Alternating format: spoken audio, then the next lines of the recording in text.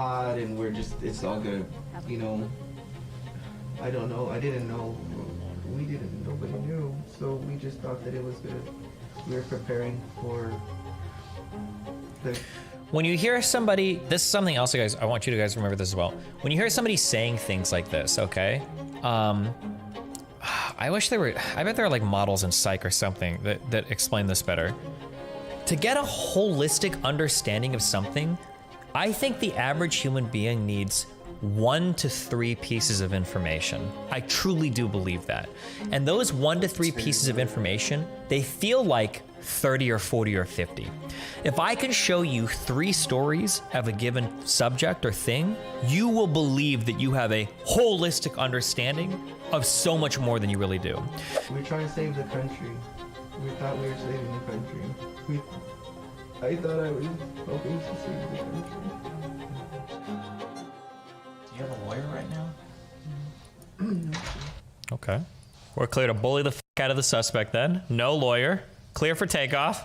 Can you give some background information on this video? So this was on January 6th. This was one of the rioters that tased one of the police officers. This dude is 38, by the way. Jesus. I want to give you an opportunity to kind of help us understand, you know, what happened from your perspective, okay? Can we get some background of this? This is a random guy. It's a guy that tased one of the cops. He was the kid that tased one of the cops. What do I have in my stream title? Listening to interrogation of January 6th rioter, guy who tased cops. Control T. Guy tased cop January 6th. I wonder if there's enough information in my stream title where you can literally find Daniel Rodriguez. You literally have it. You can Google it. It's all right there for you, okay? I feel like you kind of want to talk about it.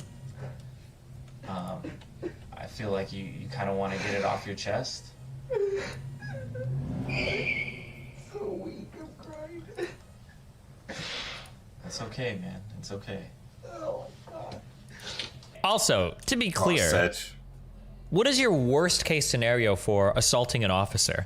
What do you, like, we're not looking at like life in prison, right? Wait, is there even a minimum jail time? Let's assume he has a 100% clean record, right? Let's assume his record is clean. He hasn't, no priors or anything, right? There's a chance that he might even never even serve a day in jail, right? Now, to be fair, didn't the guy die? Not because of anybody being tased, no. Destiny's not really in a good mood today because these students will be getting banned another day. The problem is we'll follow him forever, so he gets off like, no, sure, I know. To be fair, I'm not taking away from the idea that like, obviously this can be stressful and shit. But I mean, like, to put things a little bit into perspective, this guy's not facing like, the death penalty or something, Enrique and I interview a lot of people. We talk to a lot of people who have been in the same situation you've been in. There's no shame in crying. There's no shame in you having a tough time with processing it. It's understandable. I don't know. The last couple of months have been really hard, right? It's been difficult. Yeah. This is an opportunity here for you to let us know and help us understand, because right now we don't frankly understand exactly what happened from your perspective. And see you later. I think that there's an opportunity here for us to get clarity on what went down and what you see happen. If I do that, I don't think it's gonna reduce my sentence or something. Well, True. let us read you some paperwork here, and then we can talk about how you might be able to help yourself out of your situation. Okay? I'm gonna read this to you. Just Excuse one more time. yeah. Let me know if you understand everything, and then if you have any questions. You have the right to remain silent. Anything you say can't... Okay, hold on. Why are we saying this, okay? How the fuck this soppy shit works on people, I'll never know. Why do you guys assume that every time somebody's crying in a situation that could be like incredibly important the rest of their life, it's fake? I don't even want to call you guys sociopaths. I don't think you are. I think a lot of you guys just have... I think that the normal... I'm about to throw a lot of Bad Bunny words at you. I think that the normal, cissexual, heterosexual, white, male, middle-class experience, and I mean every single one of those words, exposes you to an incredibly limited spectrum of how people can react and respond to things.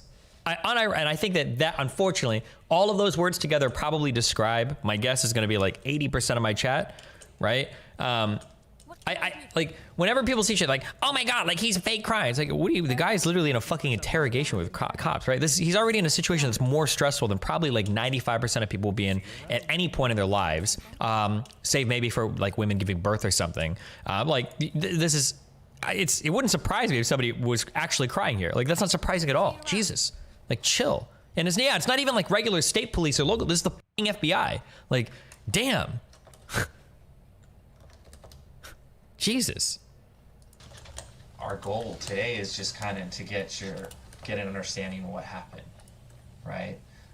Because DC kind of has their version of what happened and kind of how they see things, and now it's your opportunity to let us know, what really happened. Because I got to be honest with you, like they gave me this case, right, and they were like, this guy assaulted a police officer, so I was like, okay, Can you please crop out the black bars? You know what? I can't. It's a goddamn fucking CCTV footage. You don't need to have 4K, all right, IMAX quality presentation on a goddamn police interrogation, all right? What? Go home, go ask your mom and dad for some fucking duct tape, okay, and tape it up on the sides of your monitor and pretend that they're not there. Jesus Christ. What we got here, what's going on, just so prepared. I feel like there's like 80 of you right now, like, okay, what random dumb fucking comment can I type to get Destiny more triggered? Destiny, can you change the opacity from 95 to 96? Destiny, can you dull the color scheme a bit on the game so it doesn't bleed through as much? Destiny, on your webcam, can you put it 10 pixels higher? It's not centered. For the interview and everything. And I started like finding these videos on YouTube of these guys posting Armin Rez, We Are LA, Weber's Way. Are you familiar with those? Those guys, those YouTube videos of all the protests and rallies in LA, right? And at that point, man, like I was thinking to myself, because I thought I had an understanding of what was going on, right? They said, oh, this guy's, assaulted a police officer. But then I saw you, there was, I think it was Hollywood, there were police there standing, right? They were just maintaining the peace, and there was this Antifa guy dressed in all black, and he was just agitating it and just kind of like as if he wanted them to do something. Yeah. Right? Like he was instigating. He's making them look bad so that the cops can do something, right, and then give you all film and the cops are abusing you now. And Exactly. And then I see you like intervening.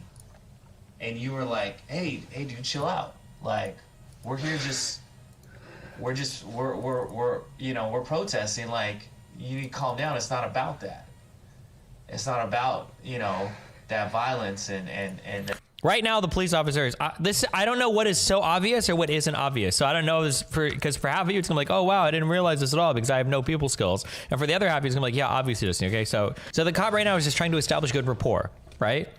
Like, bro, I saw videos of you with cops. Like, you were awesome. Like, you were protecting the cops. You were making sure people weren't protesting, blah, blah, blah. He's just trying to get on his good side, right? To figure out, like, well, what, to get the kid opening up, to get the kid talking more, to get him a little bit less nervous, right? Yeah, okay.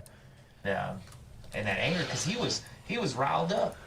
He was super riled up, and you were pretty calm for the situation, and the officer was calm. He didn't do anything. I was kind of surprised at his restraint, but just kind of seeing that. I'm not even sure what video you're talking about. Was it with the wheelchair guy? It wasn't that. I don't know if it was that same day. You know the wheelchair guy? Yeah, I do. I saw that one. Yeah. So the police they made a line in the intersection, and so this is like a dream, right? They have him. He's like voluntarily telling stories and shit, right? And then also, the JCS guy never talks about this, but I'm gonna keep harping on this, okay? Because I think it's a good insight. All right. A lot of people, in my opinion, just want to be heard. Okay. A lot of people just want somebody to listen to them, and now probably, unironically, for the first time in this kid's life, he has two people that appear to be completely enraptured by what he's saying. So if I have to guess for the rest of this interview, this kid is probably going to be an open book in terms of talking to these people because it feels like they actually want to hear what he has to say. He goes to with his wheelchair, and he. I say kid, he's 38. Sorry. Goes up to them, and he has a camera, and he just starts like sticking it like this, like in the cop's face, and that's when I first started going to the rallies. I was still pretty new at that time. I didn't know anybody, and I grabbed his wheelchair and I pulled him back like 6 or 8 feet, and the cops saw me. I did it right in front of them. Like, dude, what are you doing? You know? Yeah. And ever since then, they've, you know, cause like how we met that guy in the wheelchair was he was coming across the intersection before that the police started their line right there. He was coming over the intersection and on the crosswalk, and he was acting like a victim, like you know, like, hey, are you okay? You need help? And then like he had a bunch of attitude and didn't like us, and like there were some other people around it that were just like, oh fuck him, or oh he's, you know, That like, is Hugger. so like he was not with us. He Hugger, was where there are like you? against us, and then like we're like an agitator. yeah, and then I don't know what happened after. This was a while back. This was a long time ago, and then like whatever happened, then like it started getting more intense, and the cops came and did their like line. I think there was only like 8. There was like 8 BLM guys that day, and or Antifa guys or whatever, and they came because I guess a week or 2 before that there was a big fight, and I wasn't there. I didn't go to the rallies yet. There was a fight. There was something called like the Unity Bridge, and there was like this guy named Ricky Rebel, like some gay guy, and he was singing like MAGA, like it was all like a celebration, a festival, and I guess like a big fight broke out. So I didn't know about that fight, but I found out from Armin Rez videos that they're rallying there in Beverly Hills. So I'm like, oh, I see this. Let me go down there. So that was the first time I went down there, and they had come back, these 8 guys or whatever, and you know they're all angry, and they're like in like helmets and like goggles, and we're just in regular clothes, and I'm like, hey, what's going on with you guys? And they're all angry, and I started trying to talk to them and like find some common ground, and then that wheelchair guy came, and he like wanted to link up with them, like they're like 6 or 7, 8 black guys, and like, you know, he's all like, hey, what's up? I see him, you know, he's like, hey, what's up, guys? Fuck these guys. You know, the cool guys are here. Like, that's what he told them, I think. He's like, oh, the cool guys are here. Yeah, fuck these guys. I don't know. So, so I told him, I'm like, why don't you suck his dick? And like, you know, I know you guys have seen those videos. And they've all been sent to me. I'm like, you know, you're like, oh, you're right there by his dick. Suck it. Pull your mask down. Suck it. So after that, like, that guy just went after me and hated me, and so that's how that happened. So he was Wouldn't it be funny if you like, you know, what if you just like, you know, what if you just like suck my dick? Wouldn't that be funny? Like if you did that, like, I mean, like in a, you know, in like an insulting kind of way, like. lined with Antifa, BLM, and then they started like, okay, this guy with the glasses, take his pictures, you know, he's no good. So that's how I got on their radar. Oh, I got it. So then We all got on their radar somehow or some way. What they would do is they would come to the rallies, and they would take pictures of us, and just consistently getting intel on us, following you to your car, or trying to dox you on social media, your license plate, where you work, your name, your address, whatever. The state you live in. You know, they've had that happen to them, and have people come to their house, and one guy got jumped, and some guy named Lewis, he was former Antifa, and then he like saw what was going on, like, this is not what I want to be a part of, and he came to the Trump side, and they jumped him. They really messed him up. He's all scarred. He's got still scars to this day. And Yeah, Danny, I think what my partner was about to say. sorry, Yeah, no, it's all right. Why don't you finish it, Yeah. that thought, because that was a good thought you had. yeah, no, and I appreciate the story, because Yeah. just like what you're saying, It's it gives important. context Yeah. to those things that, because yeah, you're right. You saw the wheelchair. I saw the wheelchair, but it was only a snippet of it, right? It was only like you like but we don't have the whole story, right? Remember, the goal is always going to be is always going to be to make you feel like if I have more information, if you can just explain more of the story to me, it's going to make your argument or case better. Because just as long as I have more context, maybe that can exonerate you somehow, right? That's always going to be the feeling that they want to leave you with, so that you're always like volunteering more information, right? That's a big thing with the media and everything. You take little things and so what I'm trying to say is that my best friend, he had a brother that was in a wheelchair and took so much advantage of it, and I like kind of just like, if you're in a wheelchair, okay, like you said, like if you're respectful, polite, or but this guy was like victimizing himself, like I'm a victim. So I was like, oh, you're not gonna do that with me. I'm gonna treat you like normal. Yeah. But he didn't like that, so that's why they came after me. Okay. And that's what I'm saying is when I True. Stick it to those watching wheelchair videos wheelers. That's what we call them. and getting the whole picture of actually who Danny is, you know, I saw that there's like two sides to you. You know, there was this side that You're winning yet, son? that kind of DC had, you know, portrayed and showed, you know, and that this is your guy, this is what he did. But then I started looking in, like I said, and I saw this Danny who stood in between this angry guy and a law enforcement officer, just in a t-shirt and his red hat. You know, he wasn't the one with the gun and a baton and handcuffs. You didn't have anything, and you stood in between to protect this trained law enforcement officer, right? Yeah. And even to say something, because like, what person nowadays would even say something, right? So many people just ignore, look the other way when they see, you know, like these wrongdoings, right? Yeah. Reel him in, But you lads. actually had the guts to say something to that guy, and to put yourself, you know, in that position, in that uncomfortable position. Did you see the day that they all came, like 200 of them, and I stood in the street? Mm-hmm. Yeah. And so, I think that's kind of what I'm trying to like understand I don't know what happened either. is I want to know that Danny though. I want to know. Uh-huh. I want to know that Danny that, you know, that kind of intervened in that situation, and I want to know how that Danny got to January 6th.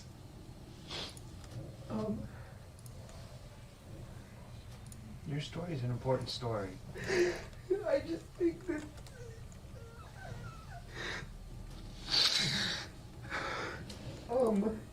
I don't want to seem crazy or like a conspiracy theorist, because you guys are, it's gonna come out and I'm gonna get locked up because like I believe this and it's gonna put me in jail. Look, we've done this for a long time. We've talked to, like I told you, we talked to a lot of people, and a lot of people are worried about being judged when they talk to law enforcement, that we're going to have an opinion. And I'm telling you right now, we don't hold judgment over you. We want. Right, we it's want gonna be the jury and the judge. And No, it's gonna be a no, but decent like judge. even as a fellow human being, right? That's what we're telling you. Is we're looking at you today as a fellow human, as a fellow citizen of this country. Something that's really important to keep in mind is that like interrogation techniques don't work because they're like somehow mind controlling you into being hypnotized into doing like crazy shit or whatever. They work because we have like basic human faculty that all of us kind of rely on as social creatures. And they're so incredibly powerful that something that's funny is that as you listen to this, and I guess in one of the JCS videos, they even went over this because like a cop falls for all of these.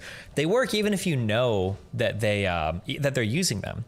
And it's funny because this kid, it wouldn't surprise me, but it sounds like this kid he's either watched JCS videos or he's talked to an attorney that has explained all this. Because the kid has accurately said over and over again, like, you don't care about my story. You're just trying to incriminate me. Like the jury's going to decide like, blah, blah, this is just going to get me in trouble. Like he knows. The kid actually seems to have a far better than most understanding that basically anything he says here is going to f him over. There's almost no point in having this conversation. And he's just, he's just giving them more ammunition to use later in a court date. He seems to understand that. But despite that, it seems like he's still probably going to have a lot to say to him. Somebody who has lived here and put in investment into this country of your work, and you grew up here, and look, I don't have any loyalty to any other country, to just America. And this is all I know, and this is all I want. And I don't care about any other part of the world except for our team. so how did the Danny that stood Our team. on the line in between law enforcement and Antifa BLM, how did you get to that point? What happened in your life? Like, how did you start going to these rallies?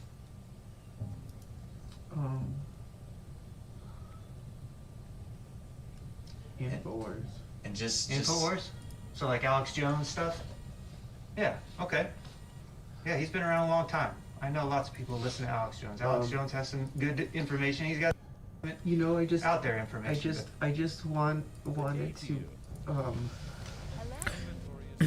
The fuck? I don't know what these FBI people believe, so it's possible that he's being sincere.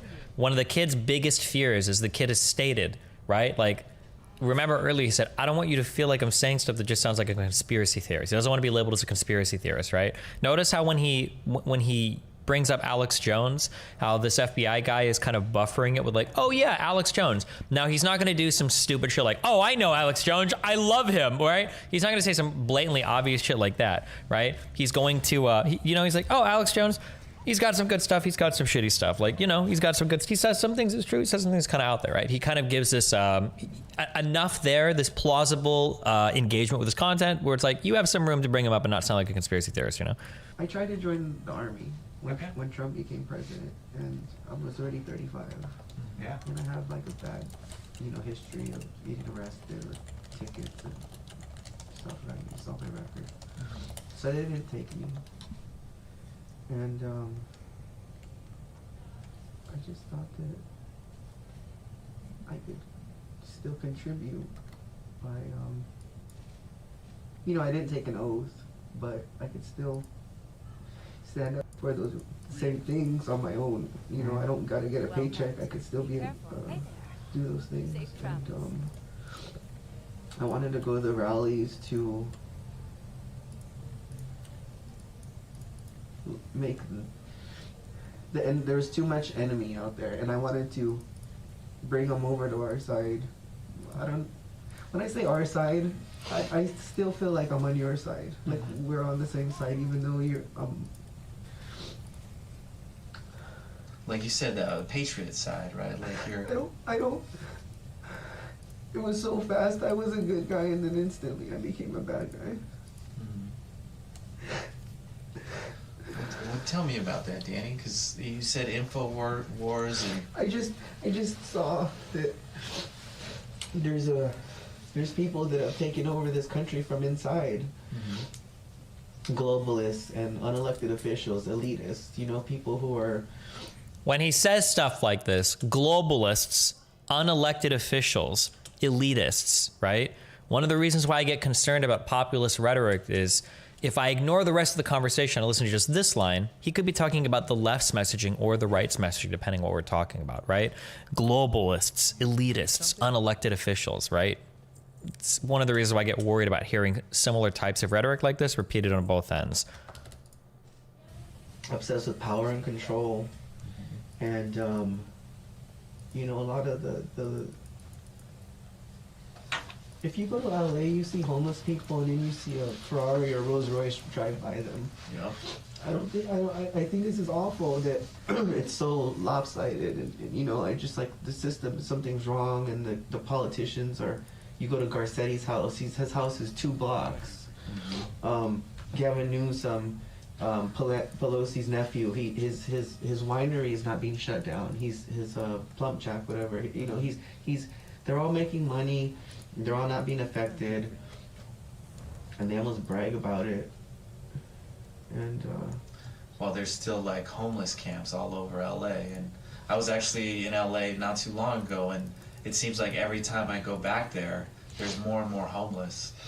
And just like you said, there's like a Ferrari or a mansion 2 blocks away, and there's just people struggling.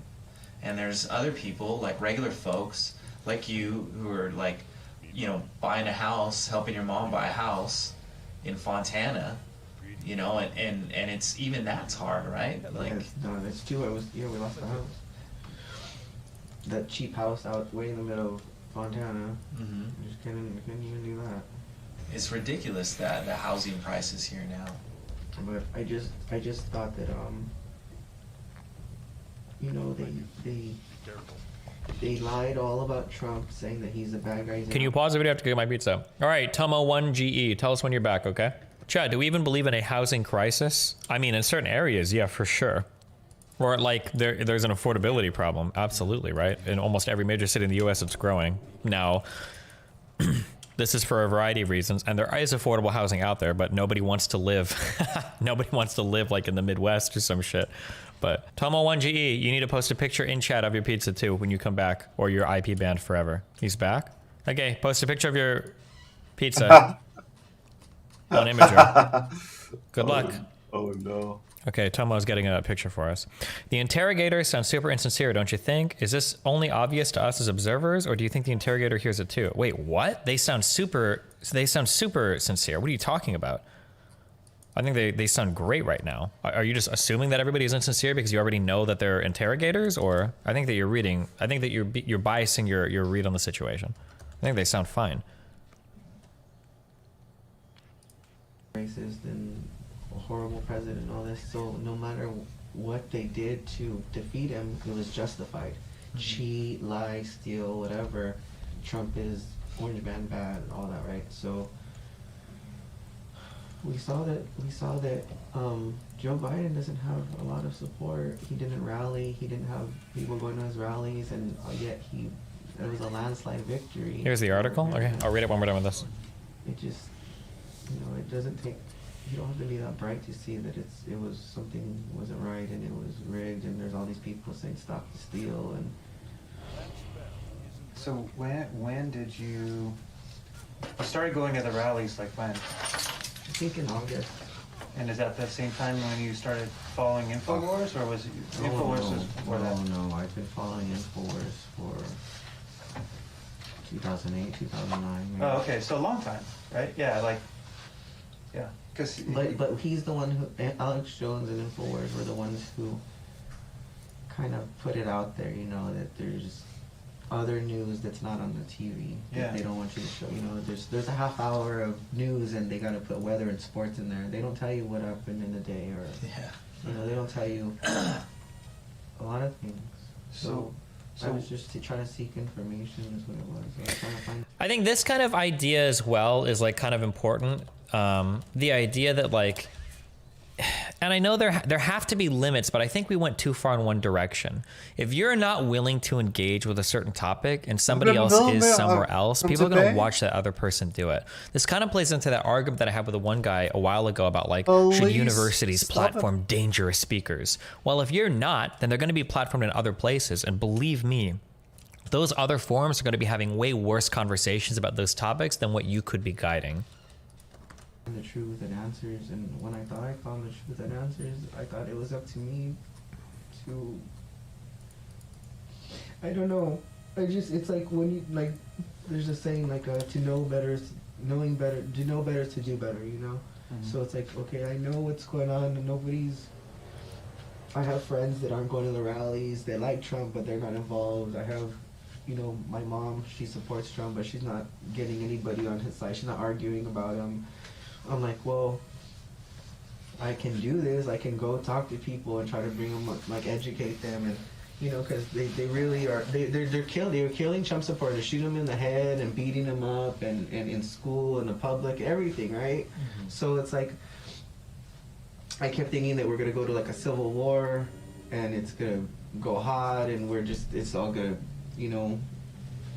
I don't know. I didn't know. We didn't, nobody knew, so we just thought that we were preparing for the...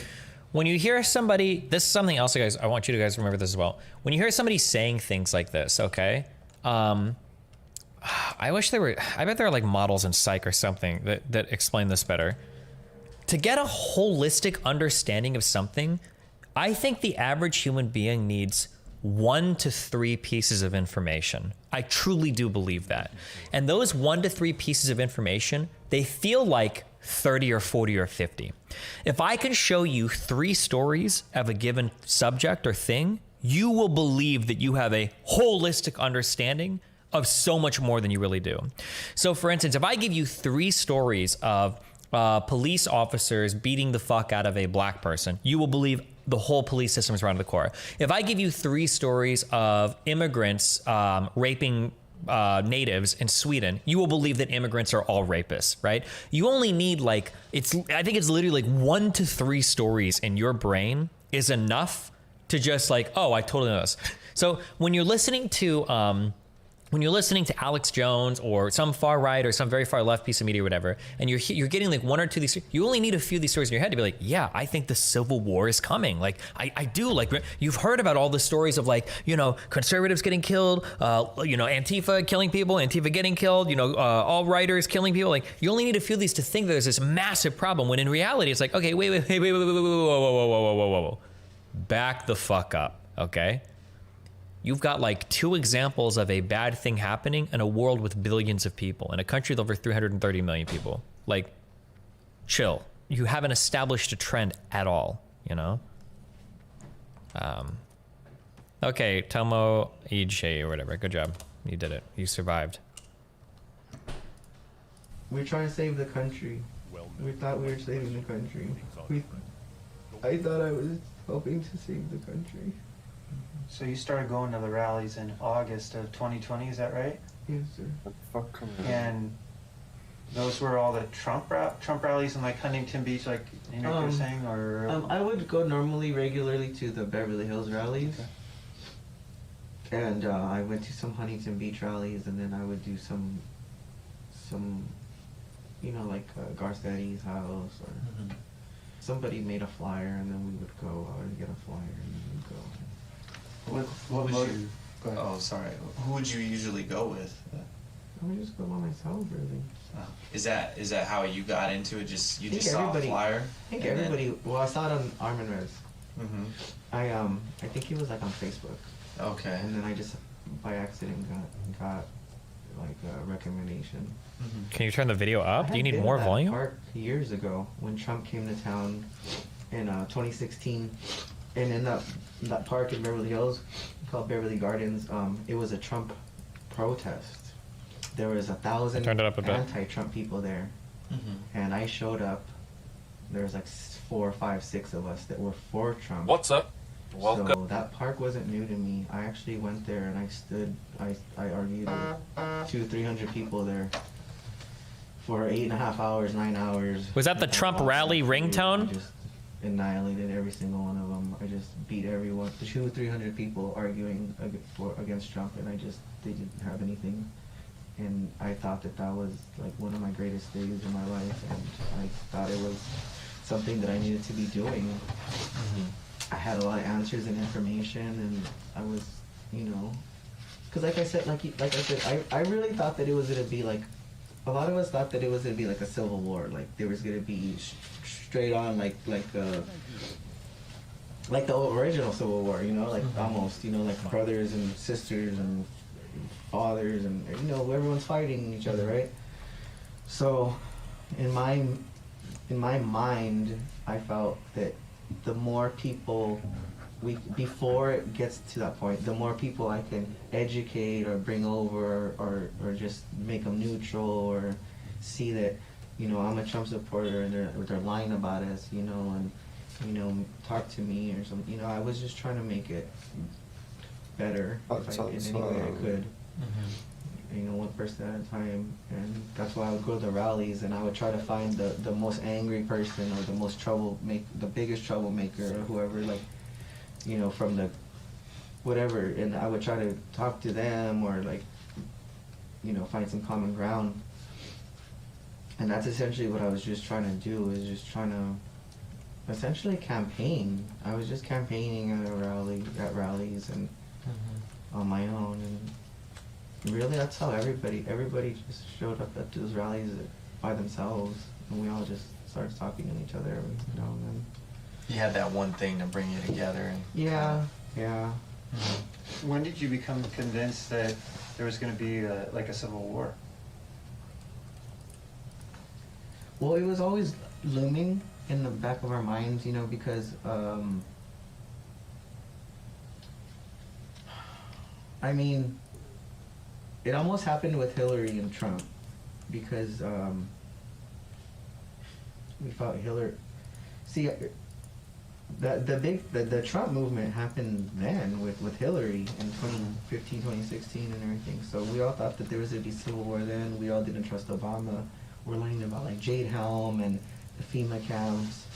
You know, why are they ordering all these body bags and what's all this military movement and, you know, these plastic coffins and like there's just hundreds of thousands, you know? Mm-hmm. So it started like triggering reactions in my mind that like, you know, this country is, I mean, that's how Rome fell. Rome fell from within, right? Sure. I mean, It's like all the standard it's conservative like memes we hear, people in right? America or it's being infiltrated and they're taking it down from within. So Trump became president, Trump became president. and you wanted to join the army in response to him Yeah. like, becoming president? I actually did, yeah. That's yeah. cool. Yeah, I actually went to go to the recruiting office and try to join. And at that time, Trump was still seen as like not a good person. Like it Right. well, it was in the very beginning, and I went in there with my I volunteered for Trump. I did door to door and everything. I went there to the recruiting office with my Trump shirt, and I got some weird looks. And I was like, man, you guys are not for Trump here. Like I don't get it. But they just didn't follow politics. Yeah. And I mean, that's super noble that you feel so compelled to volunteer for the army because, you know, that you're motivated because the president was elected. Kind of inspired you, right? yeah. So what's the question? Yeah, so I guess what I was going to ask you is, you know, at some point you thought there'd be a civil war. Did that become more real to you in 2020? Well, when they said that Joe Biden won the election, and I saw a lot of video footage of them like stealing, like The pulling suitcases underneath the table and all that? Yeah, and there was postal workers giving testimony about, you know, this, my supervisor told me this, and this is not normal, and all these ballots and this and that. No. So we knew that our system was not. There's no point in voting anymore. That it's over. That what made this country great, and you vote and you elect your president. We can't even do that anymore. Like they saw that. I think my beliefs are that an overwhelming number of people came out to vote for Trump, and he actually did win that election, the popular vote and the electoral vote, and I think that they saw that he was just so popular and he's not going to lose his re-election because the economy is so strong. Then they brought up the virus, and I think the virus was meant more to kill the economy than to kill people. It was really hurting his reputation, you know, because he has a ego and a big reputation for being a businessman and all that, and then they just want to blame him for. Anyways, they made sure that the election was lost and there's no point in voting.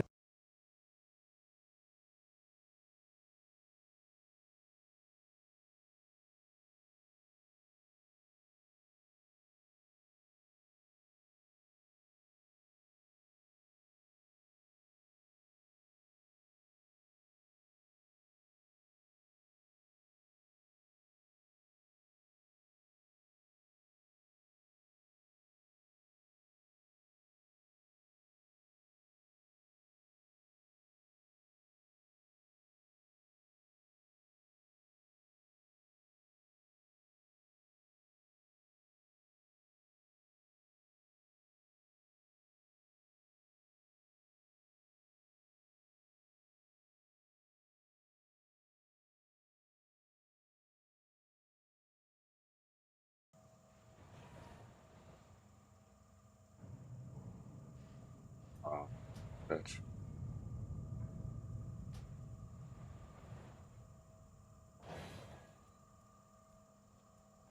Need assistance?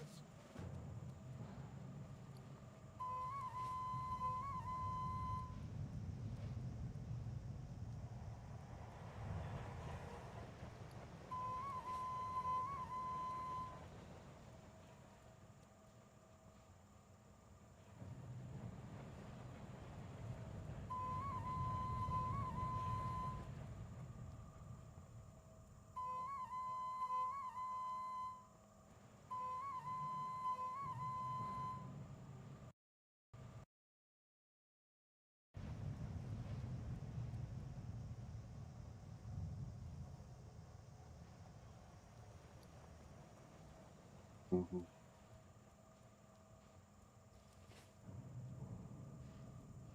My, you're a tall one.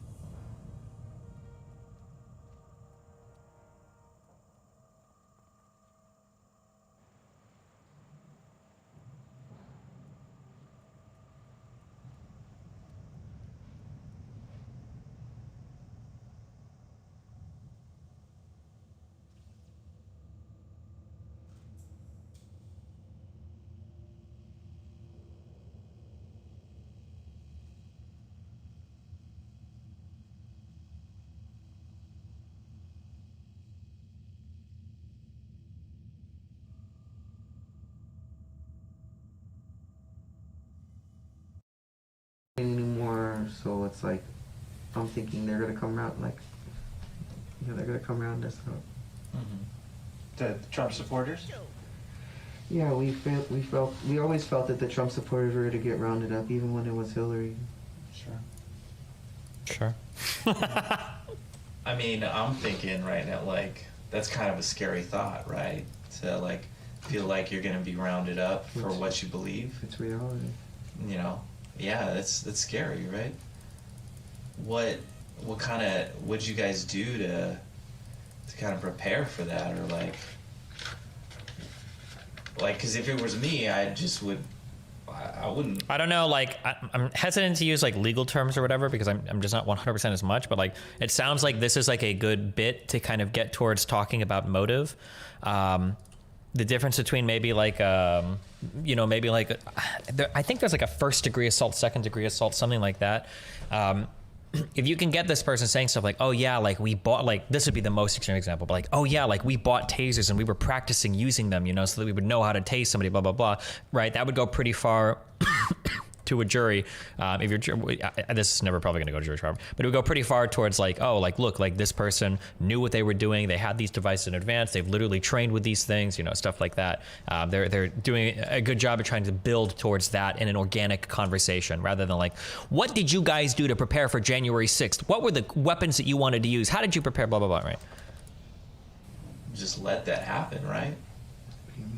Like, if you feel like you're going to be rounded up for what you believe, what did you do to kind of... They're also really good at like restating things that you've said to try to like build towards your motive in a reasonable way, right? Like they're not trying to give him, they're not trying to feed him like, oh, like you must have been scared, like you must feel this way, right? Instead it's like, yeah, like you told us that, this must be an insanely terrifying thing. Like you said this thing, you said that thing, right? It's always kind of like going back towards, like what have you stated?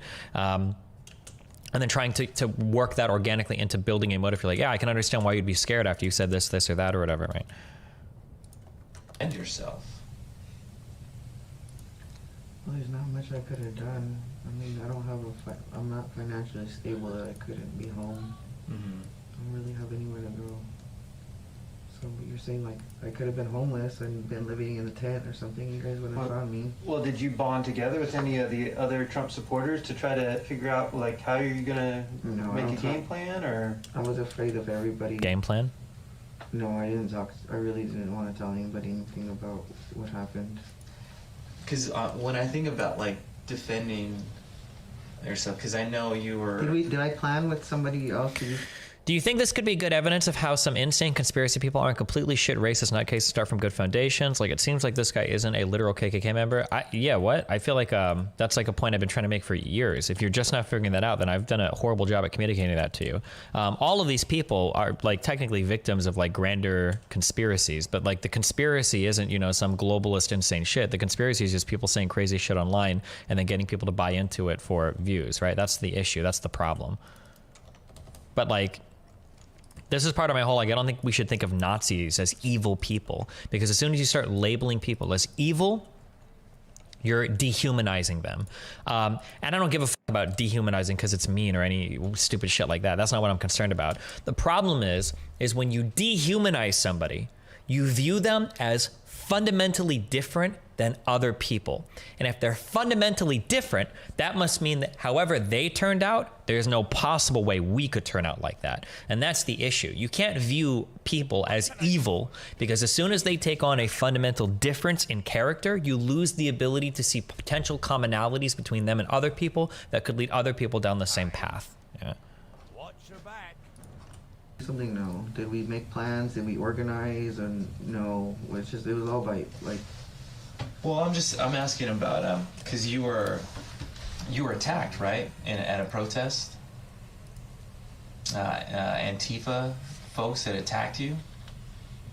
Was it like in Beverly Hills or something like that? I mean, what do you mean attacked? Like they fought you, assaulted. No. Is that never happened? I don't think so. Did that happen to people you know? I think you're talking about something else. What are you talking about? Well, I'm just asking because I know there have been clashes with Antifa and some conservatives at protests. And, just kind of like the example I gave earlier. And some of them have been violent, like Antifa has been violent. Like, would you not agree? Yeah, but I'm not gonna incriminate anyone that I know that's on my side. I'm not asking you to incriminate anyone. I'm just saying, have you seen Antifa be violent at protests? You have, right? So I'm just concerned, like, if I see that, then I'm gonna prepare myself for that situation. No, I didn't. Did I buy any body armor or anything? No. Helmets or no, because I felt my words. I felt that. This might sound weird to you guys, but I would pray to God to give me the words and the wisdom and to direct me to the right path and to protect me and to help to give me the words to help other people and to open their eyes. And I felt like I didn't need to be. I never. Every single time I faced Antifa or BLM, I never once had any feeling ever of like fighting them or being aggressive or angry or stabbing someone or anything like that. I saw them as just confused or brainwashed or manipulated or stupid or something that I just needed to talk to them and try to get to them, and it was never physical. They never tried to assault you or to hurt you? They did. They tried to antagonize me and, like slap me or try to steal my hat or something like that, or push me or threaten me or posture up to me or whatever, but I'm not, How'd that make you feel? Like, because you can only it made me feel like I was doing something good. It made me feel like I was doing the right thing. So right now, what they're trying really hard to get at, and it sounds like they're not gonna be able to get there, but they're trying to get, like, you must have been upset that these people were like attacking you so much. Like, it must have upset you. You must have felt like afraid or something, so that they can get to this point to where he's like, okay, so now what steps did you take to prepare yourself to fight with these people in the future? Because they're establishing all of this like motive intent, like this premeditation, basically, this idea that like you've been upset by these people, you know that they've been attacking you in the past, and now you want to take steps in the future. But he's not really yielding here, and he's saying, well, no, I never really thought they were going to attack me that much. I thought they were misguided. I prayed to God, everything's fine. So they're trying to like attack this from multiple angles to establish this. Bad people to be against me, I felt that was great. Okay. I felt that makes sense. When the enemy is after you and they don't like you, you're doing something right. Right. Danny, I got to tell you that your story is kind of similar to actually with the exception of you, where you're at presently today. I have some friends who felt very similar to you. They felt like. Oh, so I'm curious. We'll see what he does here. I shouldn't make predictions. I could be totally wrong. But it sounds like he's about to say, like, well, I had some friends. They were in similar situations. And when things happened to them, they actually did take steps to prepare themselves. They wanted to make sure they weren't going to get hurt at rallies. They actually took steps to prepare themselves from violent other protesters to try to give them like a story to latch onto. And if a cop has a friend that did that, then maybe it's okay. Maybe we'll see. The 2020 election was stolen. They felt like Trump had won and won righteously, and that it was just a matter of time before that would be found out that, or the government that took over post-Trump would round people up. Yeah, that.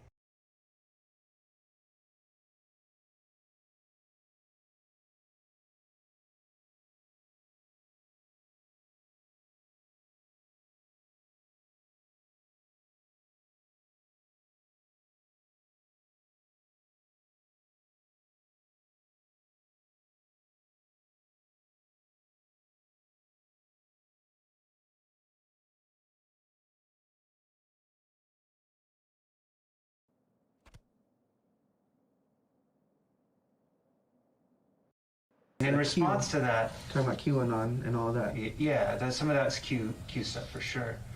And in response to that, people did a lot of things. They went out and they made preparations Yeah. for their family. They had bug out bags. They did all sorts of stuff. Was there any of that kind of stuff that went on for you? Like, did you make any preparations thinking like the government's going to come round me up? I need to get a bug out bag, or I need to, buy extra food and store it up because we might be hunkered down here. I think when it comes to charging crimes, this is PSK knows better than me. There's a huge difference between like a crime that happens in the heat of the moment, or the passion of the moment, whatever, versus like you spent some time deliberating and considering this. So that's why they're trying really, really, really hard to build towards this. Like, you must have thought about this before it happened. They're trying really hard to build on that, and they've missed it every time. So now here's like the personal friends have tried this order to see if they can get a hook on here. For a while. If I was financially better well off, I probably would have. Yeah, it Didn't just want didn't to. happen. I just don't have the means. I see. So you go to the rallies in August. All my extra money was going to gas money to get to a rally. Yeah. So you go to the rallies from August through the election, right? And then the election occurs, and it looks like Biden wins, and election looks stolen. Fill us in the gap now. That's like mid-November of 2020. How do you get to January 6th? Like, what else happens in that period of time? Trump called us to DC. Tell me about that. How did he let you guys know to come to DC? If he's the commander-in-chief and the leader of our country, and he's calling for help, I thought he was calling for help. I thought he was... I thought we were doing the right thing. I thought we were just... I had no plans of what was going to happen. I didn't know what was going to happen. I'm not a leader of anybody. And I thought what was good intentions of going and being involved and being a part of and joining whatever. I didn't know what was going to happen. I really didn't. I've never seen talk. I felt it was the last time that it was going to be that I could see the president talk. He doesn't come to California and do speeches. I've never seen him in person speak, so I wanted to go see him speak. He called for his supporters. If I'm his supporter that's rallying for him every weekend, and I volunteered for his campaign, and I'm out there arguing, I'm on social media, I'm wearing his gear, Sure. and I was like, I need to be there. And when his speech was over, I went to the metal detectors because they took my megaphone away. I had to leave it there, and so I went back and I went to go to the area where everybody was dropping their stuff off in the grass, and I grabbed my megaphone, I found it, and I heard some girl telling another girl, oh, my mom just sent me this on Facebook. It says that they're storming buildings in DC. And that's what she was telling her friend that I overheard. And I was like, huh? So the whole crowd was marching to the Capitol. And I just followed the crowd. And then when we got there, it looked like there was a ton of people already going, like there was like already like a green fence that was torn down. Cause I remember like walking past some fence that was there was clearly a lot. I was clearly not in the beginning. There was a lot of people that were there already, and they were trying to get in. And I didn't. There's no leaders. There's no playbook. There's no guidance. It's just you don't know what's going on. You just see you just look around and you got people over here singing a song or doing an interview, waving their flags, and then you go up to the Capitol building and they're getting sprayed in their eyes and just it's totally like chaos and havoc and all this stuff, and then like so it's like a whole mixture of everybody. And it's like if you wanted to get in the building, you were over there with those people. If you wanted to do an interview, you were over here with these people. I'm kind of curious, Danny, just how did you get to DC to begin with? Like, did you fly? Did you drive? Did you take a bus or a train? Or I'd rather not say, because I don't. If you guys don't know, I don't want to get anyone in trouble. He's so Okay, well, smart. then go back to explaining your position, and you followed the people past. Yeah, the he knows. And Yeah, I just. Where did you end up? Did you end up in the interview side, or did you end up in the people going into the Capitol side? I ended up going up the scaffolding, to the top. Where the flag was draped? Mm, There was a big flag, a very tall scaffolding for like where the media was going to have cameras set up. That one, or did you go up to the facade, the face of the building? It's the part where, you know, where they do the inauguration, that like the little Yep. balcony. Mm-hmm. To the left of that, there was a big scaffolding Okay. in the middle. Mhm. It stuck out. Yep. I just went up that, And then what? and that's how I got to the top. And I just kind of hung out there for a while and soaked it in and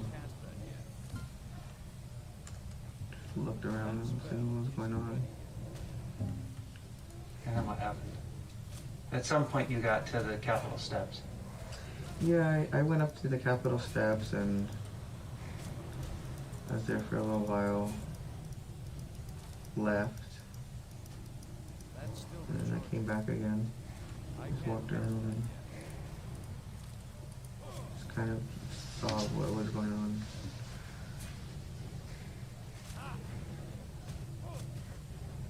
And you think that's why you're here today? Just because you climbed the scaffolding? Ooh, pushing a little harder. Told me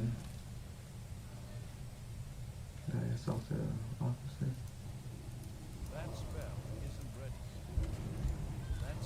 You want to talk about that? Because I'll tell you what. Everybody else is going to talk about that. Yeah, I'm pretty ashamed. I mean, like Enrique said, there's a story that's being written about Danny Rodriguez. And right now, DC has told that story to a judge. And the Court of Public Opinion has a story from the Huffington Post, has a story from Water Spider on Twitter, from Antifa and BLM. Damn. They're telling the guys have Danny probably seen- Rodriguez story. You guys have probably seen more videos than me. I don't know all these videos. Chad Loader, Desert Border, all these guys. They're all telling the Danny Rodriguez story. I haven't seen any of those. But here's your opportunity to tell us your story. My story is just that we thought that we were gonna save America. And we were wrong. At some point, you ended up on that the Capitol steps with the taser in your hand.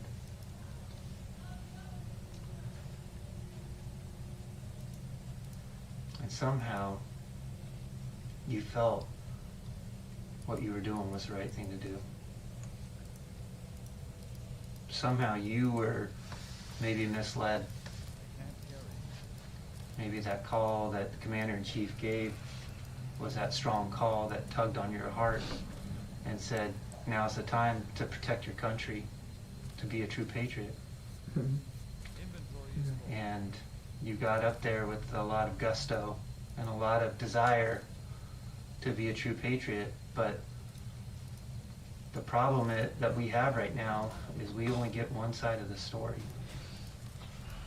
And my words aren't going to be the story that writes Danny Rodriguez's story. And you had asked earlier about how do you help yourself out of this situation? And if you really want to help yourself out, you tell us 100% of the truth. And you let the U.S. Attorney's Office in D.C. know that you're willing to cooperate and explain to them everything that happened and take responsibility. Because I've done this game for a long time as a law enforcement officer, so I'm going on 23 years. And everybody that I know that I have worked with, where they have stepped forward and told the courts and told the prosecutor, look, I take responsibility. The judge looks at that favorably. But in fact, the law says that we have to take in consideration your cooperation if you cooperate. And and any attorney would tell you that. And so all we can do right now is we're in a position to make a recommendation to tell the prosecutor, look, here's the Danny Rodriguez that we heard. And here's the Danny Rodriguez that told us his story. He told us what happened. He told us his point of view. And he shared with us, and he wants to come forward and he wants to explain everything. But right now, you're kind of leaving us in a lurch right now because we don't know the story. What am I leaving out? Well, you're not telling us about how you ended up on the Capitol steps, in the tunnel, how Officer Fanone got pulled out. I don't know how he got pulled out. I came up, I walked back up. I think I left. I was in the tunnel, and they were like... Were you there when they were doing the heave-ho and squeezing that officer? That's when I got out of there, because they were smashing me. And I think they were somebody else in front... Okay, so somebody else right in front of me got pepper sprayed right in their eyes. I've been pepper sprayed, and it's freaking bad. And were you pepper sprayed there at the Capitol? Oh, okay. No, this is a previous time. Yeah, I was pepper sprayed by BLM. They had a... Oh, excuse me. They had this... There was this guy in front of me. So everybody... Oh, man, it was just so tight. Like, you could not breathe. Like, there was... If you were in this guy's position, what would be the best course of action during this interview? Unironically, probably, as boring as it is, to just shut the fuck up. Like, I would have to review the video evidence or the video footage available to see like what it looks like, because like in a situation like this, people always get mad on the left and the right because they're like, oh my God, why isn't everybody being charged with a crime? Why didn't this guy get arrested? Why didn't this guy... The reality is that depending on the types of video evidence available, it's hard to prove certain things. And it might be the case, now I'm not saying this, I haven't seen the video evidence, but it might be the case that if you viewed the footage, the situation is so fucking chaotic that the kid could just run to the store like, I didn't mean to tase a cop. I was in a crowd, people were pushing me, I had a taser, I didn't know what the was going on. Like, I tased the dude next to me, it was a cop, but I didn't know it was a cop. I didn't mean to tase the cop, I had no idea. I was just getting pushed from all sides, right? Now, I haven't seen the video footage, but if it's possible that you could sell that story to a jury, he's destroying the ability to do that right now in this interrogation. It might be the case that they could sell that story, you know? Just people pushing you, like you like I'm in the tunnel, but I'm not pushing. I'm getting squished. There's a guy in front of me who got sprayed, and he got his body turned around, so he's facing me, but he can't leave. Like he's getting squished. And he's blind and he's facing the wrong way, and I'm looking at him and I'm trying to pull him out of there. So I pulled him out of there, and I left the tunnel when the heave-ho was going on. That's when I got out of there because I was getting squished. Did you participate in that heave-ho though? No, I'm getting squished. Okay. No, you didn't say heave-ho or anything like that? No, the heave-ho was coming. I think okay, so what I learned from the heave-ho later on was, I don't know if this is true or not, but I think that they were doing heave-ho to smash an officer. That's what it appears on the video. Okay, so when they were doing the heave-ho, when I was in there and that was going on, I didn't know that. I thought it was not for...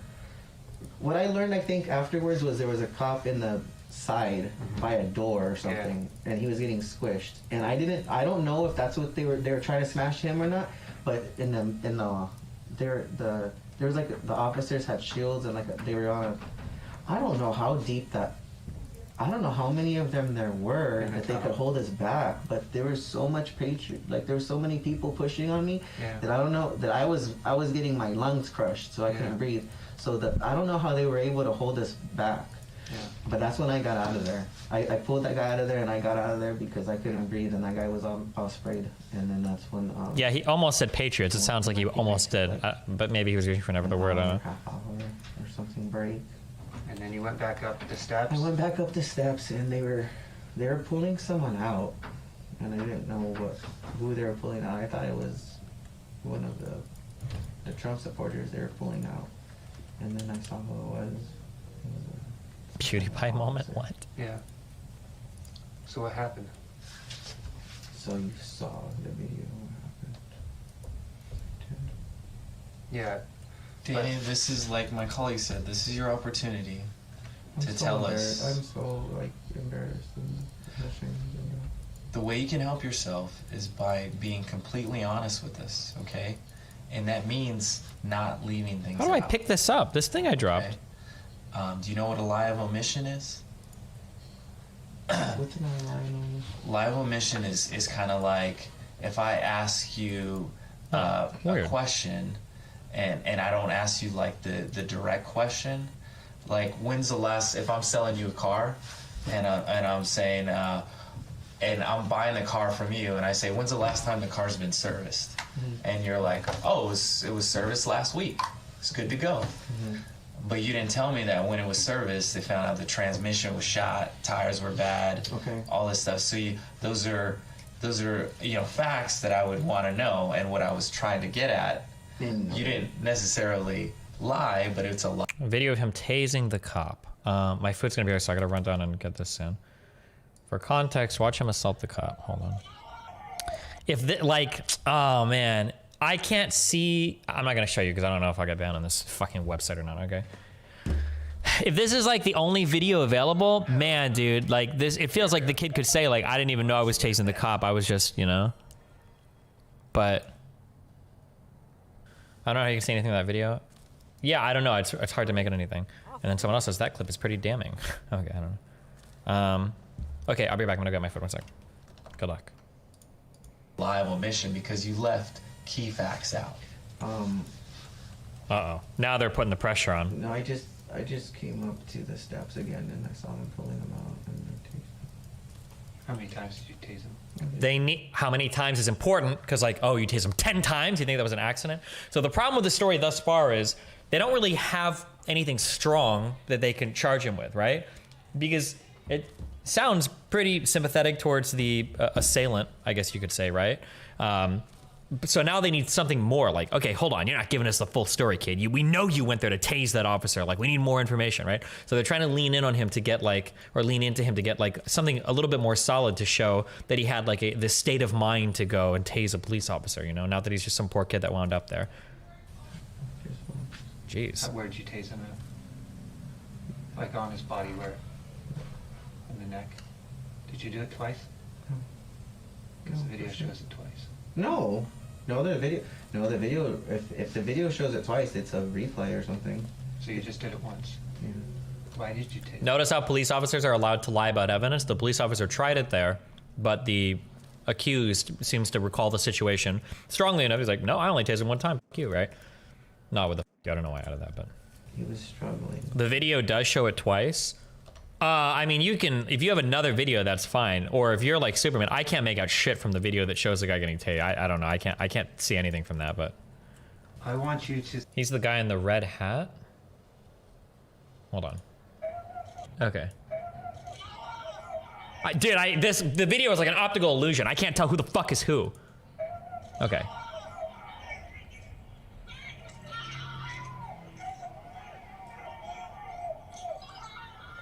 It looks like he definitely tased him one time. Does he? If he does tase him twice, I don't believe that you can see that he does it twice here. Maybe he did, but it's hard to say. It's super hard to say. They use the pinch and zoom. Just think in your mind that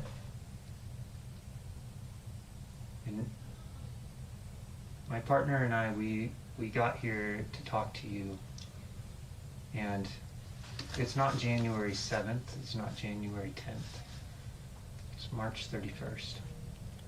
What do you think we've been doing between January 6th and March 31st? Rounding people up. No. Rounding people up. We've been focused on you. We've been trying to figure you out. And we know a lot about who your friends are. We know a lot about how you got to DC. We know a lot about how you spent your money before you went to DC. Can you share any of this with me? Well, here's the deal. What do you mean? What money do I have? What he's trying to say is that we know about 99% of the questions that we're asking you, so that it's completely clear, and all our cards are on the table, that it's really important that you be completely honest with us and tell us everything, especially without us saying that these facts and then you later agreeing to them. It looks better if you just give us those facts. Okay, if you want to go like now, I wouldn't expect anybody, me included, to have the state of mind to do this in the middle of a high stress situation. But if you want to go like ultra, if you want to pretend you're Death Note or some shit in this situation, all right? If somebody tells me this information, now again, I don't fault the FBI people or anything here because I wouldn't be thinking on this level in the middle of this. But if somebody tells me, we've already got all the information about you, okay? We already know all the facts. The reason why you do that is because you're trying to establish that, like, if you fuck up, I'm gonna know about it. But the problem is so far, it sounds like they haven't caught a single contradiction. So that threat is incredibly hollow. Not only is it incredibly hollow, it would, if you're thinking very, very high level on this, it actually should bolster the confidence in your position.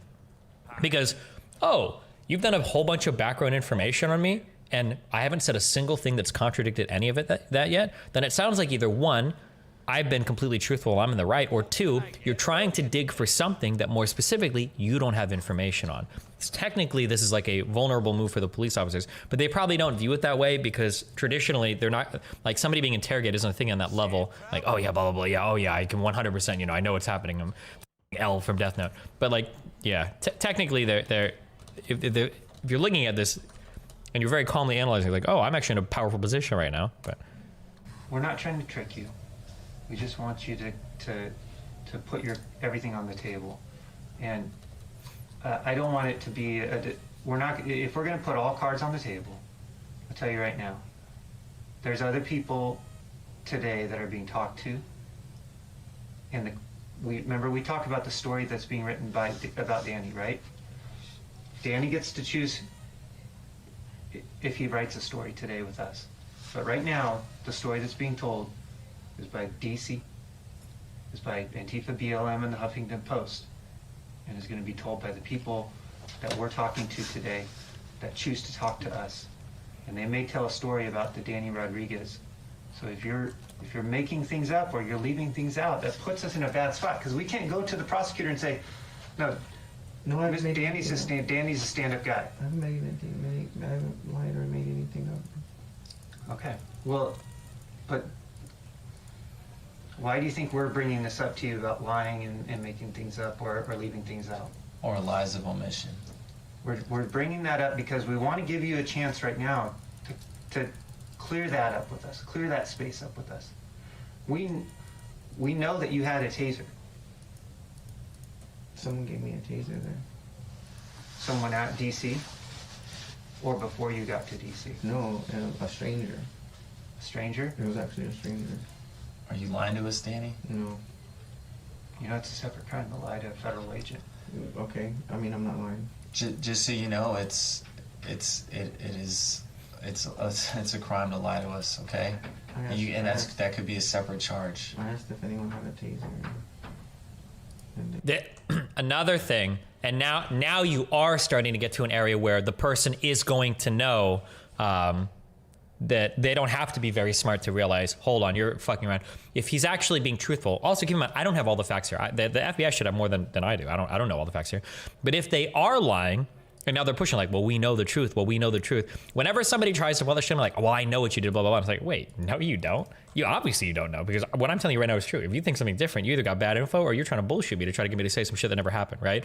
Now you're leaning way too hard into it, but we'll see what happens. Maybe they have some other type of information, or they've reached the desperation point where they're like, we don't have like a good mens rea, we don't have a good state of mind for the crime that was committed here. Now we need to start like applying a lot of pressure to get something. Now we're only an hour into this and it goes on for like another hour and a half or 2 hours, so we'll see, I guess. I did. I said we need a taser. Who gave you a taser? I don't know. I really don't know. And they didn't get it back. I tried to give it back, and I kept it. And no, I don't have it now. Well, let me stop you right I threw there. it away. Uh-oh. Where? When I came back from DC. Danny, like my colleague was saying, there are other people being talked to right now. Okay? They're talking to other agents like us, and they're telling us their story. Who are And- you guys talking to? They're not People gonna- that I know you're saying? And Danny, it shouldn't matter to you because you're being completely honest with us, right? Yes. So it shouldn't matter who we're talking to or what information they're giving us. Right. And I'm saying that because it is absolutely important right now, all cards on the table. I don't want any confusion for you right now, okay? It is imperative that you be completely honest with us. Because all those people are gonna say something, right? And they're gonna tell a story. They're gonna tell their version of the story and what happened. With the way that the officer is talking, he's either being reckless or maybe he's intentionally misleading, and I would fall for this trap, but it really sounds to me like they don't have what they need. When you start saying things like somebody could say something rather than maybe somebody's already said something. We've already interviewed 15 people, okay? They've already told us their story, Danny, right? Rather, when you phrase this in a future tense, like they're going to tell their story, they're going to say something different, right? When you phrase it that way, makes it sound to me very subtly like you don't actually have what you're looking for. You don't have what you need. I'm not going to tell you anymore. Now, maybe the cop is laying like some super advanced trap, or maybe some other shit is going on, and I just don't know like the detail, the evidence that they have. But yeah, like I don't know. We'll see. And if their version matches up and it's not what yours is, there's going to be a problem, right? And right now, you're the one looking at, you're in the most trouble right now, okay? I think you understand that already. Yeah. So who do you think DC is going to look at when those stories don't match up?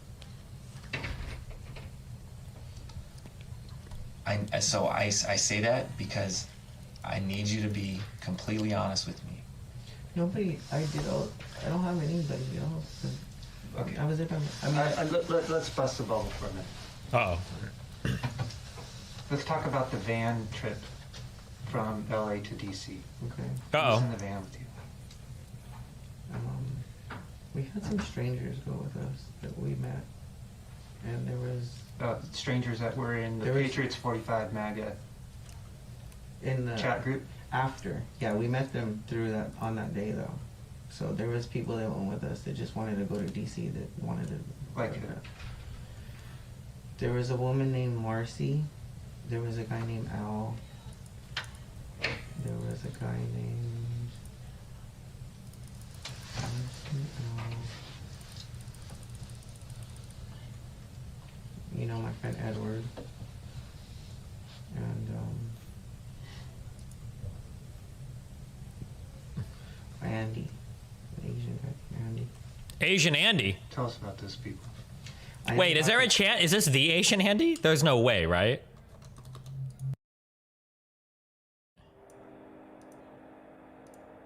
What's the question?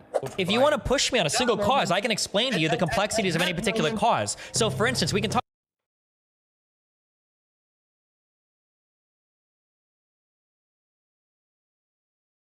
I kept thinking that we're gonna go to like a civil war. Yeah, we met them through that on that day though.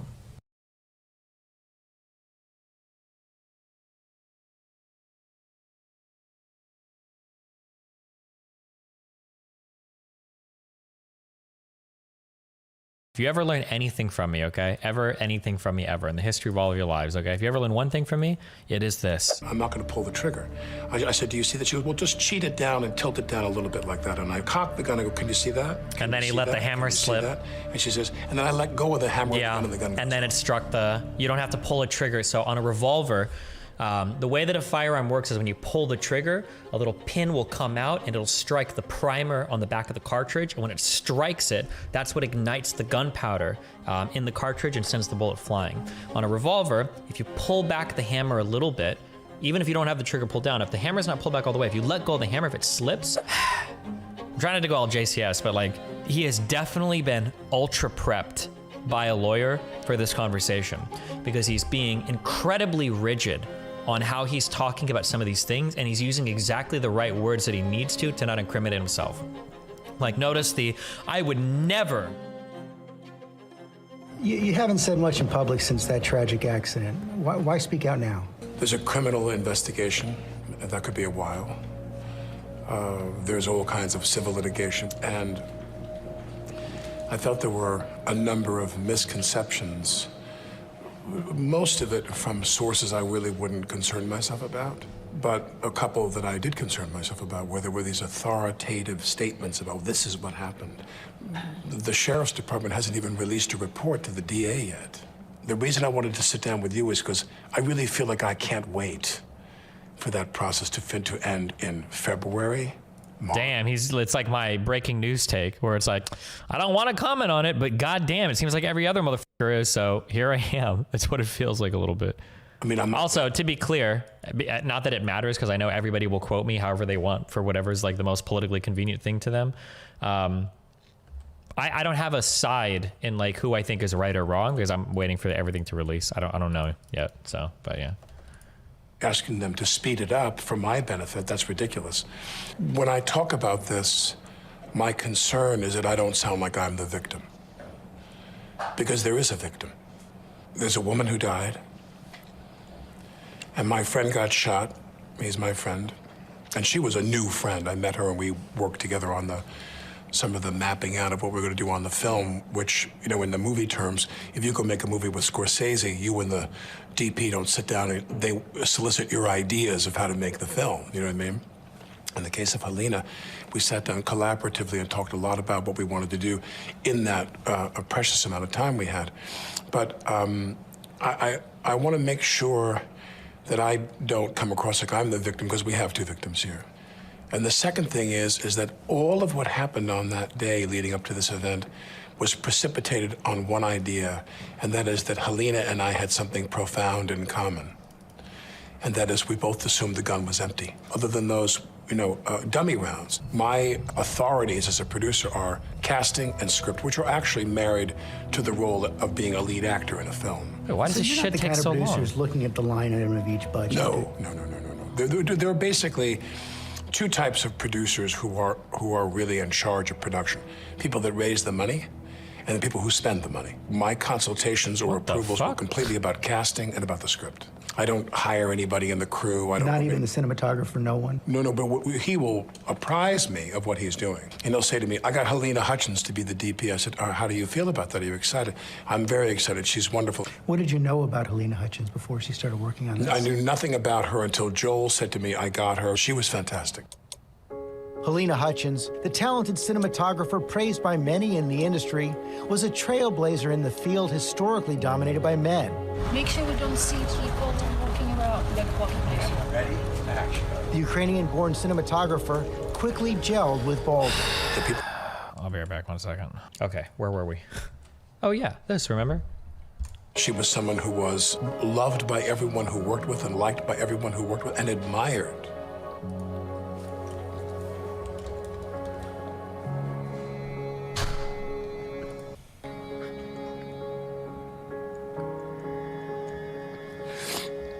Sorry. Okay, listen, this interview is sad because a sad thing happened, and I believe that he's sad, okay? I don't need the sad music to make it sadder, all right? You owe us 45 minutes of bonus streaming for that cringe. But admired by everybody who worked with her. Rust's 21-day production began filming on October 6th at the Bonanza Creek Ranch, just outside Santa Fe, New Mexico. The ranch has long been a favorite location for filming westerns.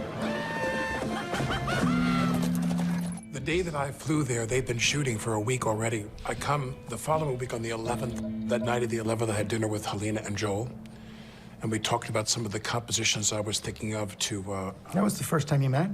First time I met Helena, yeah. What was your first impression? When I met her, I knew she had that spark. I knew she had that flint to her, that she was going to get that day's work done and get the shots that she wanted. She was very focused. She had a vision for the film? She was very focused. We had a discussion about compositions of shots in which you were shooting these beautiful tableaus of the West. She had that intensity. Every day you went to work, she would say, "Good morning, how are you? How was your evening?" Boom, it was small talk, go. We weren't going to hang out and chit-chat or whatever. She knew that the clock was the enemy, and we have to move forward. On the 12th, I had a safety demonstration with Hannah Reed, the armorer. 24-year-old Hannah Gutierrez Reed, seen here in photos by the DailyMail.com, was hired as the film's armorer, in charge of all weapons on set.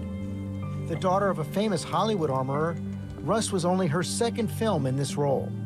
She spoke to the Voices of the West podcast about working as lead armorer for her first film before Rust. I was really nervous about it at first, and I almost didn't take the job because I... All right, I see we're thrown under the bus for this one. Although, I should say that, but it genuinely could have been her fault. It's possible, right? wasn't sure if I was ready, but doing it, it went really smoothly. We spent an hour and a half shooting the pistol, her giving me all her safety instructions. Did you think she was up to the job? I assumed because she was there and she was hired, she was up for the job. And nothing she did raised any red flags with you? No. Okay. This training course you do, what did she tell you? She said things like, remember, this is a blank round, so you have to create the discharge yourself because there's no projectile. So if you shot the gun, you go bang. When we roll the camera, you got to go bang and have the gun snap back. You have to create that. She would give you little tips about firing, and she'd say to you, when we're done, point the gun down. When we're done, you give the gun to me or to Halls, only those two people. Dave Halls was Rust's assistant director, also known as the first AD. Seen here in this IMDb photo. He was responsible for keeping the production on schedule. Cool. Sometimes we would be on a set that was a very, very cramped set, and they wanted people in that room on an as-needed basis. If I'm holding the gun and they say cut, I then hand the gun to Halls if she's not there. Yeah, why Halls, not Hannah? Some people have said that only the armorer should be handling it. No. That's inaccurate. Meaning in the protocols of the business, meaning Hannah would to hand me the gun 99% of the time. No, whatever, the preponderance of the time. But when we would say cut, if Hannah was away from the set, I would hand Halls the gun. Halls is the assistant director, Hannah right? Gutierrez Reed had a dual role on set. Armorer, and she was also the assistant prop master for the film. One of the things her attorney has said is that she was hired for 2 positions on the film and therefore was stretched in an inappropriate way. Did she raise any of those concerns with you? No, I assume that everyone who's shooting a lower budget film is stretched, myself included. And I got no complaints from her or the prop department. I'm not sitting there when I'm getting dressed and ready to go do a scene saying, oh my God, the prop woman seemed very harried today.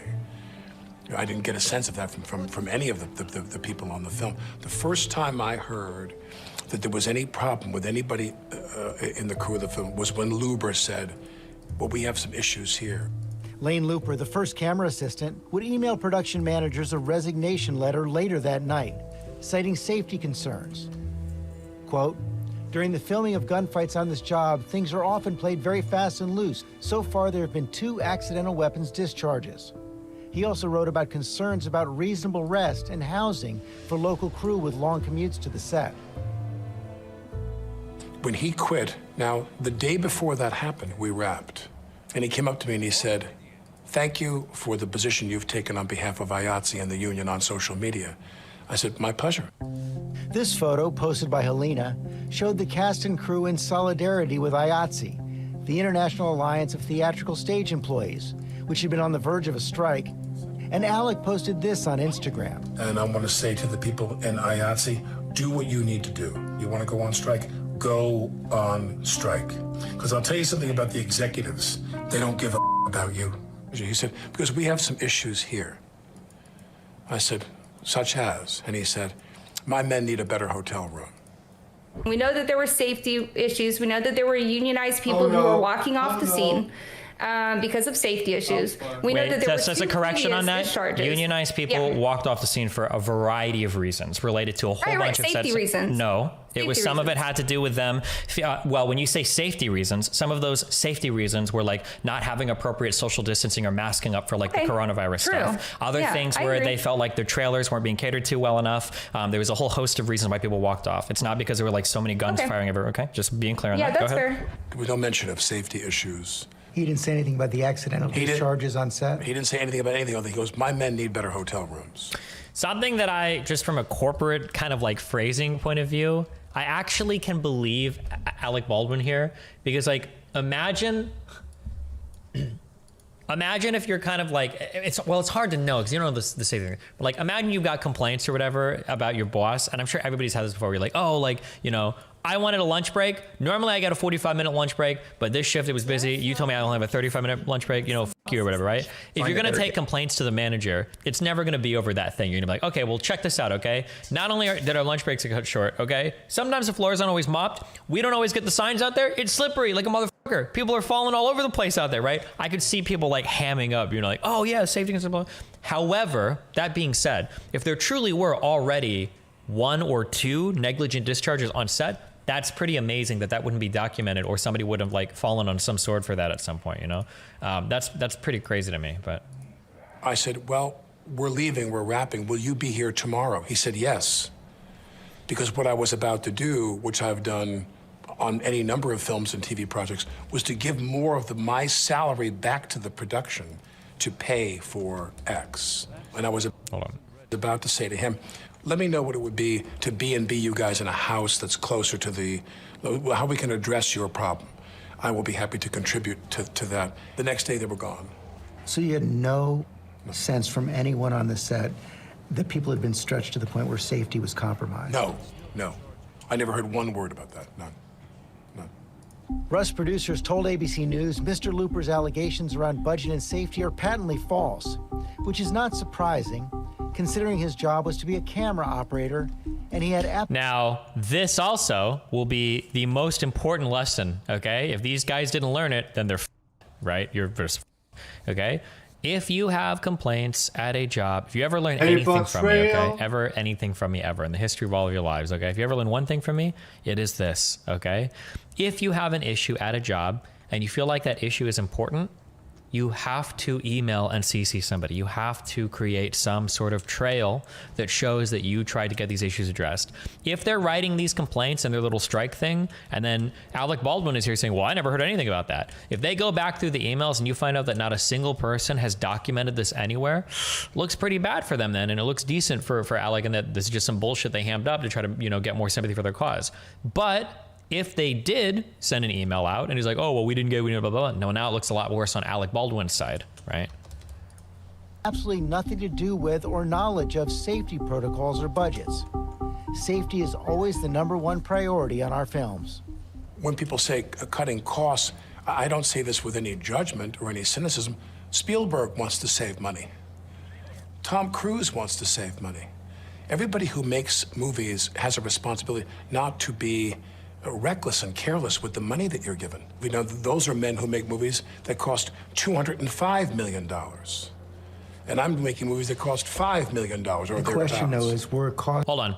If emails aren't the usual means of communication, though, you come off like a dick doing it. Who the fuck cares? They'll know what you're doing, but that's fine. When you get emails like that, if I'm a supervisor and you're emailing me and CCing a manager, I know why you're doing that. It's because you want me to be held accountable about whatever it is you're emailing about. Now, I'm irritated, obviously, because I know that you're busting my ass now, and I know that I'm gonna get fucked if I don't deal with this in the right manner. But you're doing it to cover your own ass, right? You can't get mad at some. Well, people will get mad at you for doing it, but who the fuck cares? Would you rather have somebody mad at you, or would you rather cover your ass, right? Because they're not gonna give a fuck about you if shit comes up with them. They're gonna cover their ass, you know.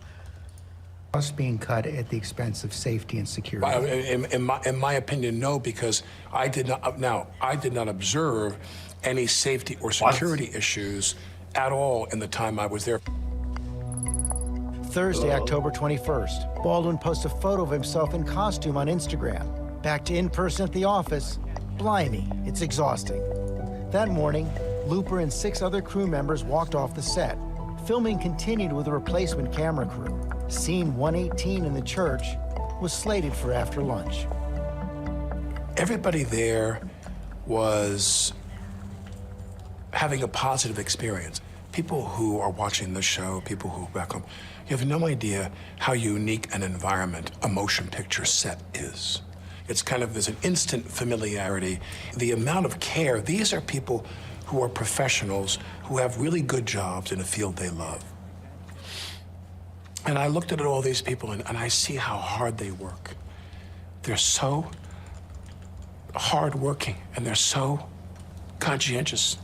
And you're around people and you're part of one of the great collaborative processes in the world, movie making. Everyone moving like a watch to get everything done. And when you kind of, I don't make that many movies anymore because movie making demanded that I travel and I didn't want to leave my family. All these movies I made, I stayed home. I didn't want to go. If I went away, I went away for a week. To leave my family for 4 weeks and go shoot this movie, that was a big deal. And I'm sitting on this pew. And so help me God. I sat on that pew right before they called lunch, and I said, this movie has made me love making movies again. And this movie made me love making movies again. I really thought we were onto something. Next. Jesus. She goes down. I thought to myself, did she faint? The music. Wait, she goes, oh wait, that's not, oh, I was about to say, wait, that's part 1? Wait, is there a part 2 to this? Apparently in an interview, he says he never pulled the trigger, which is interesting. I don't know if anybody else is willing to corroborate that.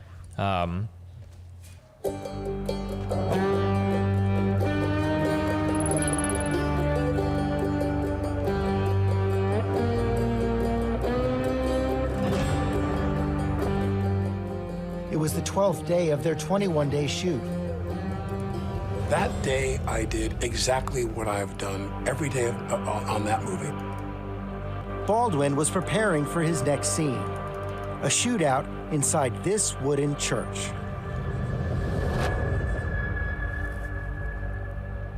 Set the scene right before that happened. You're sitting in a pew in the church. Right. What's the scene supposed to be? The scene is the two guys are there who have got me, cornered, and they think I'm shot pretty bad, and I'm kind of wilting, and they have a gun, and then the sound outside distracts them, and I then draw the gun, cross-draw out of my holster, pull the gun up like that, and start to cock the pistol, cut. I'm handed a gun, and someone declares, they said, this is a cold gun.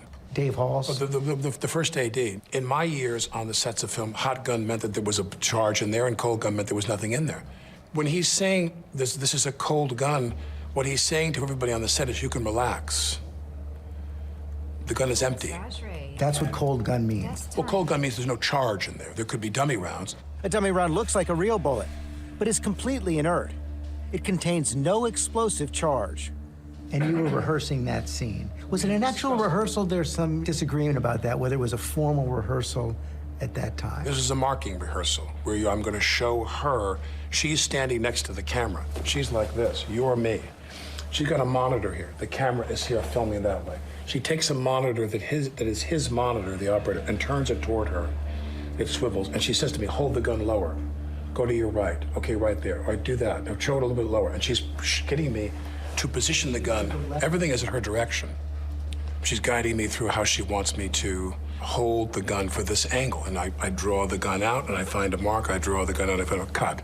And what's really urgent is the gun wasn't meant to be fired in that angle. So if you're shooting directly into the camera lens, you're not aiming. I'm not at her. shooting into the camera lens. I'm shooting just off. Just off. Right, in her direction. I'm holding the gun where she told me to hold it, which ended up being aimed right in below her armpit, was what I was told. I don't know. This was a completely incidental shot, an angle that may not have ended up in the film at all. But we kept doing this, and so then I said to her, now in this scene, I'm going to cock the gun. And I said, do you want to see that? And she said, yes. So I take the gun and I start to cock the gun. I'm not going to pull the trigger. I said, do you see that? She goes, well, just cheat it down and tilt it down a little bit like that. And I cock the gun. I go, can you see that? And then he let the hammer slip. And she says, and then I let go of the hammer and the gun. And then it struck you don't have to pull a trigger. So on a revolver, the way that a firearm works is when you pull the trigger, a little pin will come out and it'll strike the primer on the back of the cartridge. And when it strikes it, that's what ignites the gunpowder in the cartridge and sends the bullet flying. On a revolver, if you pull back the hammer a little bit, even if you don't have the trigger pulled down, if the hammer's not pulled back all the way, if you let go of the hammer, if it slips, then the hammer will just come forward and it'll strike the bullet just like you pulled the trigger, assuming it's like a single double action, revolver. It'll do that, yeah. I let go of the hammer, the gun goes off. At the moment, the decisive That was the moment the gun went off, yeah. That was the moment the gun went off. It wasn't in the script for the trigger to be pulled. Well, the trigger wasn't pulled. I didn't pull the trigger. So you never pulled the trigger? No. I would never point a gun at anyone and pull a trigger at them, never. That was the training that I had. You don't point a gun at me and pull the trigger. On day one... I don't know if either of these people know how guns fire or what that means.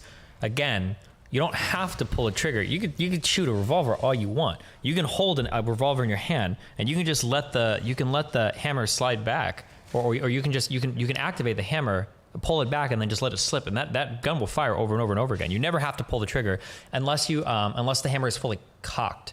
Then you usually have to put your thumb on the hammer, pull the trigger, and then decock it. But you can fire a revolver over and over again without ever pulling a trigger. You don't need to. Well, I guess I'll call it. There might be some revolvers where that's different these days, maybe, but I'm not familiar with it. Of my instruction in this business, people said to me, never take a gun and go click, click, click, click, click. I never even thought of that, actually, but that's true. In those movies, I remember seeing it as a kid, but I didn't know what was going on at the time. But that's true. In the movies, when you've got the cowboy going boom, boom, boom, boom, boom, boom, boom, and you're like, wow, what's he doing? How is he firing?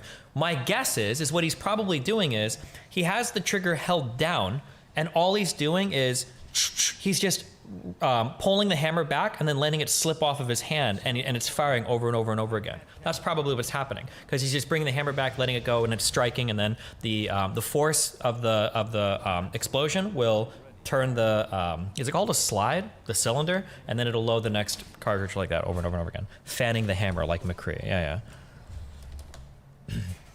Now, so I don't want to be I'm trying not to go all JCS, but like Alec Baldwin has definitely been ultra prepped by a lawyer for this conversation, because he's being incredibly rigid on how he's talking about some of these things, and he's using exactly the right words that he needs to not incriminate himself.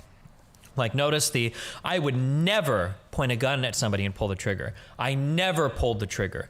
Everything was under her direction. She told me to aim the gun in a certain place. I was told that it was a cold gun. There was nothing, right? Everything that he's saying. Now, to be clear, that's not saying that he's lying about anything or that anything he's saying isn't specifically true, but he's phrasing everything in the perfect way to make sure that he's exonerated from the responsibility of, theoretically, if this does go to a criminal court or a civil one, on who the liability should be on.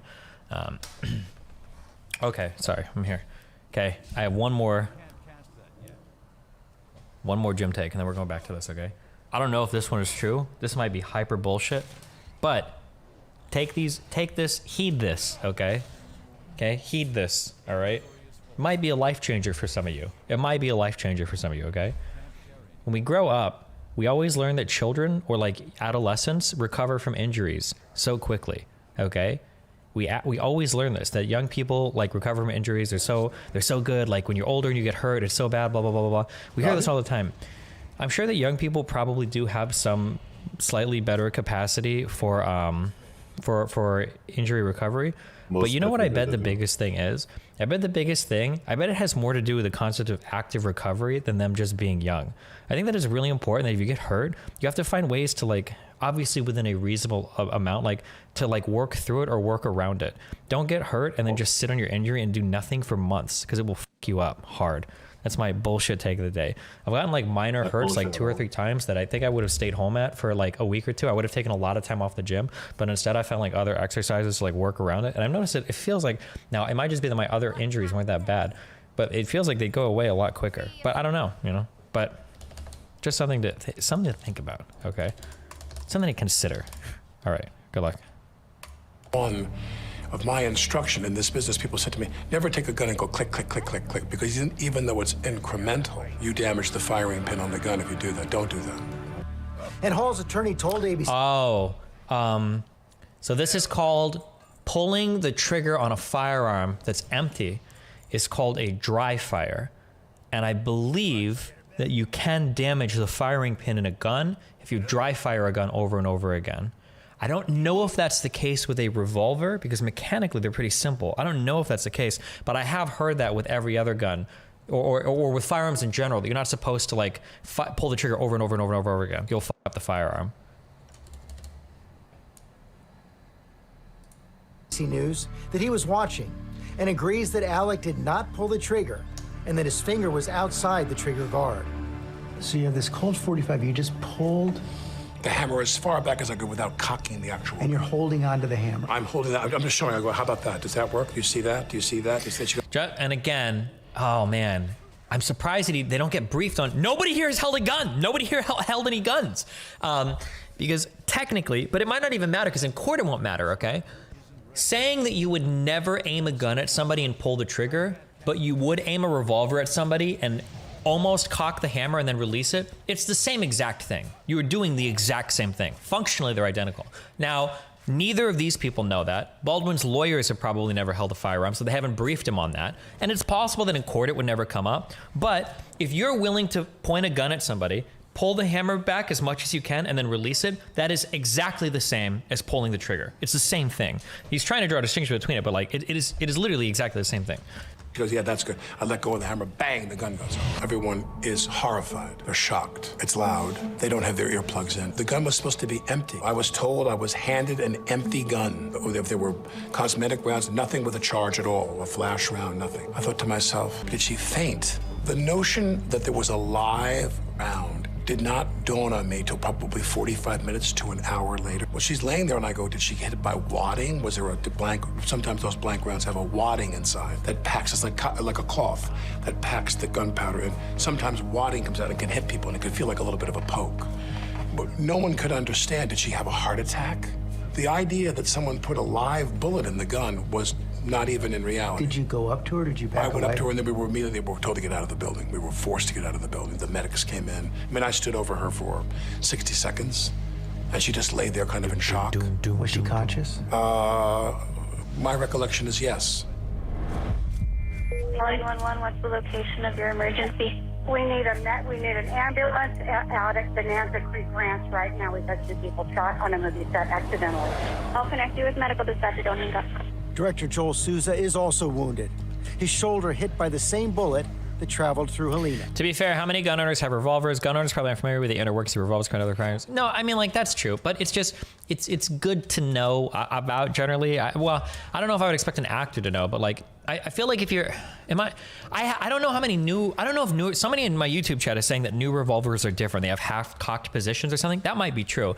But like, for instance, like the only reason why I know anything about revolvers is because my uncle shot them a lot and I shot a few. And I was always told that if you want to decock a revolver, then you put while aiming downrange and all that, obviously, don't point the gun at your head and do dumb shit. But what you do is you hold the revolver, you use your thumb to cock it past the normal point, then you pull the trigger, and then you very, very carefully release the hammer, right? Now, that's if it's loaded still. You could also just unload it and then pull the trigger and dry fire it if you want, I guess. But the reason why, when the trigger is pulled, why you slowly let the hammer down is because if you just snap, if you just let go of it and let the hammer jump, that's the exact same thing as pulling the trigger. That's what pulling the trigger does. It lets the hammer jump up, and then the firing pin will strike the primer, ignite the mixture, and then the bullet will fly, right? That's how I always learned how to decock a revolver. But I think even if it's empty, I think you'd decog it the same way. So if you had firsthand experience with a revolver, you'll know how it fires and what the hammer and everything does, right? New revolvers can't go off unless you have the trigger pulled destiny. There's a metal barrier that blocks the hammer from hitting the firing pin unless you have the trigger pulled. That's interesting. That's interesting. Huh. That's still recharging.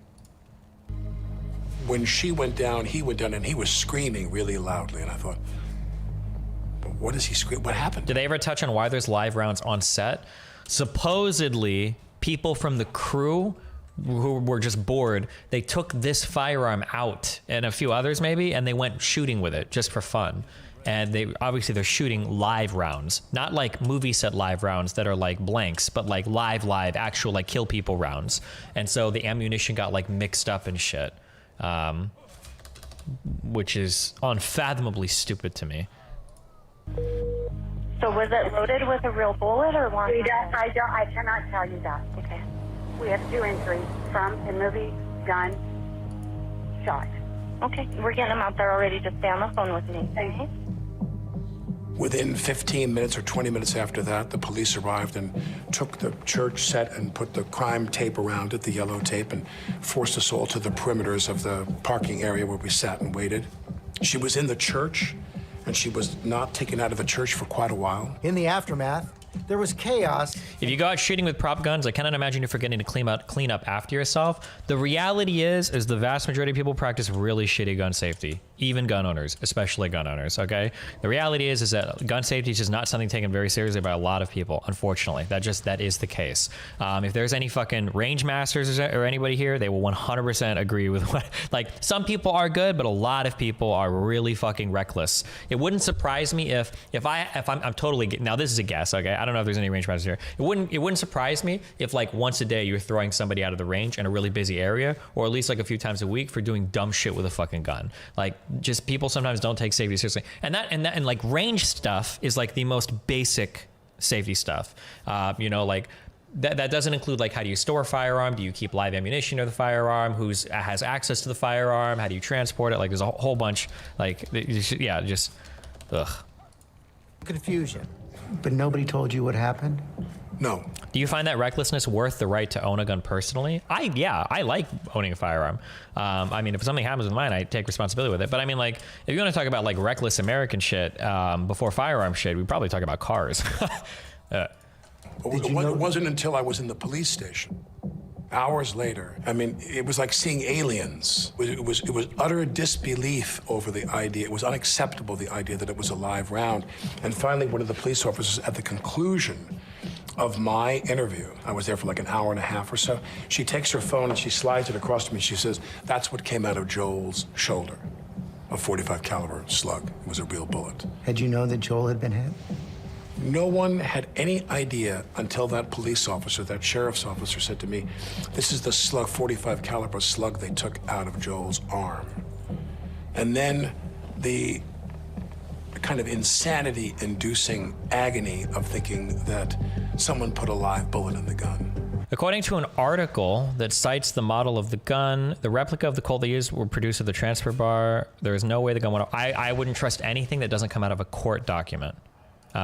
Because everybody's got their opinions on all this shit. There's literally zero reason to speculate. I would wait for court documents before saying like, oh, well, we know. Like, I would just wait. There's literally no reason. That might be the case. It might turn out that is the case. Tonight, breaking news. A fatal shooting on the set of Alec Baldwin's new movie in New Mexico. Something went horribly wrong here in Santa Fe. We've all seen that picture of you off the set in that hour or so after the gun went off. What were you doing? What was going through your mind? At the end of, she was laying there, and she was there for a while. I was amazed at how long they didn't get her in a car and get her out, but they waited and a helicopter came. And by the time the helicopter took off with her and literally lifted off, we were all glued to that process outside.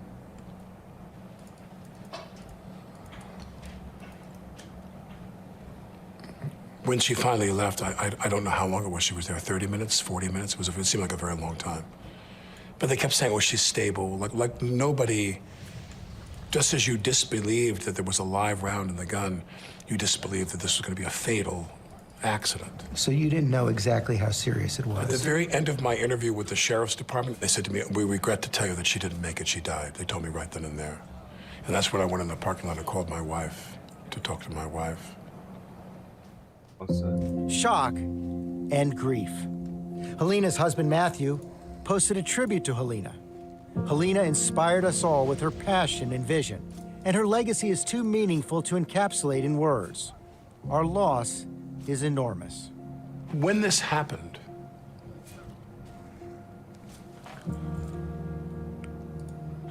her husband comes to town. Sad music. Her husband, Matthew. And I met with him and their son. And he was as kind as you could be. What can you possibly say to him? I didn't know what to say. He hugged me and he goes, I suppose you and I are going to go through this together, he said. And I thought, well, not as much as you are, you know. And his little boy is there who's 9 years old. I have 6 kids now. I have my older daughter, Ireland, but of the 6 kids that Ilaria and I have, my oldest is 8. I have a 9-month-old baby. And I think to myself, this little boy doesn't have a mother anymore. And I know that in my life, I'm with my kids, and I'm doing quite well with my kids. My kids and I are having a great time, right until my wife walks in the room, and then I become invisible. My kids all go and they jump on top of their mother. And this boy doesn't have a mother anymore.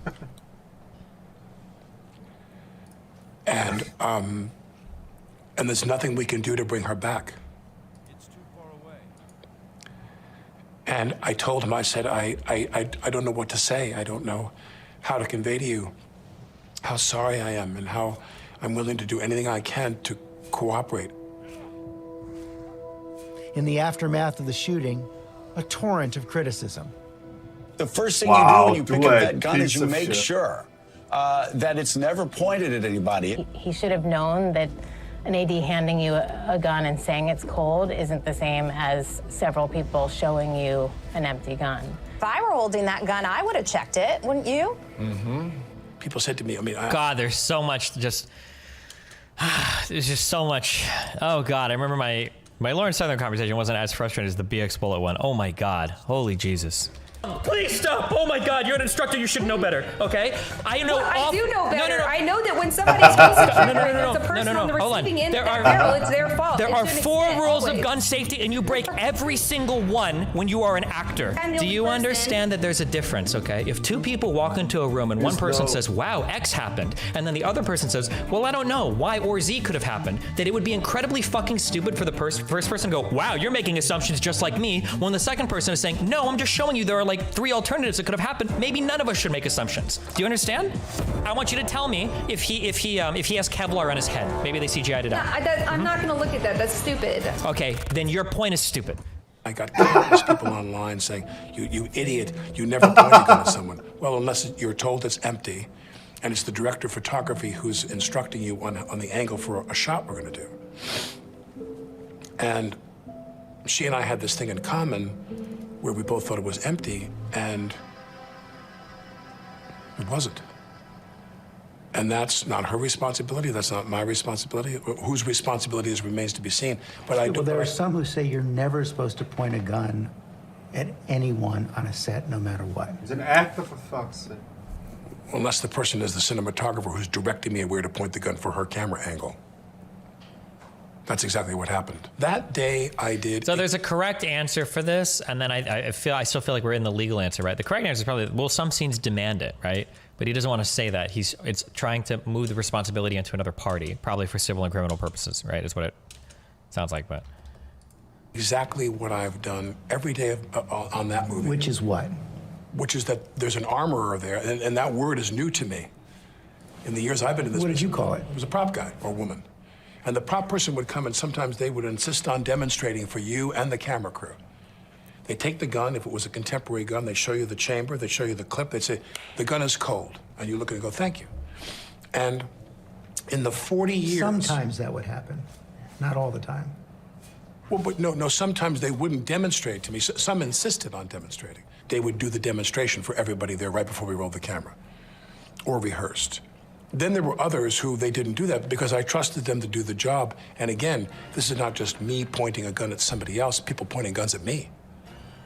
Well, I've gotten shot and killed in films before where people had to shoot a flash round at me, and I trusted them to do their job. And in the 40 years I've been in this business, all the way up until that day, I never had a problem. How many times do you think you handled a gun in those 40 years? Oh, God, I don't know. I don't know. What amazes me is how many rounds of bullets do you believe have been fired on the sets of movies and TV shows in the last 75 years? No idea. Right. It could even be above 1 billion. You've had hundreds and hundreds of millions of bullets fired on the sets of films and TV shows, and 4 or 5 people were killed. Now, those deaths are tragic and abhorrent, and believe me, I would do anything in my power.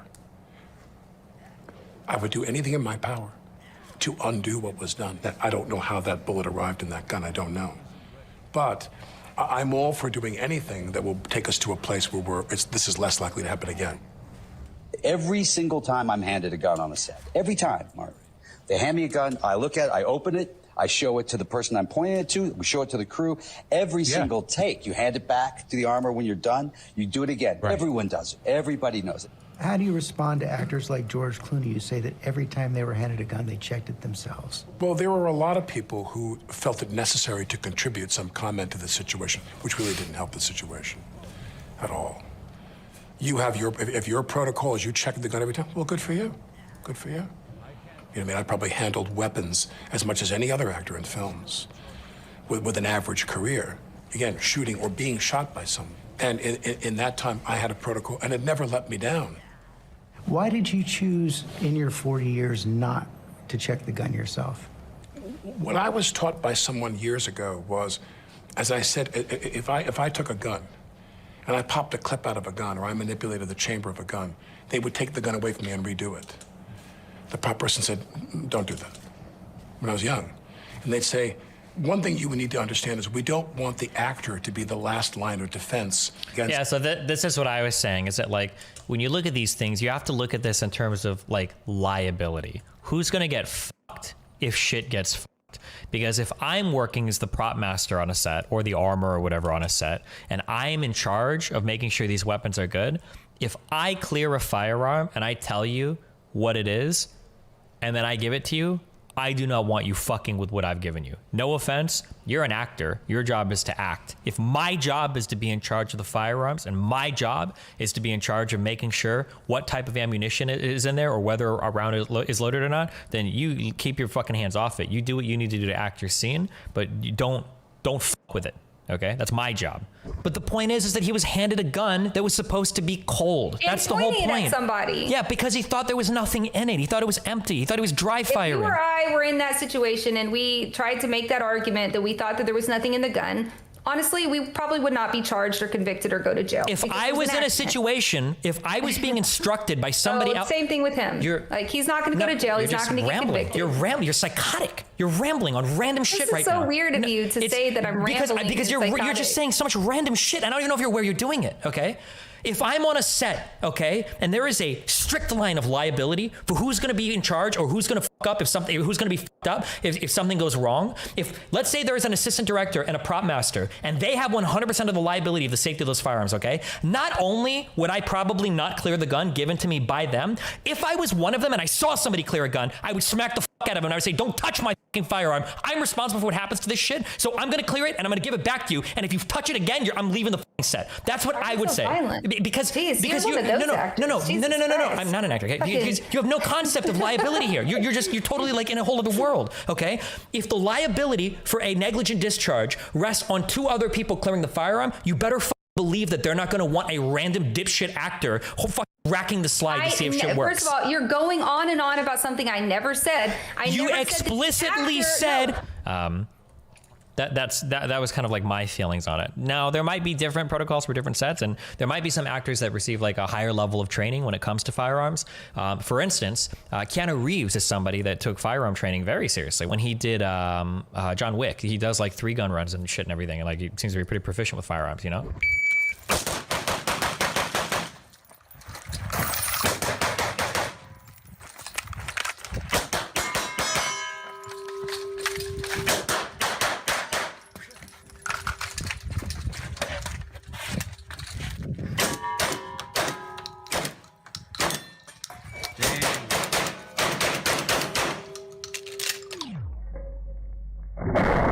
With somebody like him, you know, maybe that's different, you know. A catastrophic breach of safety with the gun. My job, they told me, man or woman, my job is to make sure the gun is safe, and then I hand you the gun and I declare the gun safe. The crew's not relying on you to say that it's safe. They're relying on me to say that it's safe. When that person who was charged with that job handed me the weapon, I trusted them, and I never had a problem. And this was from the beginning of your career? From day one.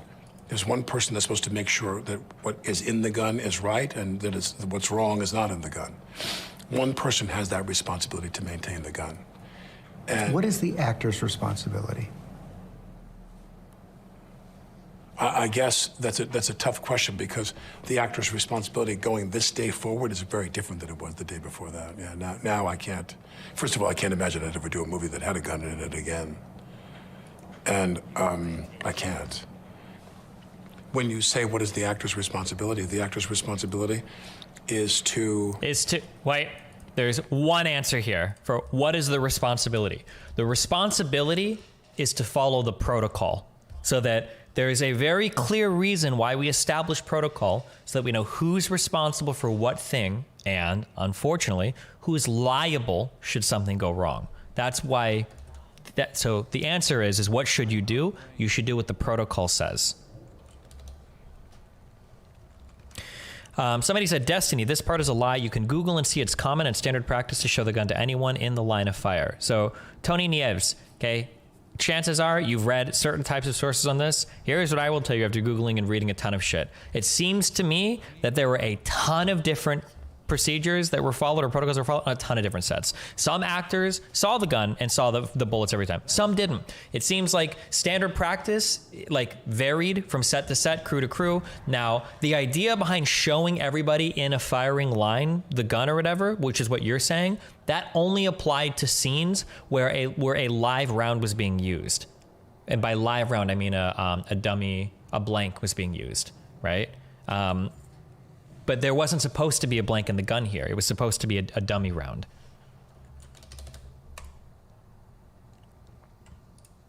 Do what the prop armorer tells them to do. And we did not have a problem. I mean, I understand there was an accidental discharge at one point on the set of a blank round, but we did not have a problem for me until that day. Everything gets slow. Does liability include murder? I don't know nothing about anything that ever has to do with any of this has anything to do with murder. We're talking about manslaughter right now. I don't think anybody intentionally killed anybody. So I don't know where the murder thing has come from. But yeah, in the case of death, sometimes that is the most important thing. That's why liability is so fucking important. That's why when you're walking around and restaurants mop up places and they have those stupid fucking signs everywhere, it's like, why the fuck do you, this floor was mopped an hour ago. Why do you have a sign out studs? Because if somebody trips and falls and because there's some part of the wet floor, you don't want to be liable for them breaking their neck because they didn't see a fucking sign or something, right? Down, Zapruder film-esque here.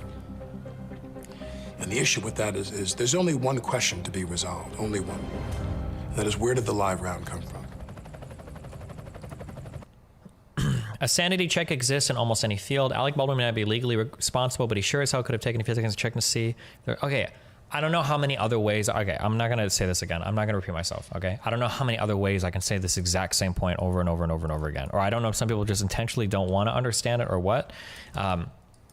If we are on a movie set and I am the person who is responsible for firearms, and I'm the person responsible to make sure what load is in the gun, okay? Who's getting what gun, and whether or not it's, functioning well or not, okay? If that's what's happening, all right, then I probably am going to be the one who's going to be liable if there's a mistake or an accident involving that firearm. If that is the case, okay, and I check my firearm and I know what's in there, and I'm good on that, and then I hand you that gun, okay? If that is how the set is set up, I don't want you fucking with the firearm. I don't need you to take the magazine out, because I don't know if you've got some dumb shit, if you've got another magazine or if you've got another bullet or some shit. I don't need you spinning the fucking card, okay? You're an actor. Do your job and act. If the liability is on me for the firearm, okay, there is no sanity check here. The sanity check should ideally be the person with the most training who's handing the firearm off to the actor, right? Destiny, there are no separate laws for movie sets. If you shoot someone, even if someone else told you it's okay, you're going to be liable. That is absolutely not true. How this plays out in terms of liability is absolutely going. What a brain dead fucking comment. No way. If I give you a fucking Nerf gun and you go outside and you play with your kid, but it's actually like a disguised real gun and you shoot and kill your kid, you think you're going to get fucking charged with manslaughter or murder for that? What? You're actually delusional. There's going to be a very clear, and that's what the criminal case, and probably a lot of the civil case will hinge on this, is going to be about, is who was liable, who was in charge, who fucked up, and then the varying levels of responsibility down the chain. That's what the criminal and the, yeah. Destiny's still wrong here. I shot Brandon Lee. I was locked up for 87 years for it. Okay. Would whoever put a live round in the gun even be charged with anything if it was on the armorer to check it? Yeah, maybe, probably, possibly, who knows? Okay, when he said he didn't know for 45 minutes to an hour that she was dead, that he thought she fainted, that's bullshit. It's possible. I don't know. I don't know, man. I've seen a lot of really weird... Human bodies do a lot of weird things. I watch a lot, I don't know why, I watch a lot of videos of people dying on the internet, okay? Sometimes people get shot and there's a whole lot of fucking blood immediately. And I'm like, holy shit, I didn't know humans could bleed that much. Other times, weird shit happens. People get shot and there's like not that much blood initially or whatever for some reason. I don't fucking know. I don't know why. But I'm not an expert in like human physiology or why people are dead or whatever. But it's also possible that she got shot, she fell back, someone was over her, and then medics came in and was like, get the fuck out, and they didn't have time to like look her over well. Who knows, right? It's possible she was wearing a red fucking dress and you couldn't tell that there was blood over it. Who knows? I don't know. But I do know that this is on a goddamn movie set with a fuck ton of witnesses around, and everybody here is absolutely incentivized to not be the one in trouble. So my guess is there will be a high degree of certainty over every single event leading up to and during the shooting itself. So there's not like, we don't have to speculate. We can just wait for the court case to roll out. There's no fucking way is anything going to be left up to random chance here. We're going to know we're probably going to have like a second by second account of everything that happened on the set when the shooting happened. And then a minute by minute or hour by hour account of everything that happened with the firearm prior to that. Everybody's walking around with cell phones. Everybody's texting each other. There's probably multiple cameras. There's probably security. There's people communicating. Like there's so much. We're going to find out so much, right?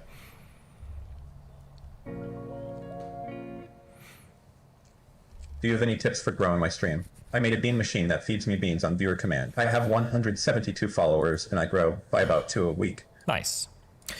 Somebody said, I get the liability argument, but I'd still do a sanity check. I am accustomed to rampant incompetence almost as much as I am others abdicating responsibility. I expect we're going to be lethal by mistake more than a Nerf gun. It's possible. It would be very difficult for me to be an actor and use a firearm on set. Because if you've handled real firearms for a long time, it's going to sound really stupid. Or this is going to sound dramatized. It's going to sound overly dramatic. And I don't mean for it to sound dramatic, okay?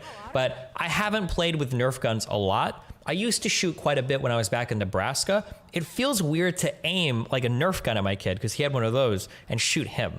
It's not like the worst feeling, but it feels a little bit weird to do it because it's like, ugh, you know?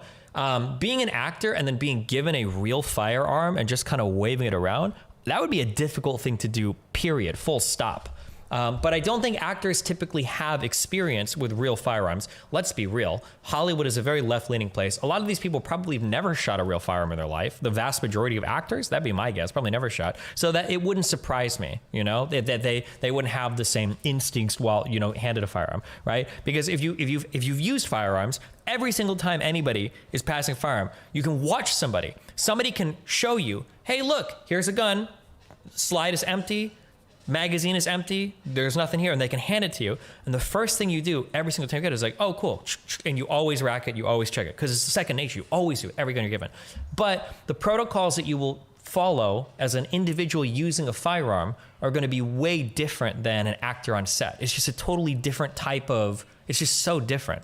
This is why I try not to pass judgment on actors in terms of how they deal with firearms, because they're not going to have the experience, they're not going to have the training, and potentially more importantly, they're not going to have the liability. If you give me a gun and I shoot somebody, I'm probably always liable. Well, I will always be liable, full stop. I can't say like, oh, he told me it was unloaded. Bullshit. That's your fucking firearm. You shot him. It's a gun. What the fuck do you think is going to happen? You're liable. But on set, it's a totally different set of circumstances. It's way different because they're doing things with guns that you should never, ever, ever, ever, ever do with guns, which is pointing them around on set, pretending to shoot people with them. These are things you never, ever, ever do with guns. Only actors will do this, or I guess maybe in some military training exercise you might or whatever, right?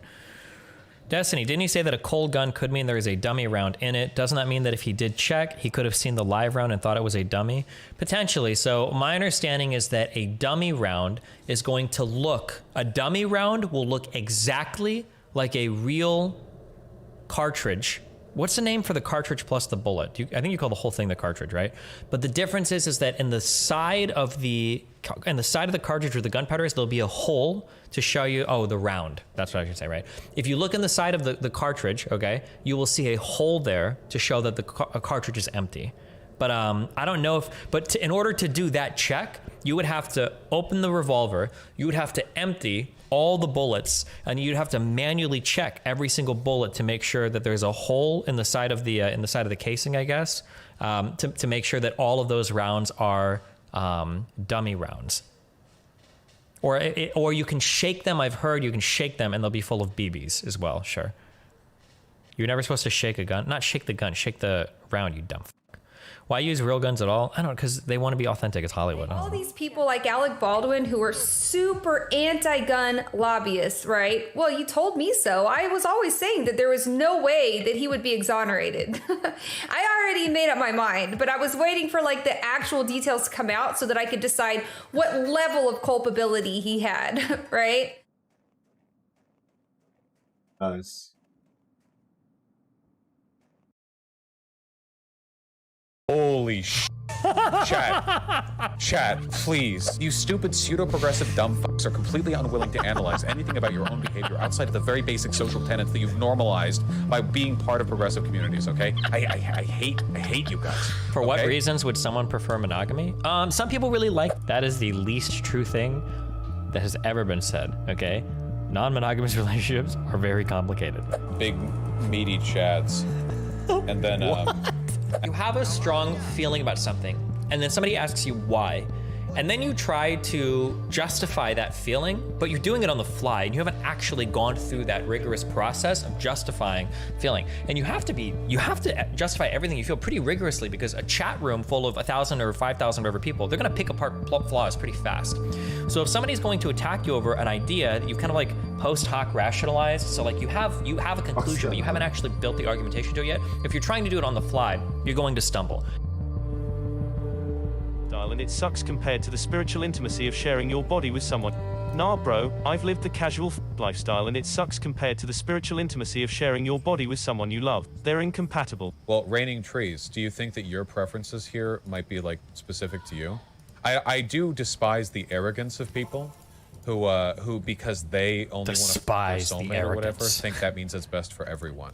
I personally think that like non-monogamy is the default state of humans, and our adherence to monogamy is socially destructive. But I'm still okay with you motherfuckers doing what makes you happy.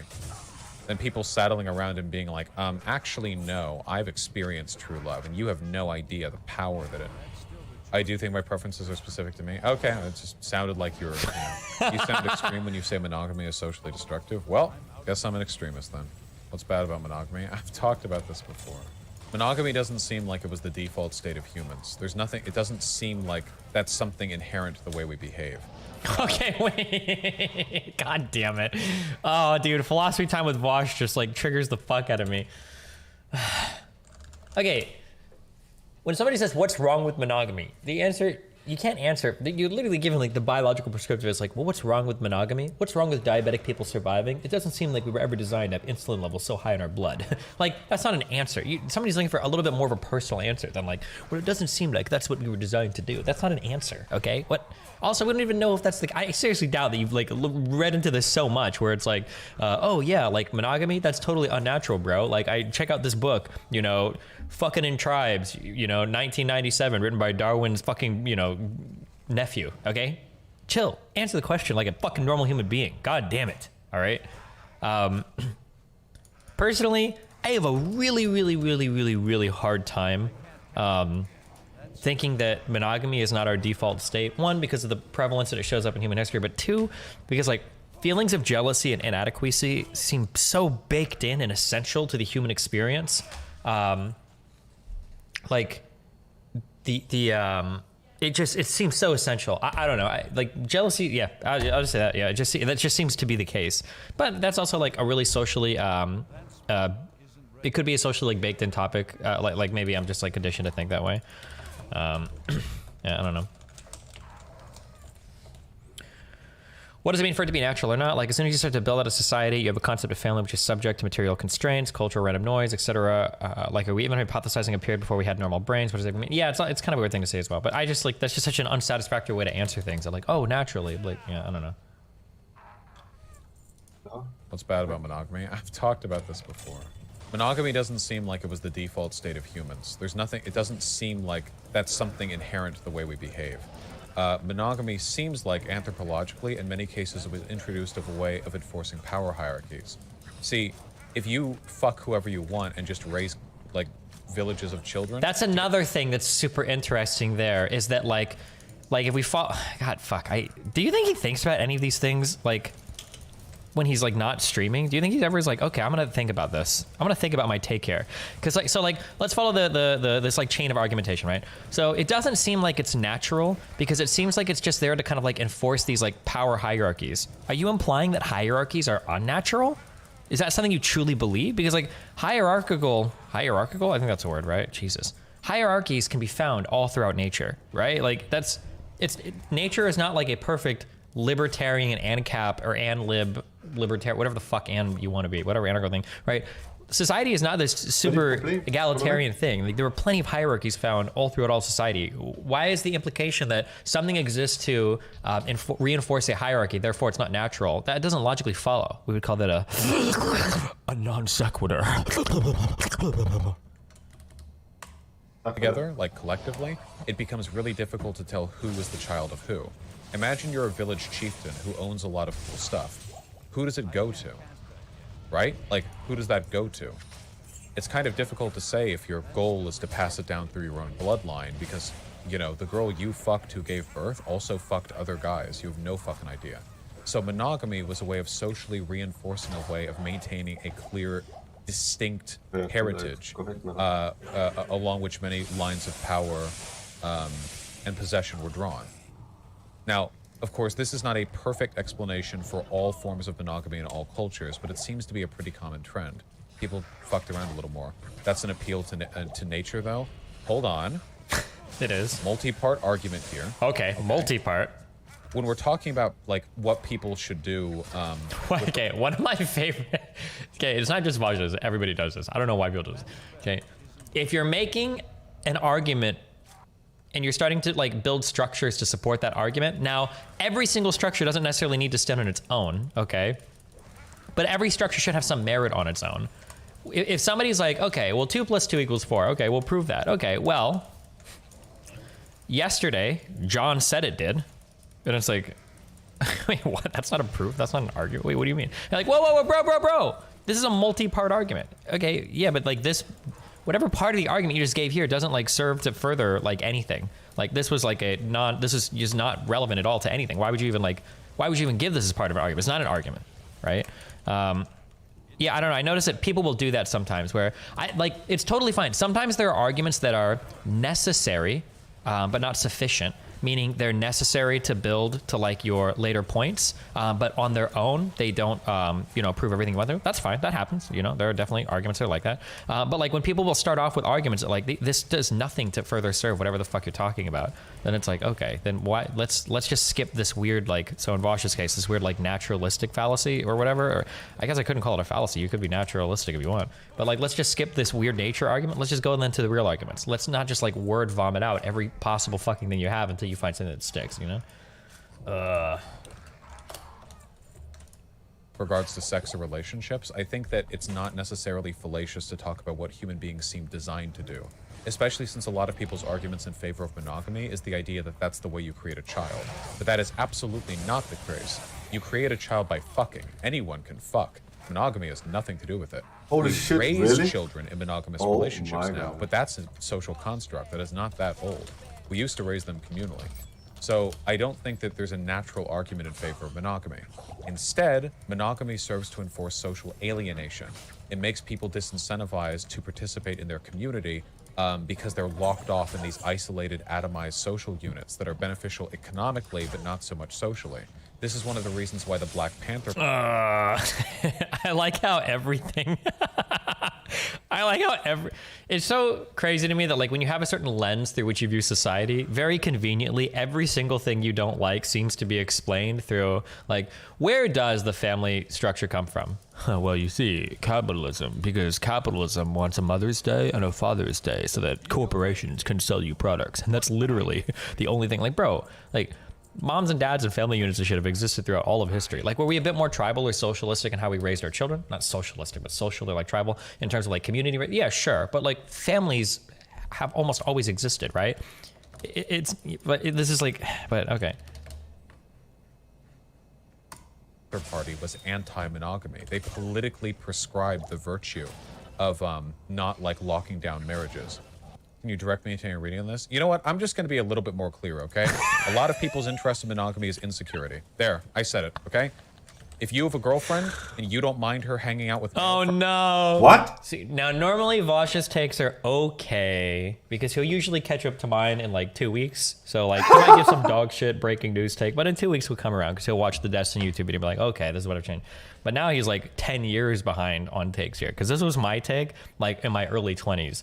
Bro, if you're monogamous, it's because you're an insecure fuck, okay? Fuck you. Who cares if a girl fucks other people? You know, if they do better than you, then maybe you don't deserve to fuck a girl, okay? Go get cucked, loser. That's some shit I would have said when I was like 24, okay? Can you turn the video up? Damn, it's up as long as it can go. But, okay, but now I'm older, a little wiser, a little bit more mellowed out, okay? Just different people have different preferences. You don't necessarily... just because somebody prefers monogamy doesn't necessarily mean they're insecure. Okay. friends, but you do mind them, her fucking those friends, that is a completely arbitrary standard that you've set up, and vice versa. If she has a problem with you fucking other chicks, but doesn't have a problem with you talking with them, that's completely arbitrary, 100% arbitrary. And the reason I don't like non-monogamy is because I'm tired of insecurity being the defining trait in how people control their partners' lives, okay? I think that shit is cringe. If that's your personal... God damn, that is a certified... that is a certified 2012 Destiny take right there. Ooh, perfect. For instance, live your truth. But I'm going to be over here continuing to argue in favor of the idea that all we do through monogamy is socially normalize like possessiveness and insecurity with our partners. Okay? If that's your thing, then go for it. It's not like there aren't elements of my behavior that are motivated by socially normalized and totally arbitrary bits of insecurity. Because there absolutely are, but I maintain that belief. You're literally saying, though, that's their only their preference because they're insecure and emotionally damaged, Lamau? Nope, I never said that. Guys, did at any point I say the only reason a person could be monogamous is because they're insecure and emotionally damaged? Or did I just say it's a social construct that normalizes insecurity? Wait, what? Oh my god, dude, we're jumping this guy's like a fucking... He's a mental ninja. I thought it sounded earlier like he said that he was tired because insecurity was the defining part of a monogamous relationship. And that it's arbitrary if you are mad that your girl fucks somebody but not talks to somebody. But now he's saying that it's not that the people are insecure. Well, they are insecure, but their insecurities aren't personal. They're reinforced societally speaking. Okay. I said the latter. Please don't essentialize my arguments. You should do what makes you happy. Yes, I think a lot of it is driven by insecurity. I don't think I said mental damage, but I think monogamy normalizes a lot of insecure tendencies. Wait, is it driven by insecurity that's like a personal insecurity or a societally driven insecurity? And like, don't pretend that it doesn't, okay? Okay. It's very obviously an arbitrary distinction that's like created by moralistic assumptions as to what sex should be reserved for. It's a lot of it ties back into like patriarchal, like heritage standards and like Christianity and like moralism that we generally try to do away with, but we've internalized this one so extensively that it's really difficult for people to like move past it. That's a salient Many people point. are going to be like that their whole lives. And you know what? Like I said, go for it. Do whatever you want, okay? I don't care. Do what makes you happy. All social boundaries are arbitrary. Yeah, so it's just odd to me that like you could use that to justify anything. Just odd to me that a massive social boundary in our society that everyone talks about and everyone reinforces passively and directly through moralization is the idea that you can do everything with a person when you're in a relationship except have sex with them. Because you're in a relationship and that's reserved for the relationship, even though it makes no fucking sense, you know? You messed that sentence up. What did I miss speak on? I mean, that insecurity is coded into humans too. Okay, yeah, so should we socially normalize the idea that it's unacceptable for your like partner to speak with another man? Because if we're just going to say, oh, well, people feel insecure, therefore we should socially normalize it through institutions, then like, why not do that, right? I felt insecure before when friends of mine like hung out with other people and I felt like I wasn't being included. Should we like make that non-normalized? Maybe everyone should just have like one friend. Like you could do that for anything. Okay, bro, this is some weird shit. Nice non-argument. Again, this is about the sociological imagination. This is something some people have so ingrained in their minds that they literally can't fathom outside of it. They can't. They'll think They that can't. I'm saying that it's morally. We're not on your level yet, Vosh. Catch us up, please. Or that I'm saying that they have to go cheat on their partners, or that Catch us up. It's just incomprehensible. I think you're right, but I'd still rather just have a single partner. That's fine. I keep saying do whatever you want to do. I'm saying that. I don't know why. But it isn't. That's fine. You are heavily implying that monogamous people have something wrong with them. Nope. All people suffer from insecurity from time to time. I just think that socially normal. Okay, listen to how he phrases this. God damn. So I can understand. I'll explain what's happening. You can't tell what's happening. He hasn't really thought this through before. So he has this conclusion in his mind. And now live, he's trying to figure out like, well, why do I think this thing? And so he's kind of like word vomiting out like justifications for a position that he already truly believes, whether or not he's justified it or not. So that's why, like, just listen to like this weird concoction of statements. Hold on. Nope. All people suffer from insecurity from time to time. I just think that socially normal. Hold on. I don't know why. Partner. That's fine. I keep saying do whatever you want to do. Listen. I'm saying that. I don't know why. That's fine. You are heavily implying that monogamous people have something wrong with them. You're heavily implying monogamous people have something wrong with them. Nope. All people suffer from insecurity. All people suffer from insecurity. Well, okay, if you suffer from something, isn't that something wrong with you? Like what? Like, is that not what you're implying? Wait, what are you even saying here? Okay. From time to time, I just think that socially normalizing an incredibly moralized standard that indicates that it's right to have that insecurity, and what's more, there should be like a literal like enforced social norm about preserving that insecurity at the expense of people's lived experiences is the cringe part. Keep in mind, I don't think so. Everyone suffers from hunger, but it's also normal. No, if you suffer from something, the goal is to remedy whatever you're suffering from. If you're suffering from hunger, then you need to eat, right? I'm the victim here, okay? Monogamous people are literally the hegemonic like moral majority like everywhere in the developed world, okay? Don't act like you're being attacked here. Non-monogamous people are the ones who are attacked, legally and socially. You guys have everything behind you, and you're getting offended because I'm saying that, like, hey, maybe we could just not normalize it and highly moralize it, you know? Jesus Christ. It's just the standard that I'm talking about, Western. If you want to be monogamous or non-monogamous, that's fine. I just think that the fact that monogamy is considered the default and non-monogamy is considered the aberrant social deviation is the weird part. That's not at all what you were saying earlier. What? Chat, is there a single quote that I have provided at any point during this discussion that is that is not in alignment with what I'm saying right now? This is exactly what I said. At one point you said monogamous are all doo-doo heads that should die. True. So true. No, we're not touching this. Chat coming in. Dude, you guys are so fucking weird. Holy shit. It's so obvious how blinded you are by your moral preconceptions. Just like the way you guys are treating this is literally like the way some people treat like neo-pronouns or like non-binary people or any other thing that becomes like a little bit intuitively. You know what, guys? I also think that the gender binary is a arbitrary and destructive social construct. You're gonna get mad at me back to for the that safe one? takes. That's an opinion that I have as well. That's also a thing people clearly care about quite a bit. You came out against the idea of monogamy, not just the enforcement of it as a social construct. Yeah, no, I'm pretty sure I was specific about like the fact that I think that a lot of monogamy is the product of insecurity, which is absolutely the case. And like by definition, basically. And by definition, it's like the social normalization of those trends. You're just an insecure loser. Trying to mess with his But I'm moral also a system gender by abolitionist, pointing out aren't I? contradictions Yeah. and holes. Walsh keeps it a $150 with you and says that all you need to do is to do good things and don't do bad things. True, that is keeping it a $150. Yeah, but you haven't said that people who ascribe to the gender binary do so because they're insecure. Have you heard me talk about the gender standards that men and women perform?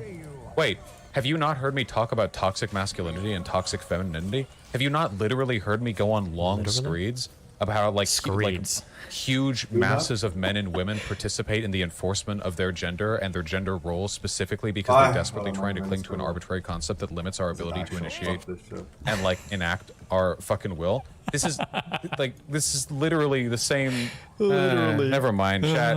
Even if monogamy is just about insecurity, so what? Do what you want. I just don't think it should be like the social default. Chat is so bad at understanding Vosh's lukewarm takes. It really triggers me because I feel like I'm never understood for anything that I say, even though I feel like nothing that I've said here is that arguable anthropologically. Anthropologically. Or sociologically. Or Vosh, this is like sociologically. cringe. There should be no standard because why is it anyone's business anyway? Wait, what's the difference between anthropological and sociological? Isn't anthropology like a subset of sociology? Or am I wrong on that? Like what? I'm curious, like when you say anthropological and you say sociological, I guess you could argue anthropological is kind of like a historical sociological take, but I thought isn't anthropology like a subset of sociology? Or is sociology a subset of anthropology? What is the point of invoking both of these terms here? Anthropology is more the study of human history. Sure, okay. Anthropologically, okay. Anytime you're gonna say historically, don't ever say historically, just say anthropologically. It's such a based word, okay? If you want to understand the salience of my anthropological and sociological preconceptions, then catch up, losers. Unless we legalize fucking the streets, should be not concerned. If you think there should be no standard, then you agree with me. I don't know what you're upset with me over. Alien alias, it is true that monogamous people are insecure by definition. It's the only reason. You call me a drama streamer? What is drama? What is drama but the anthropology of the present? True. That's the most salient sentence I've ever heard in my life. Alien alias, it is true that monogamous people are insecure by definition. That's the only reason monogamous people do or believe the things they are. Jesus Christ! Do you not understand how loaded the word insecure is? Like, what? Insecurity is normalized socially, and then they project it onto their relationships. But insecurity is a part of life, okay? That is a fact. I'm sorry if that triggers you, okay? That is the reason why you are monogamous. It is because for some reason, because you've watched a lot of media that's told you, or maybe you just have a... The goddamn media. This, you think that you're entitled to sexual exclusivity from your partners, okay? I'm not saying you have to like change that now because these are social norms that have been ingrained in you. I'm just saying you're a fucking loser, a fucking moron. I am literally applicable here. I am a gender abolitionist and a man. The reason why I don't abolish my own gender is because I am still limited by the social preconceptions that I have arbitrarily adopted. You understand? Oh my God, right? This is like a basic sociology class ever in chat's reading like crazy. It's so basic. What about fear of ST? They teach you in year one. I remember when I took my Sociology 101, they were like, what's up, guys? So today we're going to learn that all human monogamy is a socially constructed thing that's totally not reals. By the way, back in the day, everybody was fucking like crazy. It was just a giant polycule up in the hood, okay? Everybody fucked everybody all the fucking time as long as they were 18 or older, because that was very important 5,000 years ago, of course. And yeah, bro, that's just what life was like, you know? From partners, that's fine, but that's not really what we're talking about. People don't people like, let's be like, people aren't monogamous for STD fear, okay? People are monogamous because they feel like sexual relationships should be exclusive, you know? That's definitely not why people are those things. That's true. Is being straight a product of homophobia? Holy shit. Chat. Here we go. Chat, please. a lot of straight people's unwillingness to fool around with the same gender people is a product of the social maligning of bisexuality. This is one of the reasons why women tend to be more comfortable with bisexuality than men.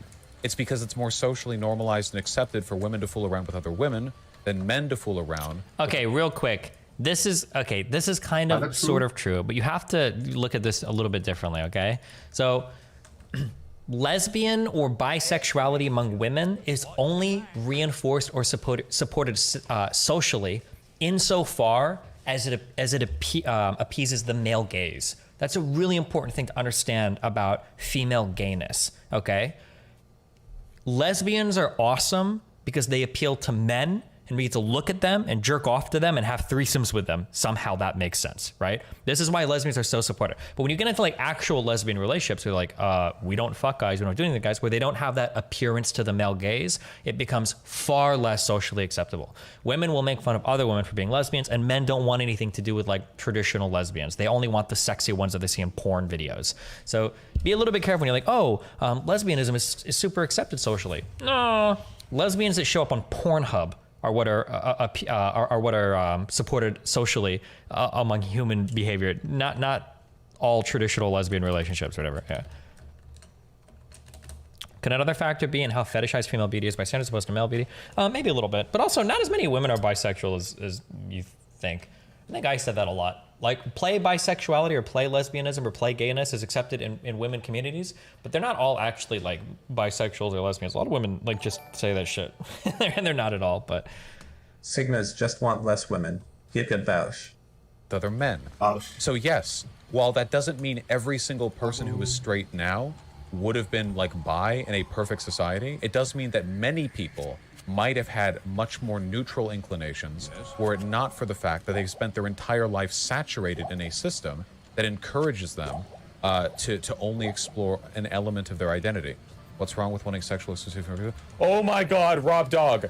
I'm not saying it's wrong. I'm saying it is an arbitrary product of exclusivity that comes from insecurity, okay? That sounds like it's wrong then. That we do in our friend groups that are driven by insecurity, okay? When you want to spend some more time with a friend because you feel like you're not spending as much time with them, that is driven by insecurity. That doesn't mean it's a... Wait, what? This is... Fuck. I understand more, this is... fuck. This is actually gonna sound so cancerous. I'm gonna sound really gatekeepy like now, and I don't want to sound gatekeepy, okay? When you learn about psychology, or if you learn basic things about psychology, psychology should like inform and hopefully reinforce some of your views of human behavior. Because like if you've got a lot of experience, you learn things in psychology, you're like, oh, that's why that's the way that it is. Oh, that's why that's the way that it is, right? It's kind of like music theory. Music theory exists to explain sounds, but music theory is not sound, right? Music theory just tries to explain and give you some frame of reference for like, well, this is why things sound the way out. Same thing with psychology. Psychology doesn't dictate human behavior. It seeks to explain human behavior.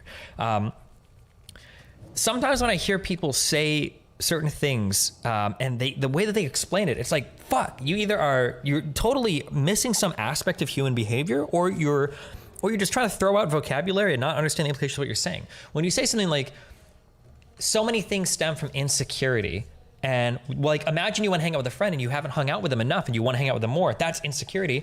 That's not insecurity. Absolutely not. Wait, what do you mean?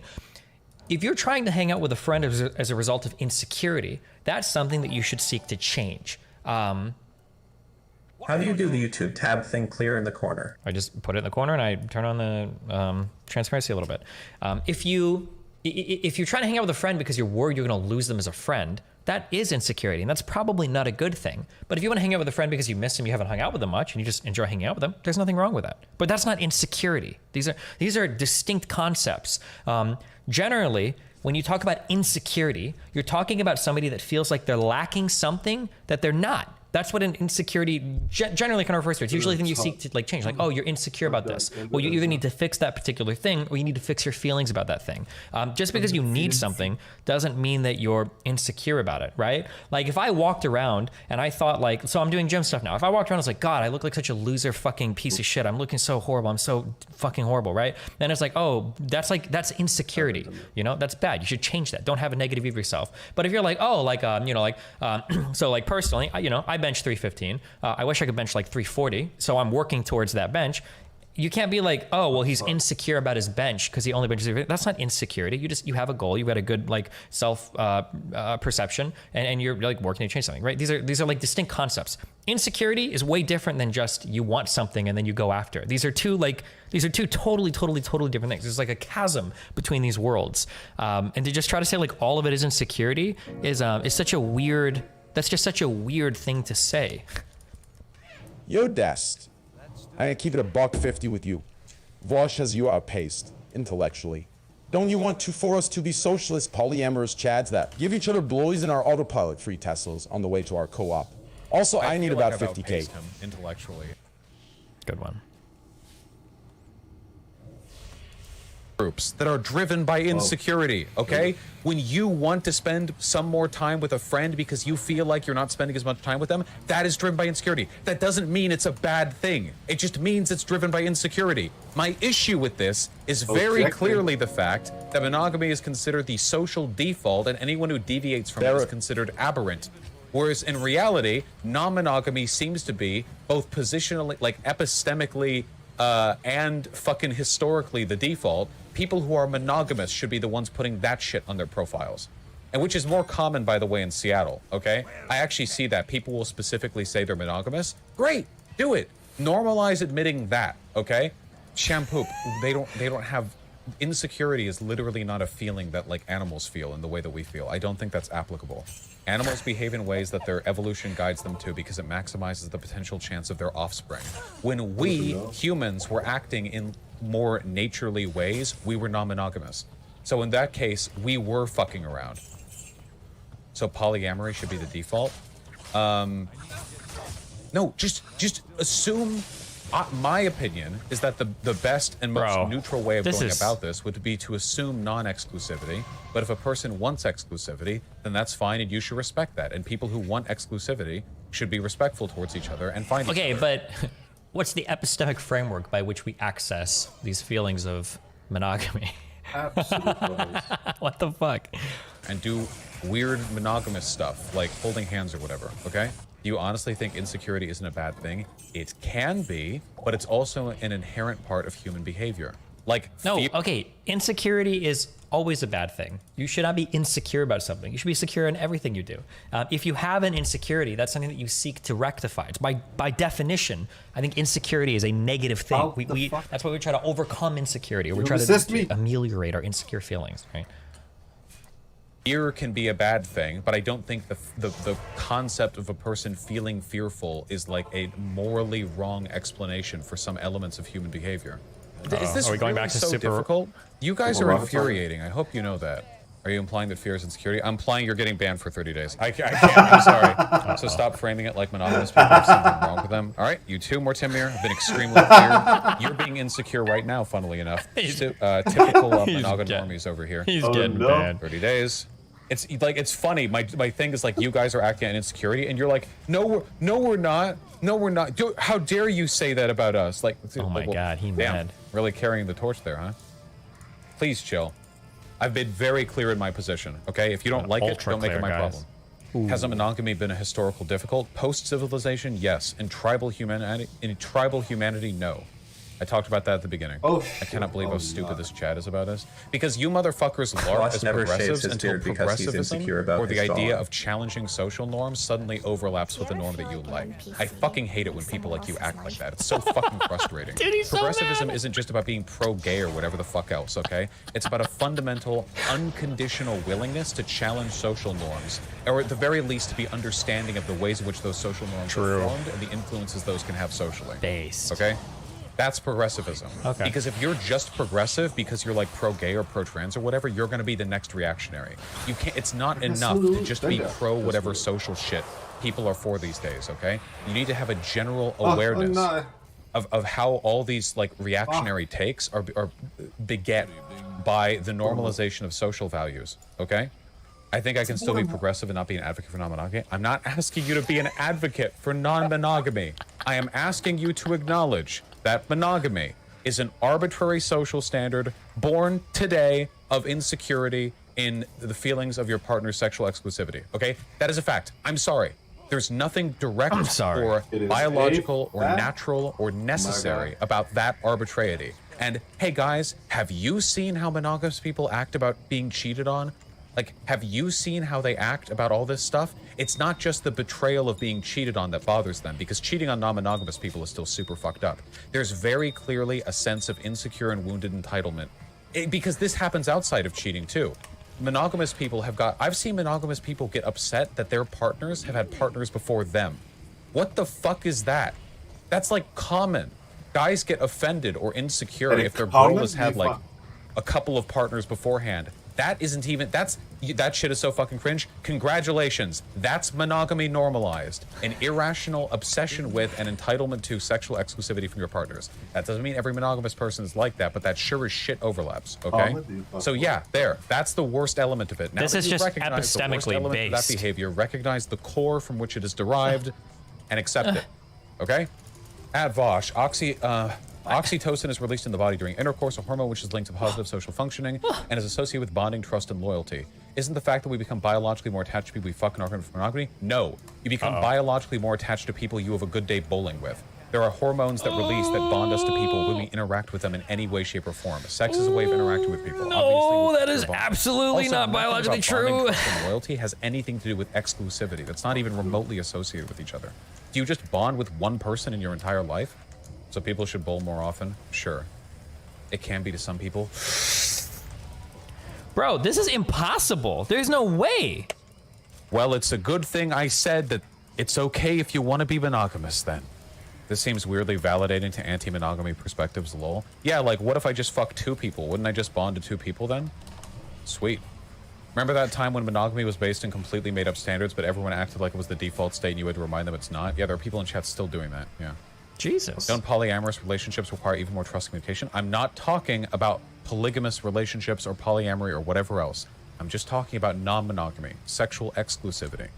Even the concept of a relationship in a modern sense is, again, modern. Capitalistic. Do you think that, like, people 10,000 years ago had boyfriends and girlfriends? Probably not. They probably had loose and fairly ambiguous, like, chains of social connections that were like friendship in the modern sense, but like the idea of like you two are in a relationship is. Why not just like Google? I would did I be so scared to talk about this before giving it a simple Google first? So I'm Googling earliest evidence family unit. I'm curious.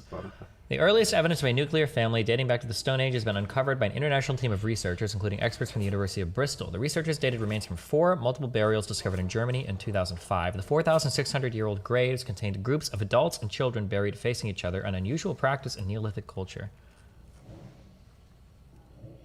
One of the graves was found to contain a female, a male, and 2 children. Using DNA analysis, the researchers established that the group consisted of a mother, father, and their 2 sons aged 8 to 9 and 4 to 5 years old.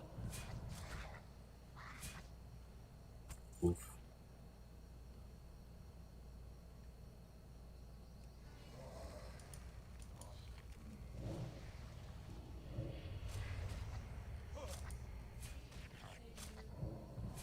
I think that we used to live in more tribal lifestyles, for sure. I think that the concept, the big like nuclear family as its own pillar unit, I think originated post-World War II. But we definitely lived more like communally a long time ago. But I think you still had like family structures within that commune.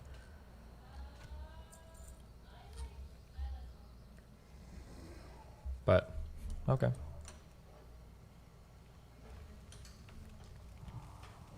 That's still recharging. Probably not something we're biologically conditioned to do or to believe in. That's probably something that we've sort of standardized socially with time, you know? Based. Liz Squared, I'm not even saying I'm anti-monogamy. I'm just saying I'm anti-monogamy as a default and that monogamy is born of insecurity, like a lot of other human behavior that I and everyone else here engages in. Does this mean we engage in practice during threesomes? Yes. Okay, Congratulations. Implying there's anything like such as a default state is essentialist thinking, Vosh, polyamory, and monogamy are both arbitrary. No. No. Uh-oh. Sexual exclusivity is arbitrary. Sexual non-exclusivity is not arbitrary. A restriction and the absence of a restriction are not equally arbitrary, okay?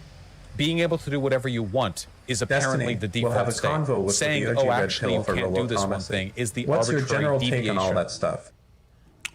OG pill author. I don't know what any of that is. Red pill. Oh, I think red pill shit is usually. How much you want to bet that he cheated on vermin hens and he used the plight of capitalism not as his equally excuse. arbitrary. Stop. Married couples with children should be. All right, you're right. You're right. Only bands will break this stun lock. You guys are dumb as shit. It's unbelievable how unintrospective you are. You can literally fucking be monogamous if you want. At no point have I said you. I think I said it like 20 fucking times. I've said it like 30 fucking times. But does anyone listen? Okay.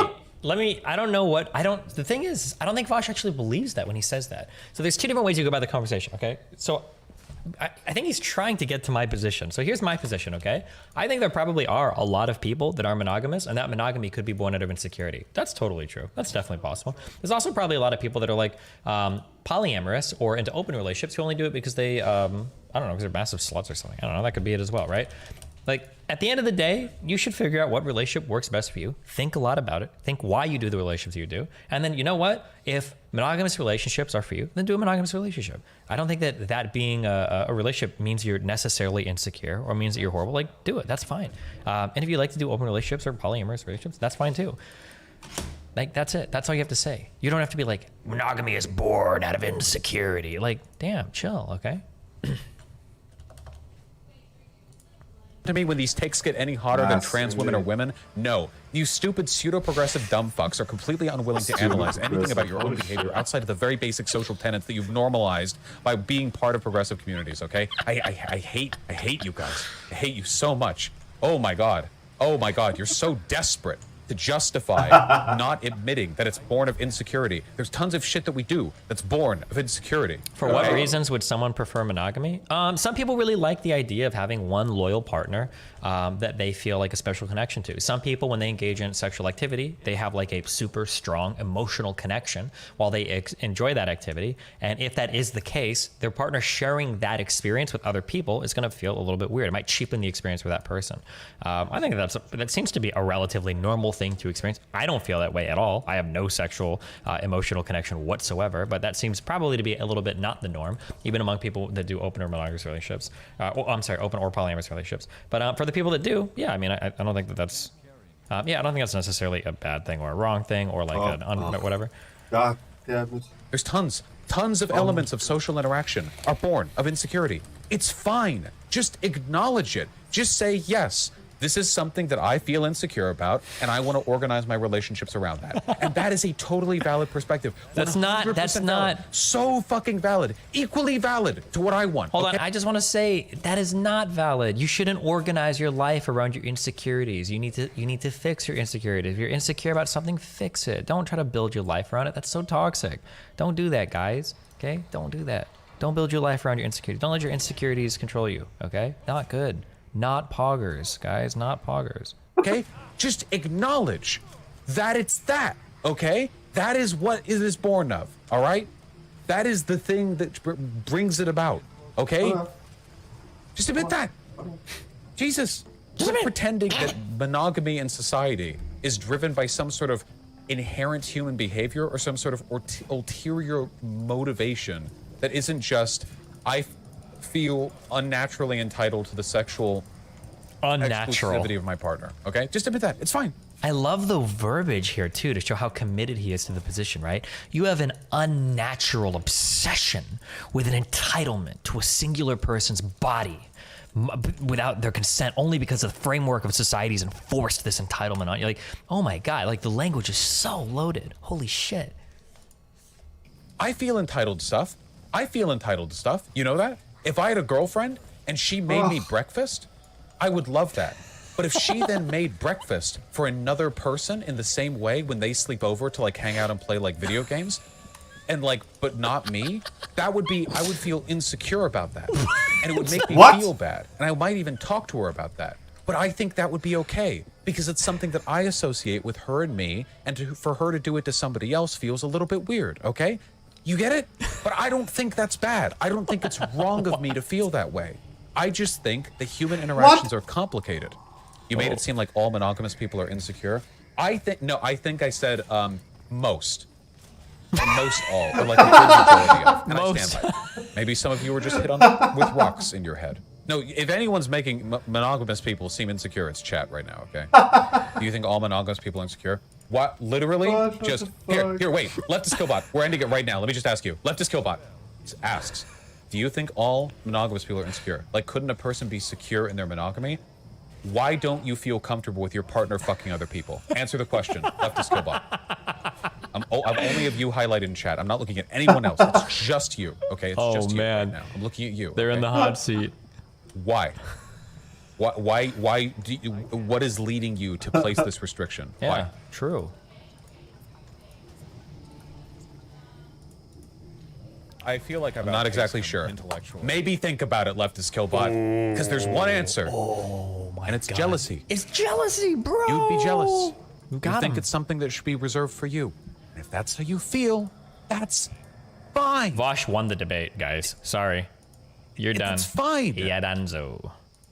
There's more than one answer. That's like the majority of the answer. At Vosh, burden of proof. For me? All right. Steven. We're getting you too, buddy. Ooh. Here is some free money. Jealousy is sometimes a good thing. Damn. That's crazy, dog. Good thing at no point during this have I said that jealousy is a ubiquitously bad thing or insecurity is a ubiquitously bad thing. These are feelings that people have that moderate their social interactions. Jealousy and... God damn, we're really just stretching these words. I think it's because he fell down that pit of like all things are arbitrary and everything is nihilistic and nothing means anything and everything means nothing. So now it's like jealousy is good. Jealousy is important. Like, okay. I don't think this element of insecurity is justified enough to warrant a social norm. But if you want to do that, that's fine. Doesn't jealousy stem from insecurity? Yes. I mean, I guess that's the big connection there, right? Would it be more accurate to say it's a social expectation more than insecurity? The social expectation of entitlement to the other's sexual exclusivity is a form of insecurity. Like how guys, hey! You know how it's a social standard that a lot of guys are raised into, saying like they believe they're entitled to the attention of the girls? You know that standard? You see? It's like that at the end of the video game, you get the girl type of trope. Guys think they're entitled to like the affection or the attention of a woman, right? Okay. So social norms instill in them a feeling that leads them to be insecure. Okay.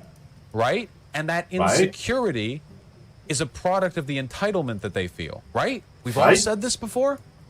Now, does that mean that you personally are a bad person if you feel insecure because you haven't gotten a girlfriend when you think that you should have? No, that's a human behavior. Humans feel that. Where are we, man? You should recognize the element of insecurity. What's to happening, that guys? And where it came from. If anyone at this point can't follow the point that I have made, I'm sorry. Ban them. I can't make it any more than this. Just fucking ban these For me, kids. it's about the other person breaking an agreement we've made. It's not about jealousy. It's about dishonesty. I don't think it's acceptable to cheat on non-monogamous people. But then why do you have that agreement, Comrade Robin Hood? Ooh. Why'd you make that agreement? Yeah, comrade. Bosch, I mostly agree with your take. Do you think there's any way to make monogamy a thing without the insecurity component? Quick question, guys. Is there any way for a guy to think that the girls that he dates shouldn't talk to other men, not an insecurity thing? Could you ever imagine, like, realistically, any situation in which a guy is like, yeah, I don't think my girlfriend should be able to talk to other men? That's basically what monogamy is. It's about what we normalize, then. It's about what we fucking normalize, okay? Stop getting mad at me when you're capable of applying this analysis to everything adjacent to this one issue, okay? Tangential. We should have used that word, not adjacent. Tangential. It's not about you being in a relationship with one person. It's about whether or not they can have sex with other people. Why would you place that standard on them, that expectation? Night mind, the social norm instills in people a sense of entitlement and insecurity. I feel like I'm like 3 questions away from any person here angry with me for them admitting that it's an insecurity thing, like every single time. Ooh, 3 questions away. Feels like total collapse. It is insecurity. That's an interesting way of phrasing that. I ate sand today. Most intelligent VGGer. You guys are killing me, man. God, why does he even take my VG gear Comrade from Robin Hood, DG you're taking way gear? the fuck too long. What the I don't care fuck? anymore. Bro, You not place cool. the burden of expectation because you think you're entitled to the sexual behavior of your partner. Fine, do it. Have fun. I don't care. Let me pee. Haven't banned that many people in a while. Bosch is completely right in this one. Chat's been consistently showing their insecure babies who have never meaningfully thought about the ways in which they feel. Yeah, it's about the sociological imagination, guys. It's about being able to understand these systems. So based. Bosch says cheating is okay. Please don't spread that take. Holy shit, please don't spread that take. Cheating isn't wrong because, oh god, that's gonna be clipped. Cheating is not bad because the idea of having sex outside of a committed relationship is bad. Cheating is bad because you've broken an expectation. That's true. That's gonna be clipped right there. How would we promote non-monogamy as the standard position? I don't know. I don't think it's something you have to like crazy like ham out for or anything. I'm not asking you guys to go out there and be like huge political advocates for the concept of fucking multiple people. I'm just saying that I think we should be introspective about where our biases and preferences come from. And I think that's a reasonable ask given the types of stuff we talk about True. here. You said earlier it was definitionally insecure to not want your partner to sleep with others, but what part of insecure's definition points to what you're saying? My dude, I'm just gonna ask you to think in it, okay? Just look within. Just look within, okay?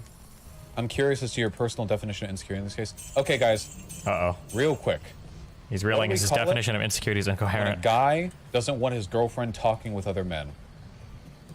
Chat? Based, Pepe? Yeah. Guys, use the term that I'm clearly trying to bait you into using here. Please work with me here. I'm gonna do the whole bit, but only if you work with me. Insecure, okay? What do we call a guy who doesn't want his girlfriend having friends outside the relationship? What do we call a guy who doesn't want his girlfriend interacting with male coworkers on the job? What do we call a guy who doesn't want his girlfriend going to social functions out with other girlfriends? We're getting there. He's building it up, guys. Because the bars get rowdy at night with guys. We're almost there. He doesn't want her like seeing any of them or whatever. Okay. Now, what do we call a guy who doesn't think that his girlfriend should be able to have sex with other people? Bam! We call it monogamous. Destroyed. That's my point. That's Holy my point. Shit. That's my point. Jesus. Not the same. Cope. Giga cope. He crushed Not the it. same. Giga cope. He crushed these insecure nerds. Literally the fucking same. The Listen only to these reason guys you think cope it's in different chat. is because you think sex is special. And congratulations on internalizing your Christian morality. Okay. Ooh. If you think that sex Mega is like own. crazy fucking special, but Mega spending a own. night out with friends isn't, then I've got a lot to tell you about how humans bond. Okay. Bond. I've got a lot He's to the tell you about bonding how expert. human beings He's about to interact tell you with each so other and form much. relationships. Okay.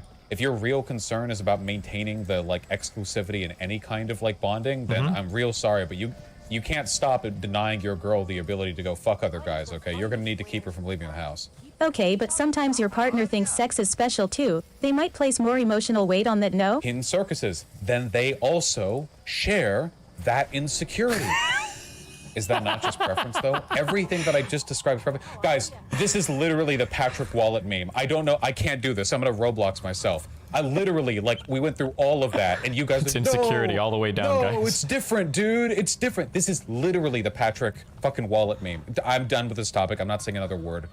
Deal with it yourselves, guys, okay? If you want to be unintrospective and delude yourself into believing that you're adhering to some kind of higher moral virtue by engaging in just what is the most socially normalized of plenty of other clingy and desperate and possessive behaviors, then fucking go for it. True. I think you have a right to engage in that stuff if you find a person who also wants to do it. Holy shit, but still. Jesus Christ, it's so fucking cringe. You guys are in the lefty fucking sociology majors chat, and you're like, this is like grinding against my brain right now. Holy fuck. What's up? This is not a good time to interrupt right now. We have some Jesus people being very Christ. introspective. Imagine being a monaga cuck. Monogamy. Macuckamy. Find someone clingy if you're clingy. I agree. Thank you. No, I agree. Absolutely, yeah. I love being fit. Yeah. Obsessive. There, yeah. So fun. Yeah. Stop Wait, hello? Is that shoe on head? I'm just kidding. I'm sorry. torturing yourself with somebody who want what you want. That's not the perspective we're coming at this from, but yes, I agree. Yeah, I know. All right, now stop. You're interrupting us, Stunlock. Vosh, you just said that abusing your partner by not letting them outside is the same as being sad about them cheating, and you wonder why Chad is mad. All right, you're getting banned too. Sorry, Comrade Robin Hood. See you, Robin Hood. Robin Sorry. Hood is down, folks. You'll The be wealth back in a belongs week. once more to the aristocracy. Campagno, I'm non-monogamous, but I still think sex is special. You know what I think is really special? Spending a long evening out with somebody and having a really good time and then watching the sunset. Okay? Oh, Control plus D. Oh, except he's Control plus D me from like 10 year ago takes. Damn. I think that shit is real fucking special. And I am non-monogamous. If Wash is worried about the envy that monogamy promotes, then why is he a Fuck socialist? that has to do with what we're talking about. But I agree. Please stop. Chat, you please, you have to stop. Please, chat, shut I'm the sorry. fuck up, As chat. is the case with all other drama, the only way out of this is simply to lay down and accept the fact that I'm objectively right in anything that I say. All the time. Everywhere. Based. There's no other way out. Just have to lay down and accept it. Can you explain how non-monogamous relationships work? Non-monogamous relationships just mean that in addition to being able to do everything with everybody else except sex, you can also do the sex. That's it. That's the only difference. Non-monogamous relationships are extremely... Oh, you know what would be a good atheist meme?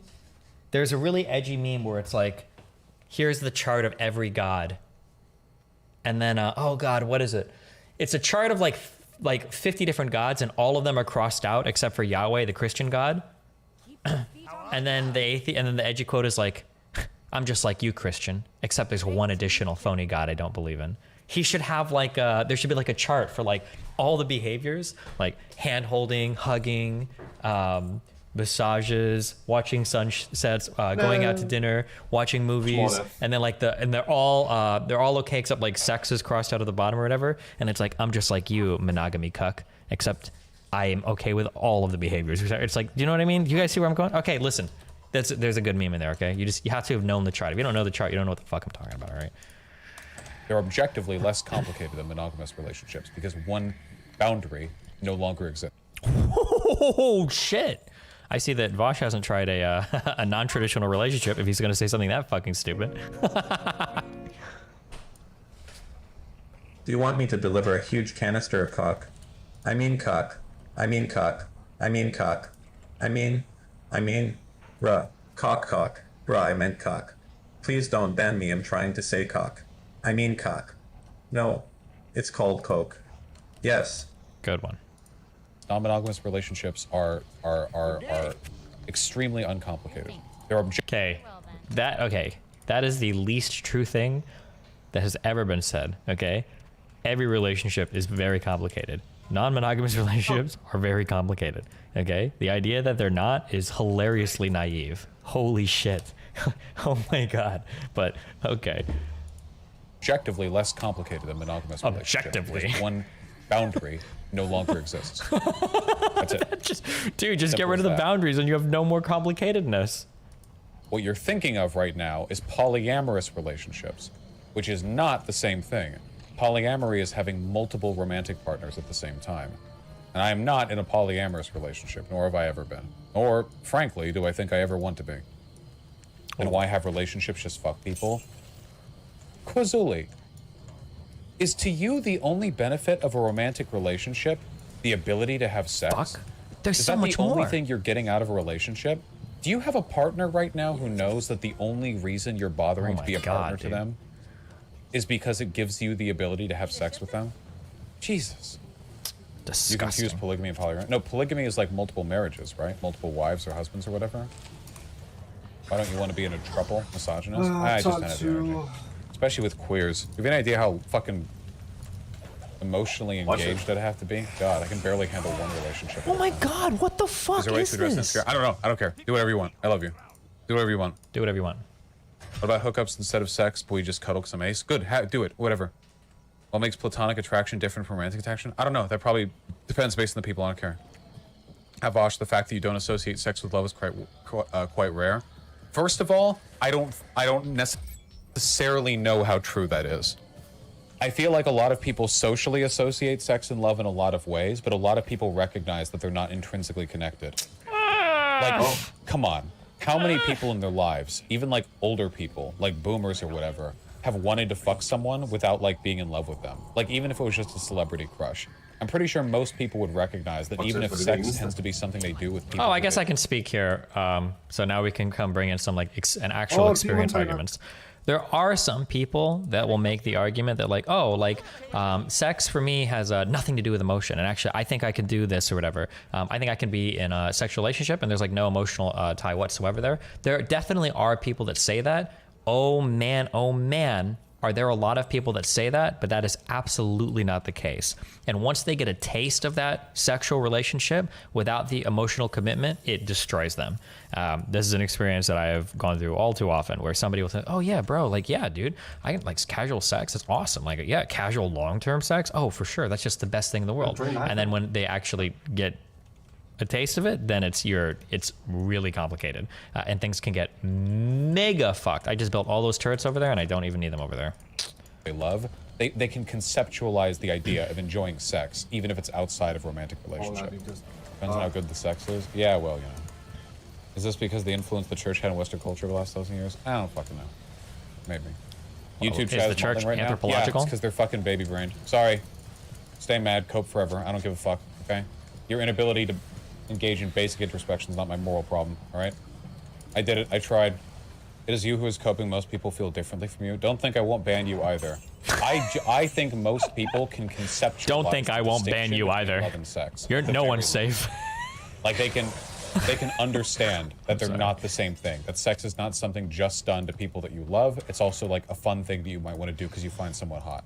Yeah, like plenty of people have had one night stands. I don't fucking know. Your opinion is the basis of ace people being able to have fulfilling relationships. Well, don't mind ace people, okay? Chat is on a rampage right now, trying to prove how all their preferences are completely normal and have nothing to do with social biases God, I have whatsoever. grenades.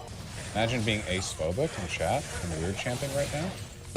Just popped in. If you talked about how many monogamous people cheat in their partners, yeah. Oh, Tempest, what an excellent way to break this stun lock by talking about the fact that you so-called principled monogamous fucks are constantly cheating on each other because you're so desperate for a social norm that allows you more freedom with who you get to fuck.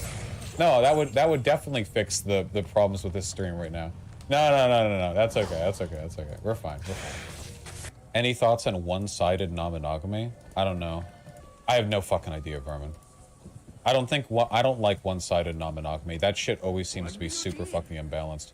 There's a big meme about that where it's like, the girl is like, I want non-monogamy. We can both do it, right? And the guy is like, no, okay, you have your fun. And then the girl gets like fucking absolutely made airtight by like fucking big meaty chads. And then the guy gets What was that explanation? Gets made airtight. Okay, I want to apologize for what I said. Okay, Vosh videos are hella entertaining. All right, this is not at all boring. Why is Vosh so aggressive and weird when he talks about anything sexual? So I can I feel like I understand what's happened a lot sometimes. So I think what happens is you have a strong feeling about something, and then somebody asks you why, and then you try to justify that feeling, but you're doing it on the fly, and you haven't actually gone through that rigorous process of justifying feeling. And you have to justify everything you feel pretty rigorously, because a chat room full of 1,000 or 5,000 whatever people, they're gonna pick apart flaws pretty fast.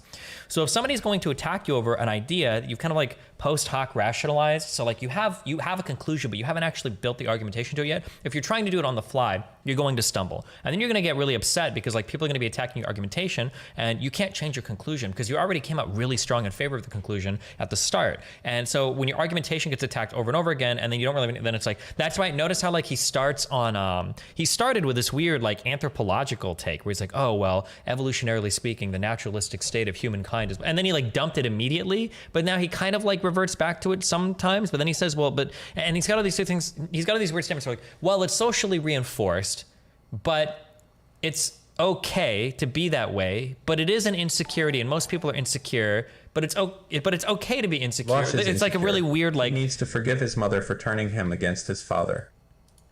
Yeah, it's just a weird like combination of things. Yeah.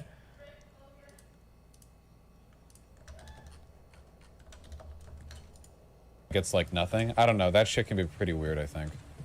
Some people just don't want to bother. I think overwhelmingly those arrangements are the person who's remaining monogamous or just desperate to stay with a partner who they hope will be satiated by non-monogamy, but usually isn't. That, I think, can be pretty bad. Being non-monogamous doesn't mean that you have a right to be, like, fucked up to monogamous people or whatever. Like, that doesn't give you a right to be, like, invalidating or disrespectful or, like, to abuse or exploit their biases or anything like that. Jordan H. says, I think a lot of monogamous people can learn how to have better relationships with less jealousy by considering these things. Yeah, I think I agree with that. Yeah, I think that's true.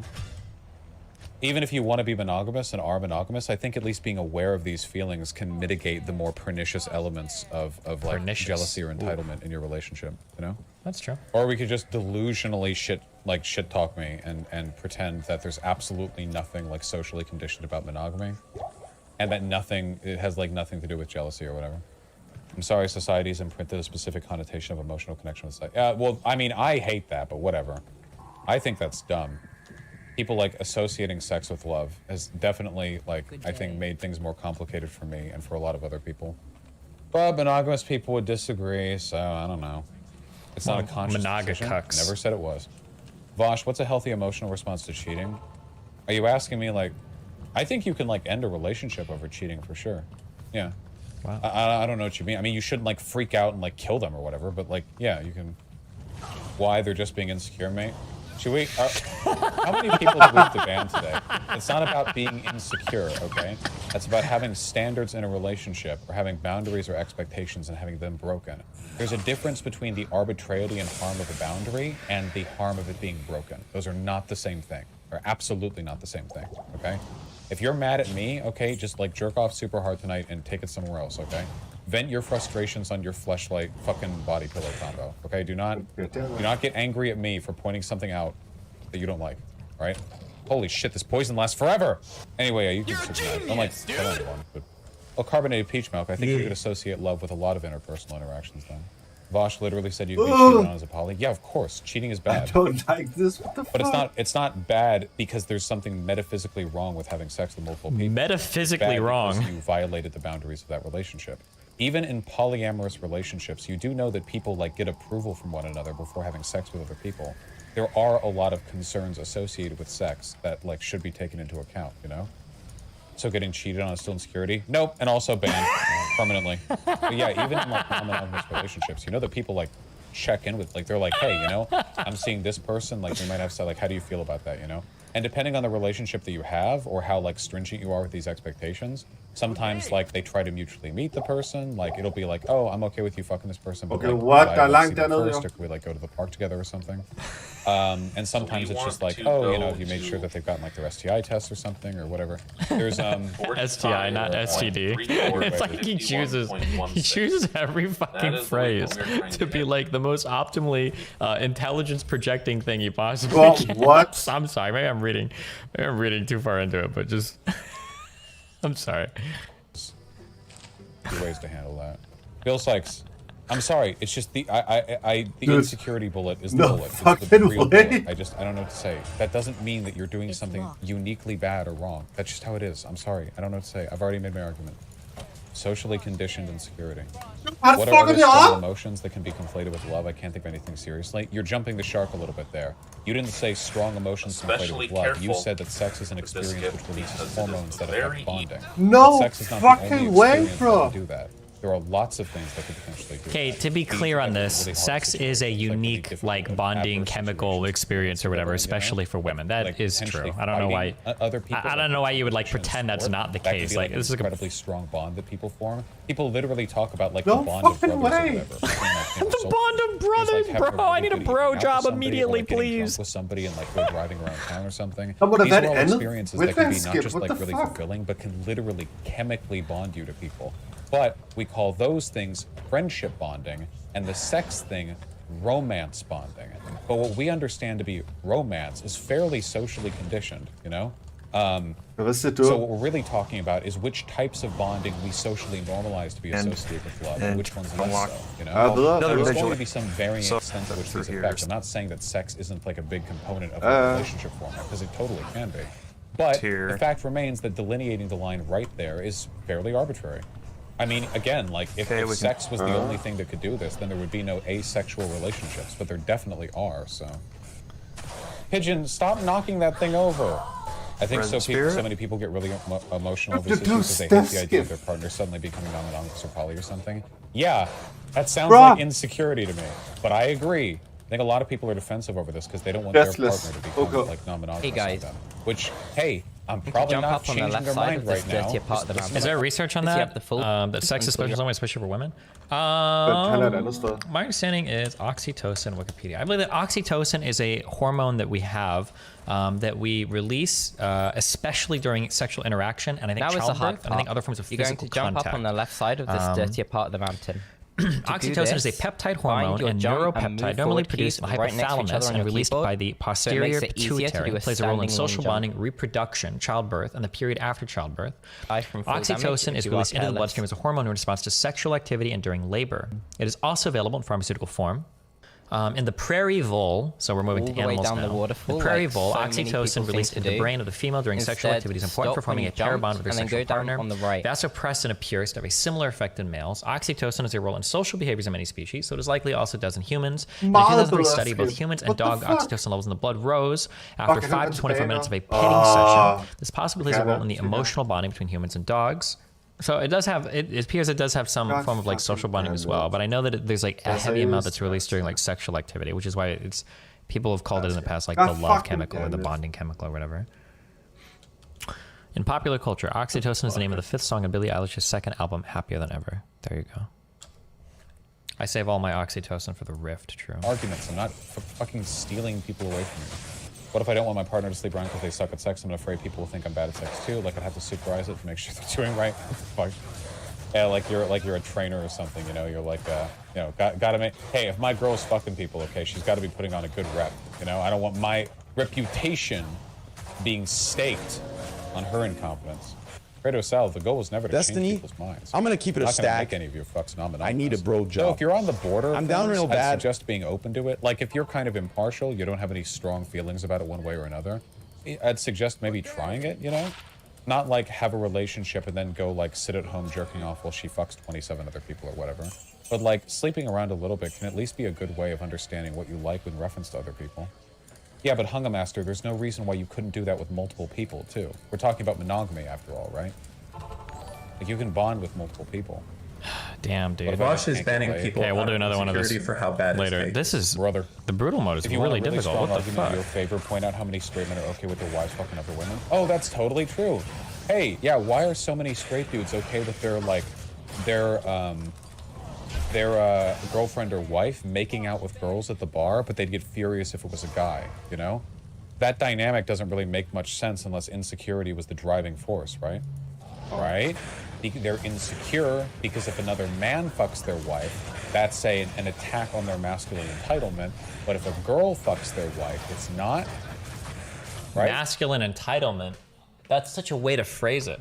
The reason why men typically don't care if women mess around with other women is because they don't think that bisexuality is real. That's it's so strange for him to miss this. How does he miss these things? A lot of people are biphobic. Gay people and straight people are very biphobic. They don't really believe that bi people are real things. So the reason why guys don't care, they'll do like male, female, female threesomes, or they'll be cool with their like girl like making out with another girl or whatever, is because they don't think that it's real. I'm not gonna lose my girlfriend to another chick. That's a girl. What the fuck? She's not gonna date a girl. That's gay, right? This is the thought process of people. I don't think it has much to do with entitlement to their body. It's just more like, are you worried about losing your partner to somebody like that? Or do you think that there's like some fundamental like bonding that occurs in a female-female sexual relationship that would occur like in a male-female sexual relationship? That's another thing as well. Something that we miss a lot as men, or at least as straight men, or men that don't get fucked or whatever, is there is also like, there's an emotional experience to having somebody fuck you that is very unique as well, or to share that experience that guys don't usually get unless you're a bottom in a gay relationship, or I guess unless your girlfriend pegs you. I don't know if it's the same. It probably would be somewhat the same.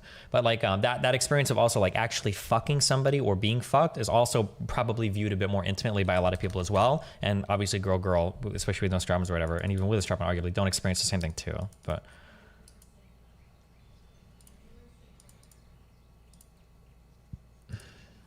there's no way you can logic this not being a product of insecurity, at least in some way, shape, or form. Yeah, sure, President Sunday. It feeds into sexism and misogyny and stuff like that for sure, and toxic masculinity. But I think all those things also tie into insecurity. A ton of toxic masculinity is about insecurity, after all. Are we doing okay? Chat, you gotta let me know if you're doing okay, okay? You know, we're afraid you personally will fuck their partner, yeah. Maybe Jason Hickel had that point down, you know? Maybe the Vosh straddles up to your girl in the bar analogy was a real fear of his. Imagine the dude who allows his GF to fuck other girls thinking that she will end up coming back to him every time, only to have his girl stolen by another girl. That shit happens, dude. Any advice on how to start non-monogamous relationships with a potential partner? I've only been a monogamous once before. If you want to try it, just tell them. I don't know. Just talk with them, right? Don't do that, okay? If you have a closed relationship, trying to open it is probably gonna be the death knell. Okay, that's a very, very, very difficult thing to do. Don't just do that, okay? Holy fuck. That's a whole other thing you gotta prepare for, right? Okay, chat, I can tell a lot of you are trying to deliberately change the subject, but it's okay, it's okay. Let the new subject find us naturally, you know? Let it arrive to us, you know, with minimal issue. What a wild ride. Jesus. People hold different people to different standards. No shit. There's a reason why we make fun of Republicans that get caught being gay. It's not because we hate gay people, and it's not because we would hold like other people like to account for being gay, or it's not like we are like, it's because Republicans that are specifically anti-homosexual or anti-gay in their agenda that get caught being gay, that's like a pretty hypocritical, funny thing, right? There's two types of hypocrisy that you're looking at, okay? There's two types of hypocrisy. One, hypocrisy of ideals is like not good. You can't have that because it means that your system is inconsistent, which means that it's absurd, right? We have to have like a consistent set of ideals by which we strive for, okay?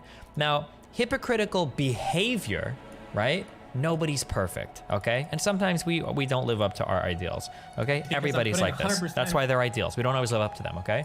However, you can't say that just because sometimes people are hypocritically in a behavioral sense that we can accept a hypocrisy of ideals. That doesn't carry over, right? Like, people can act irrationally, but that doesn't mean that we accept irrationality, right? You can't do that because without rationality, everything necessarily becomes absurd. Just keep doing it. Twitter. I don't know why you keep referring to that. It was quite a mess. I really, really wanted that to go differently. I really was not expecting that to go the way that it was. I was hoping that that was going to go significantly better. My DM to him is, I do not want to debate.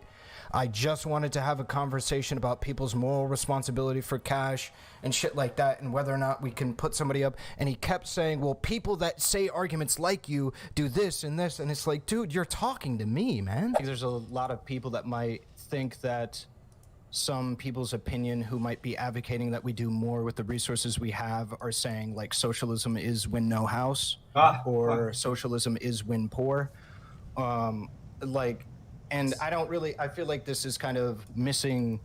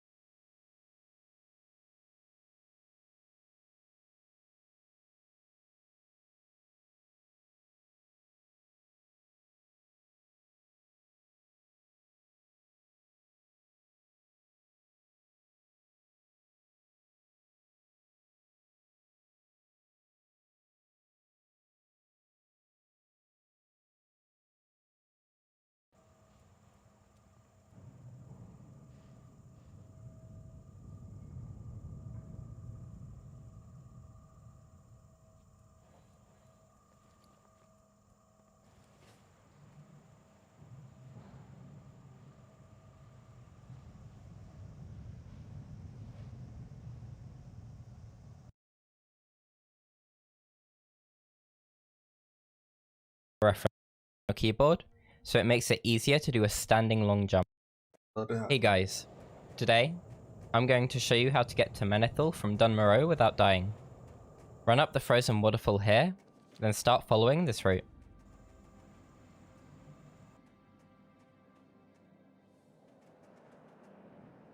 Okay. I accept it. Good idea.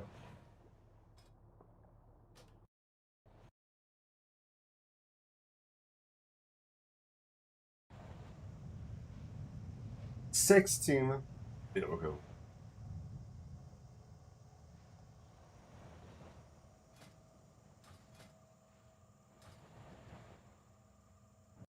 We're missing each other. Well, yeah.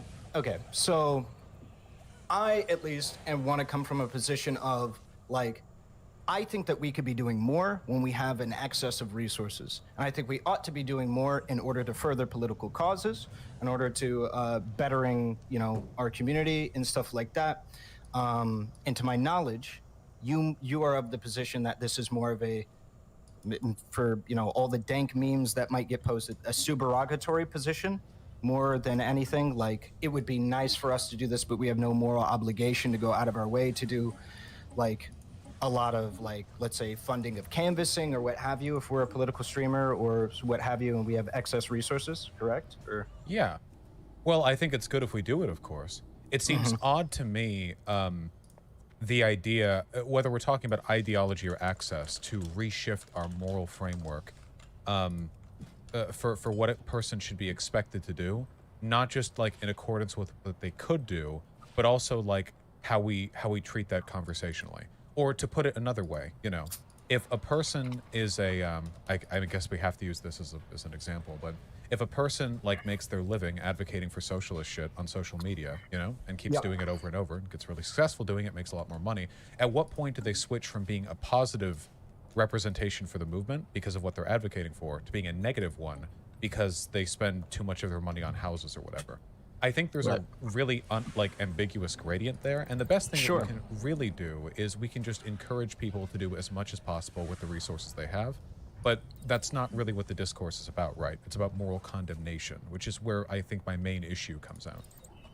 Right. So if we're talking about like moral condemnation and like, I think that when we're talking about holding people to a certain standard and where exactly we're talking about like moral obligations and what people ought to, be like doing with their resources and what have you, and whether or not I can condemn somebody for having excess and not spending that excess or using that excess, whether it be capital itself or money itself or influence.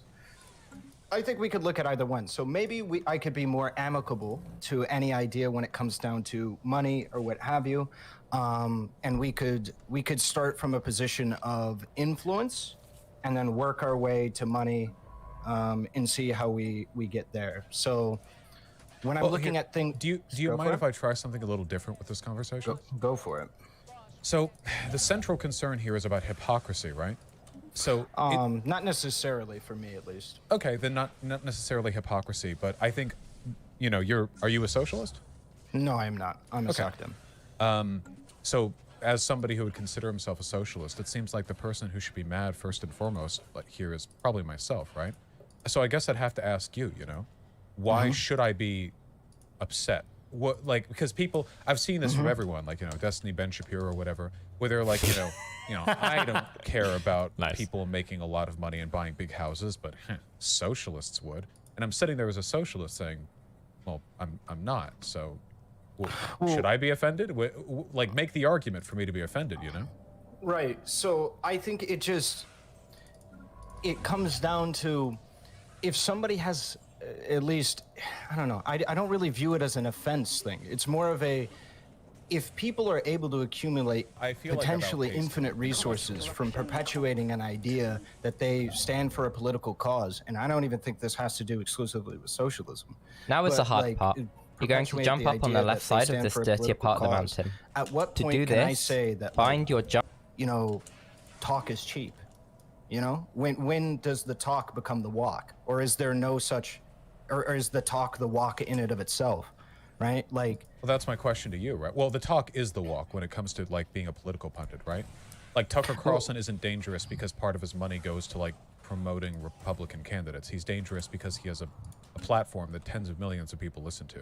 So, I mean, talking is walking when we're talking about political advocacy, because advocacy is largely a vocal process.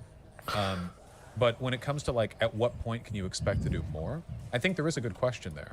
A lot of leftists, for example, are upset with leftists in electoral systems who take up space, you know? That's one of the central criticisms of the Democratic Party. The fact that, you know, they're better than the Republicans, sure, but they take up space. They become the left opposition party, meaning that you're removing sort of cultural, social, and political space for a genuinely left-leaning party. I think there's some legitimacy to that argument. You have to talk about what you're losing, and move what's forward being keys taken right away. next to each other on your And in the case of velocity Hassan, of we aren't really jump that losing doesn't anything. move you forward There's not enough. Jump in a sort of zigzag motion pattern up the mountain. The larger he gets, the more he speaks, the more people listen to him. Here it is the again, happier just I for get. reference. Very Once nice. you've We'll see gotten that up the the largest mountain, streamer start who talks following this politics in route. the Western world is a socialist, even if I hate him and want to be larger than him. So sure, right. So that's my perspective when I look at this stuff. Now I do. By the way, I do think that Hassan should be doing more with this. I think that at his size, he could be doing unfathomable good with fundraising and stuff like that, you know? But it's about how you approach it. If your approach is like, socialist, hypocrite, big house, socialism is win no house, yada yada, we're not really facilitating any positive changes within the movement. We're just looking for an excuse to attack a socialist we don't like. And Lord knows I see plenty of that in this discourse. But if you want to be affirmative, positive, Somewhat careful reaffirming, here, you as know, you you're can doing die good, from full but you damage could if do you are better. careless. That's an attitude I like. Okay. Okay, so I guess then what is a moral obligation that you would set for somebody like Hassan?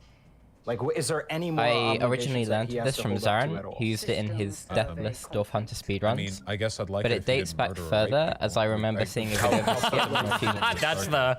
Right, so, like, I guess as a political pundit of socialism, or I guess we can do it left, of being on the left at all.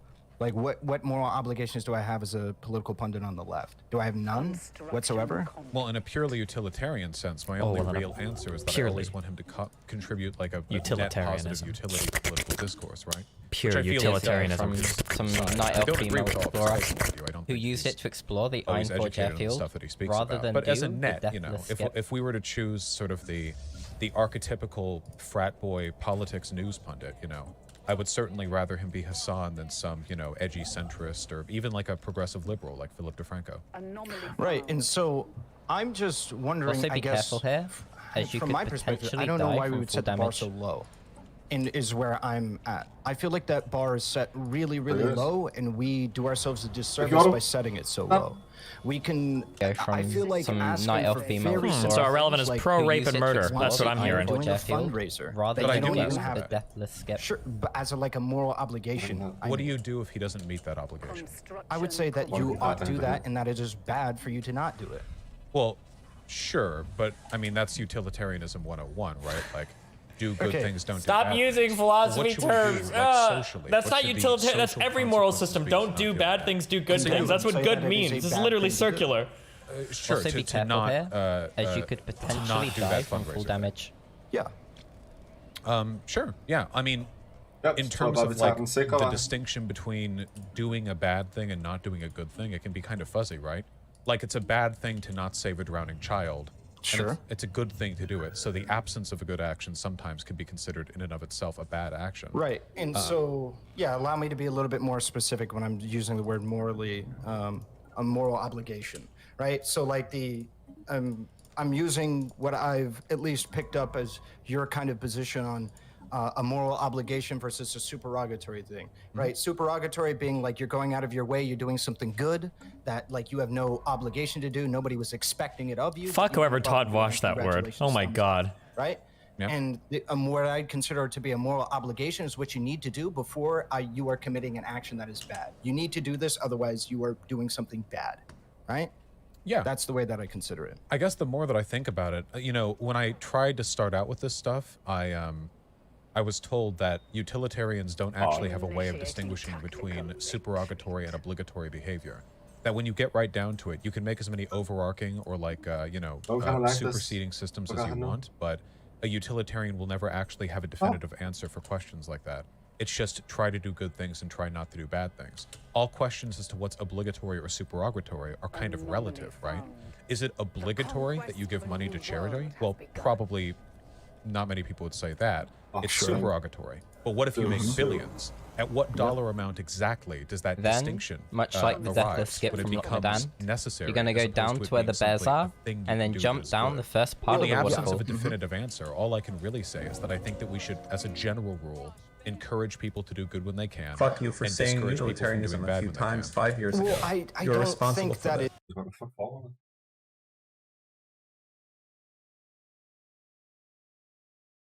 It's like Now something everyone that uses it there because may, they think just it makes because them there is sound gray like area, you. that doesn't mean that we sorry. have to make an appeal to that Don't gray go area all the way being down the waterfall like absolute so that many we throw people out seem the to entire do. concept of Instead, a morally stop when you obligatory jumped action. and then What go do we down like- on the right. What do we get from the moral obligatory language relative to what I'm using?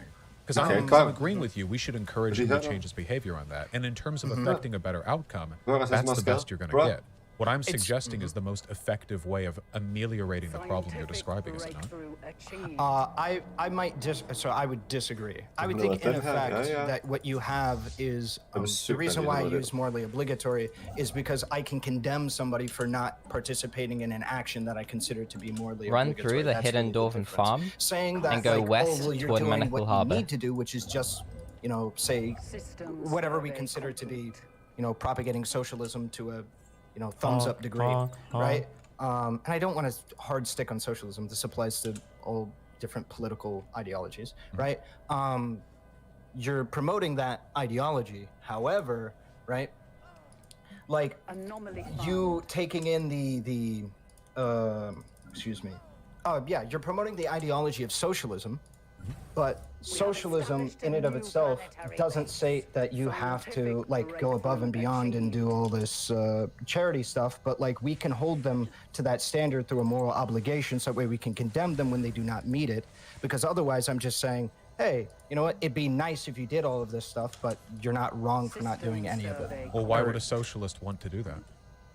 Well, because moral condemnation is something that should be taken seriously. Generally Again, speaking, it is. try and be all the careful people with your full engaging in damage this here, behavior, as you the people can die if you're attacking careless. this, that, and the other, they're not socialists. Overwhelmingly, it's conservatives and liberals doing this, which suggests to me that the attitude you're advocating for here is not actually in the If you're best going to die interest of our anywhere movement. during this skip, It sounds it will be like here. it's in the best of So interest listen of our movement closely. because you're encouraging things You have to be like careful of three consistency, things. good optics, The first and self-checking, second things but you in need to be reality, aware it of just are the seems like a crocodiles thinly in veiled front of effort you at and to the attacking right people side. that you don't like on They are the left. located You say deep it's not within the about water, hypocrisy, but do so we it's have these recommended that you conversations put about marks on them. non-socialists?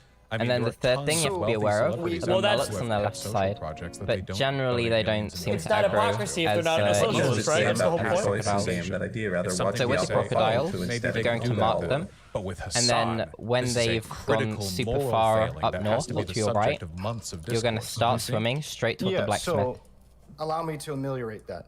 I think it's because in a lot of Note instances, that if you can't see the unironically, second there's a crocodile, lot of people it usually who means I would it's actually point to de-rendered as models and in a good for enough position for you to going not worry above and about beyond where it is. that exist Just worry outside about the of, first crocodile you know, and start swimming when that first crocodile specifically, I moves guess, away. Hassan. I really don't want to attack him specifically, but If you're even going to you, die I would anywhere agree, during this skip, it will be go here. above and beyond So in listen certain closely. areas where I don't believe that this You have to moral be condemnation careful would of apply three to you. things. Your consistent fundraising. The first and second at things you least need to your be aware of outspoken are the desire to crocodiles in participate front of you direct and to the action. right side. And what They I are wouldn't- located deep within the water, yeah, so I so it's wouldn't recommended that apply you this put marks on criticism them. to you. However, And then the I think we third can thing you hold have to be other people aware to a of higher are the standard, mullets on the and left this side. discourse But has been generally spawned they off of, don't seem to like, aggro as again, easily Hassan. to you as the And so I crocodiles. think we can hold him to a higher So with the standard, crocodiles, like you're even going to just mark a them, standard of again and then doing maybe when- one fundraiser a year, right, or what have you. And I think we can. I think we ought to push that kind of a standard over and over again. But to address your point specifically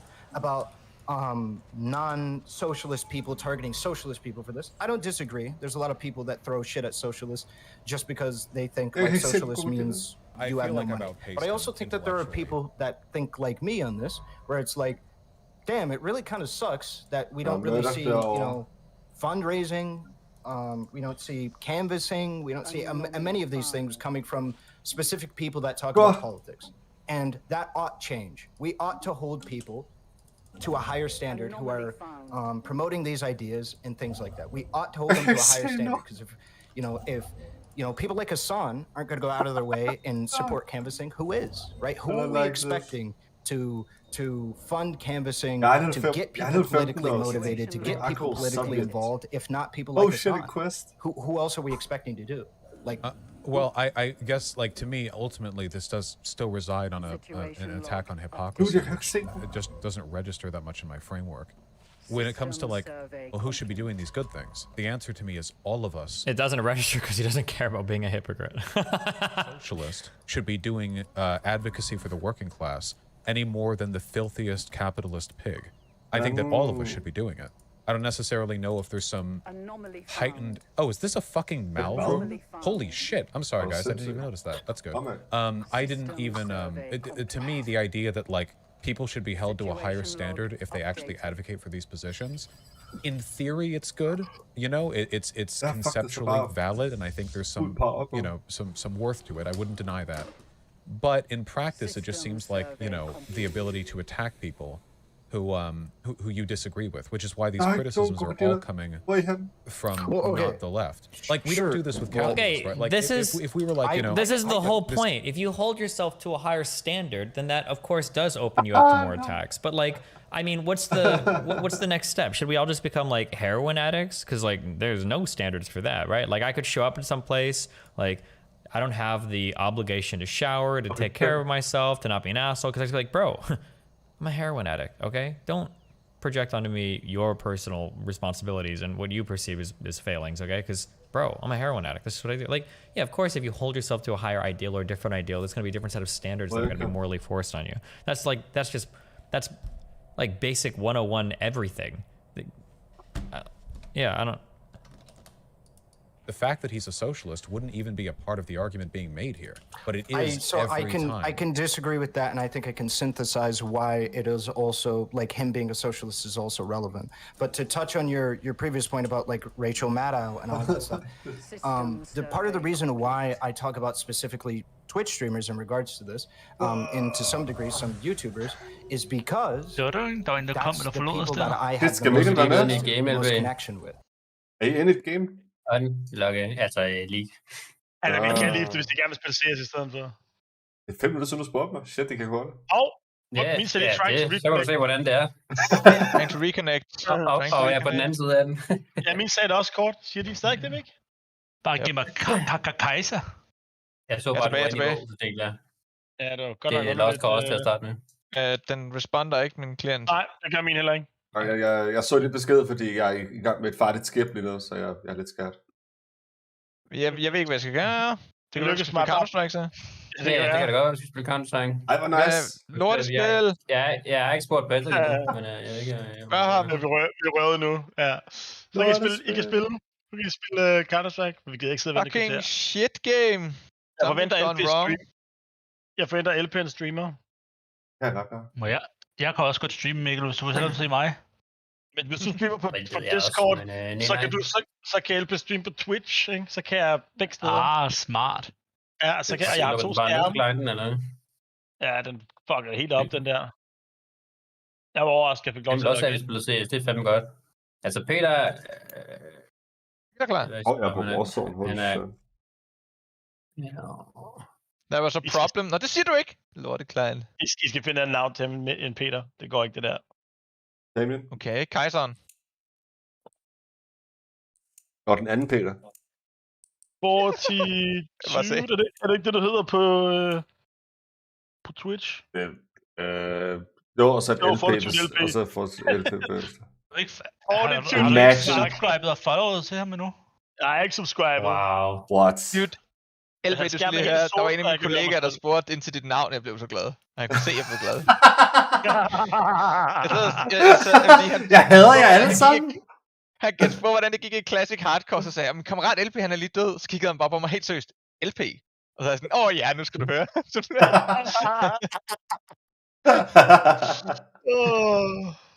Nej. For godt. Det er så fedt at have et navn med en historie, ikke? Altså. Jo! Altså, jeg havde bare Mikkel, det er røvsygt. Ja, det er så fedt. Husk nu, hvis I har nogle fede moments eller sjove øjeblikke i CS, så optag det. Og så må vi se. Jeg vil arbejde på at gøre serveren. Jeg vil arbejde på at gøre serveren det muligt for at være online, så I andre kan opleve ting til den. Nice. Jeg har jeg ikke er særlig stolt af, men jeg kan lige prøve at få det fra mine venner. Så længe det er sjovt. Altså, LB, hvis jeg havde optaget det der forrige game der, hvor du blev ved med at kaste flashes i hovedet på mig, det var 2 gange. Ja, hele tiden. Det var 2 gange. Lige foran mig. Og jeg vil gerne lige sige, jeg fik MVP'en for, at jeg havde flashet 19 fjender. Men lige så mange medspillere. Nej, kun 2 gange. Ikke en skid. Jo. Er det så en del af de 19? Jo.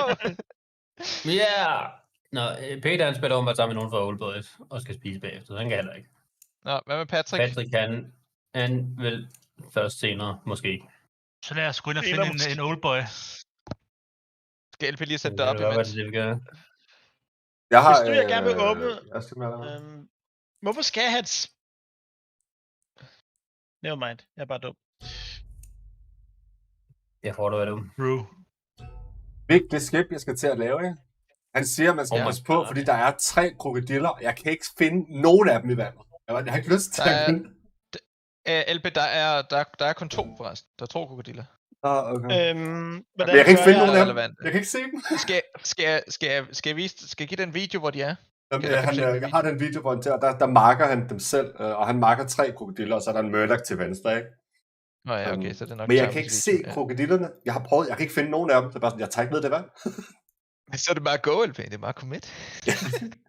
Ja, det mindste jævnt højere level, end de er, ikke, når de laver skibet. Men stadigvæk skræmmende. Ja, du har en Voidwalker, som tager aggro med det samme. Ja, det har jeg så ikke, fordi den er røget af, efter man, ligesom de der flights, der forsvinder Voidwalker, når den bliver ikke summonet igen. Jeg har ikke nogen soulstones. Jeg har bare en imp. Ej, LP, stop. Jeg har bare en imp. Okay, men mindst summon din imp, selvom den resister det hele. Shit. Ja, den er der også. Jeg har et spørgsmål i forhold til Shadowplay. Hvordan kan jeg få den til at også kunne record desktop?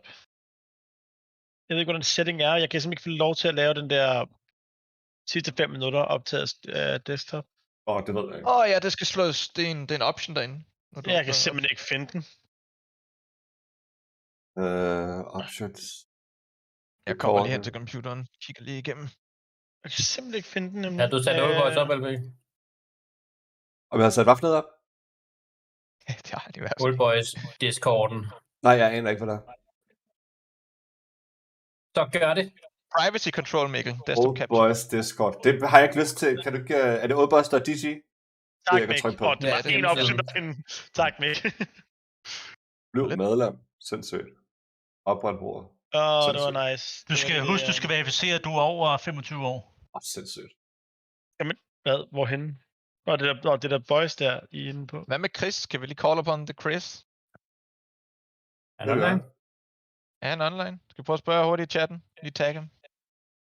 Hold da op, det ser godt nok anderledes ud. Det ligner du for Facebook, LP. Er du en held? Nu bliver de i gang med at sætte Old Boys op. Så i inde CS, det ligner, hvad PUBG burde ligne. Hvad er det for en bane, der er i baggrunden, LP? Det er en shitbane. Hvad siger du? Jeg spurgte, hvad du var for en bane, der var i baggrunden, men det var en shitbane, fik jeg at vide. Det ligner bare sådan et PUBG-sted, det der baggrunden. Nå, Counter-Strike. Jeg kan jo ikke se andet jo.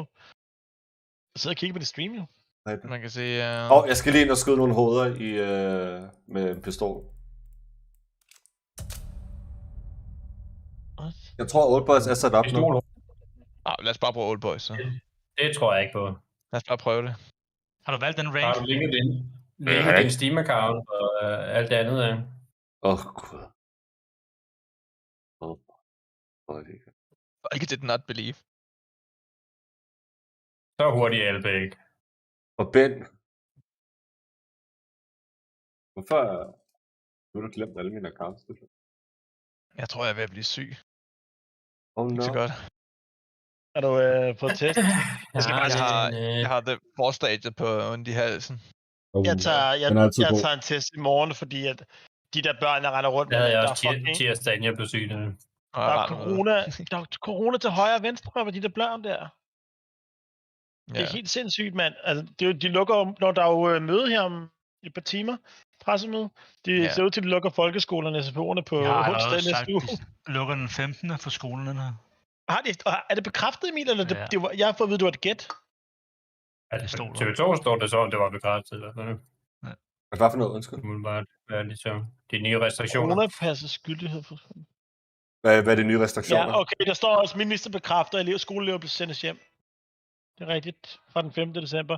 Så jeg skal højst synligt kun lave det, der hedder nødpasning, eller sådan lignende, for de forældre, der absolut ikke kan. For eksempel den, der arbejder på sygehusene, de skal jo stadig have deres børn passet og sådan noget. Og det vil sige, der kommer til at være sådan meget færre vagter og færre børn. Så må vi se, hvor jeg skal arbejde. Jeg er på Old Boys nu. Er du på Discorden? Jeg er på Discorden. Og du har valgt en rank og alt det der? Ja. Føler du dig gammel nu? MG, du ved det ikke? Så skal vi... Wow, okay. Så skal vi bare joine en channel. Er det så MG plus vi joiner? Eller du til at holde C? TF, hvad er det for noget? Nej. Ja. Vi skal ind og join Guld Plus, er det ikke det, vi joiner? Fordi Emil er guld jo, er vi nødt til. Ah, det er rigtigt. Så join bare Guld Plus, den der ovenover, den der er fyldt. Jeg skal lige ind på den der. Ja. What? Hvad er det for en channel? Guld Plus. Det er noget matchmaking. Du skal længere ned end din TF-channel. Så man skal vælge det højeste rank, gruppen er? Nej, den laveste. Eller hvad? Den laveste. Nå, laveste rank. Det er sødt. Kun guld. Guld plus. Yes, okay. Og Yes. Det var den måde, ja. Den der er til røde, så vi går ned til 4 mennesker. Den første? Ja, Guld Plus. Ja. Hey, kan I ikke klikke 3? Lad os vi ses, Mikkel. Ja, vi ses. Det er sødt. Ja, det er vennekoder fungerer in-game, ved I det? Nej, hvordan man adder folk? Ja, eller nej. Inviter? Ja, hvordan man inviter folk in-game? Jeg spørger lige Chris, mens vi venter.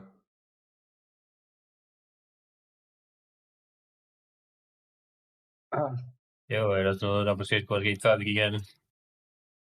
Ja, det var jeg i gang med at sætte der. Nej, jeg synes, du går meget for at prøve. De her old boys igen.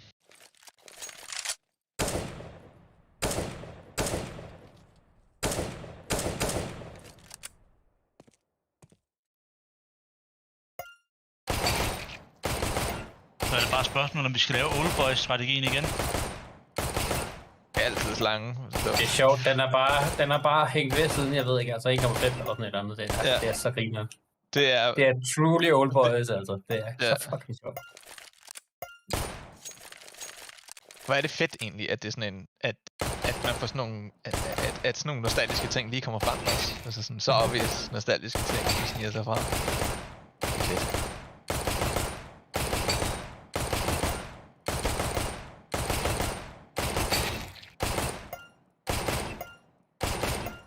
X.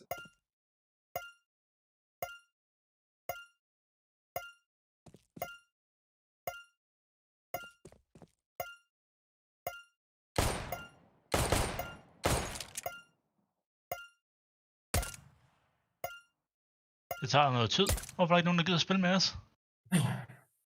Nej, det tager heller ikke, det kommer til at tage.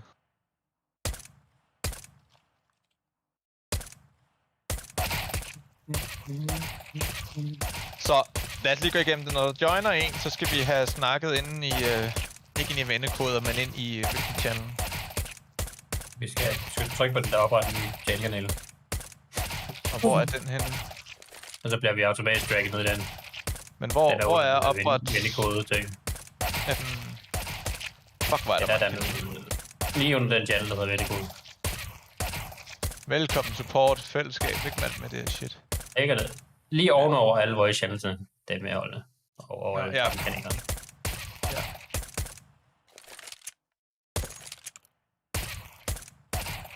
Heller ikke Team Flash.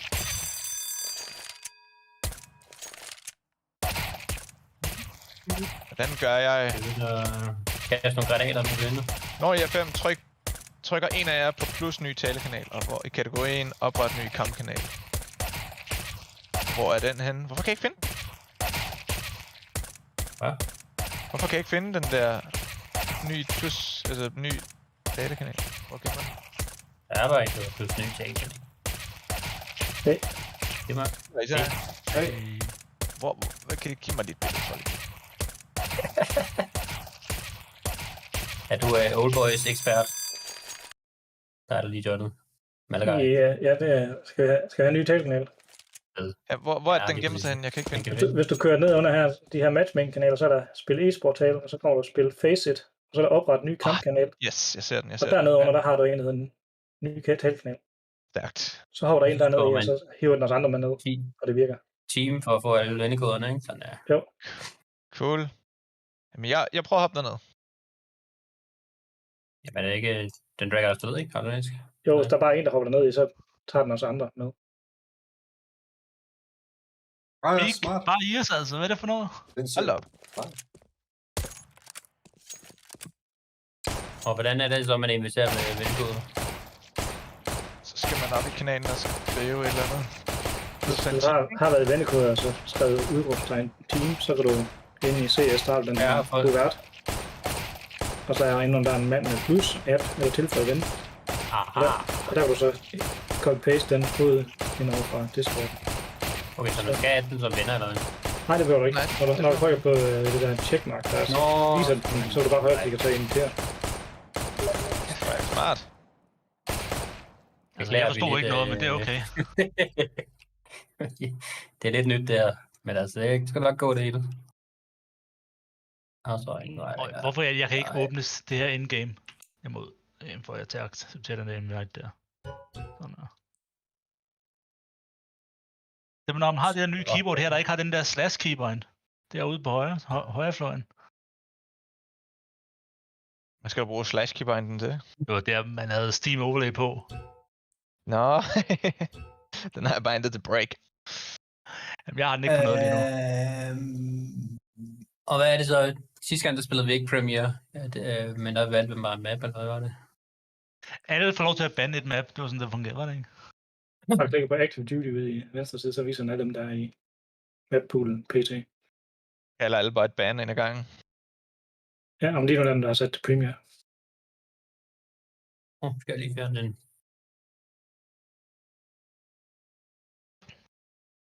Så hvis jeg går ned i Active Duty, sådan der. Jeg siger det bare.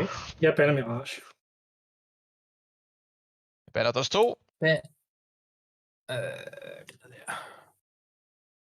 Hvad med dig, Emil? Jamen, jeg bander Vertigo. Det er forståeligt. LP. Så er jeg lige ude og lave kap. Hvor er det der henne? Wow, GG. Du skal bare sige det, LP. Du kan vælge mellem 4 maps, du ikke vil spille. Mirage. Vi fører overpass, Nuke Du kender mig, folk. Inferno, overpass, Nuke, Ancient. Ancient. Hvad er du for en type, LP? Du kender mig, Folke. Gør det for mig.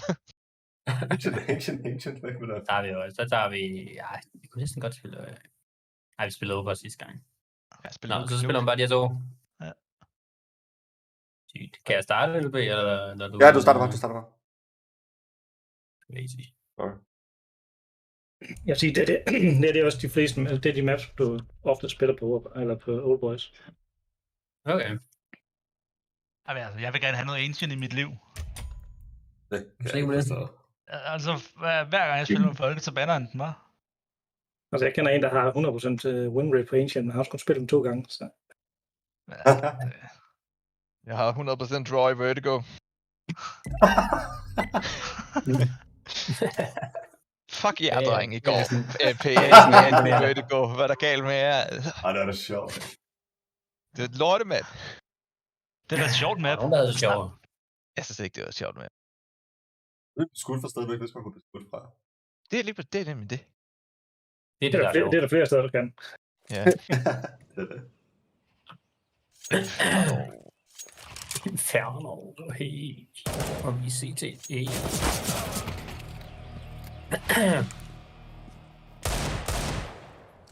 er sjovt, vi spillede 3 games i går, ikke? 2 af dem blev udgjort, og så vandt vi en. Den, hvor vi vandt, der vandt vi sådan noget 16-2, og det var uden tvivl det hold, der havde højst rank. Det var meget underligt. Ja, det var så vidt, vi kom ud af den. Det er fordi alle dem, der er low rank, de snyder. Det bare ikke spillet nok endnu. Du kalder mig en snyder? Ja. Det er Inflame. Tror du, det er den rigtige? Nej. Underligt, at jeg randomly spillede med ham i Warlords of Draenor. Totalt starstruck. Det var sådan, da jeg spillede med Heaton og Blood for første gang. Ja, jeg kan godt forstå. Og så når man sidder på en DK, ikke? Og man er bare sådan, at de vil have en, du skal shotgo, fordi det er så grip i RPG og alt muligt pis. Nu sidder man bare der med... Nå. Så gik det helt koldt, men nu har vi et andet spil, vi fokuserer på. Det var det. Det er derfor, jeg stoppede. Jeg tager B. Hvor vil du holde hen, Jeg tager eller B. Det er mig lige meget. Bare derovre. Hvor ikke hvad? Jeg går ind med B, så. Jeg tager pappen, så. Har I lavet kyllingerne op? Ja.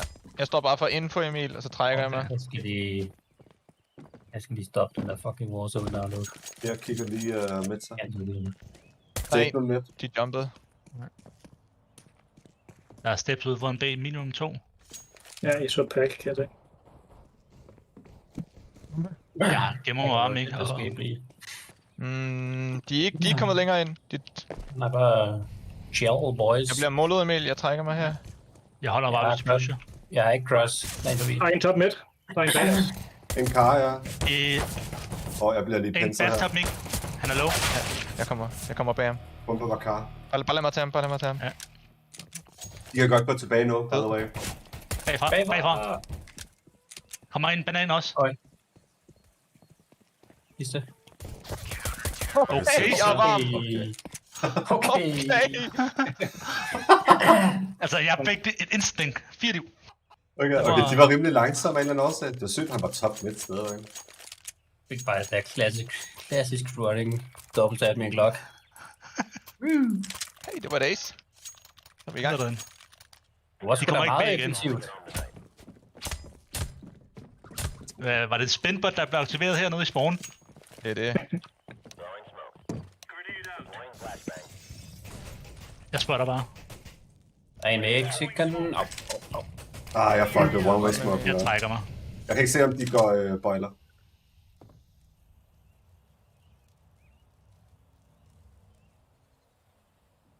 Jeg sidder bare over copy. Det kommer ud med dig nu. Ja, en enkelt. Jeg ramte ham. Ja, der er en, der står og skubber op i os. Der er to. To apps. En død boiler. Nice. Okay. Jeg tror, der er noget nede i sækken. Skal jeg flash ham? Ja. Boiler. Au. Der er scout stairs i boiler. Trappeboiler. Han har bomben også. Hvad med dig? Han står lidt. Hvor er der nede ved broen? Stærkt. Har vi info? Der står en apps. Han har 4 liv. Bomben har 4 liv.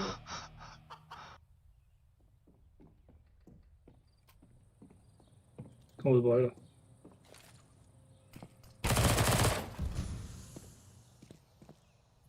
Der er en M4, tror jeg. Det var en M4, han havde. Nice. Udenfor. Er det under der? Det er det der med stedsandelsen. Fuck off. En, der kan droppe? Jeg har droppet en. Jeg dropper igen. Tak. Og one way smoken, det var midt i den sorte bar, ikke? Ja, jeg må love at jeg har faktisk fundet et bedre line-up til dig. Så jeg ikke viste dig den anden gang, som er lidt mere overskuelig. Jeg nader, så flasher jeg og måske piker. En nede i bunden og midt. Jeg smoker mig. En Mexico. En er dængt. Jeg smoker med den. Jeg ved. Jeg giver dig boost til, hvis du vil. Du har allerede fuld view. Og en boiler. 2 apps med bombe. En derude boiler. Jeg er med dig, Folker. En død igen. Han er ved. En op med. Bombe op. Bombe ned, short. Stærk. Du er helt til der. En tæt på LB. Minus 74. Kort i hånden. Nice.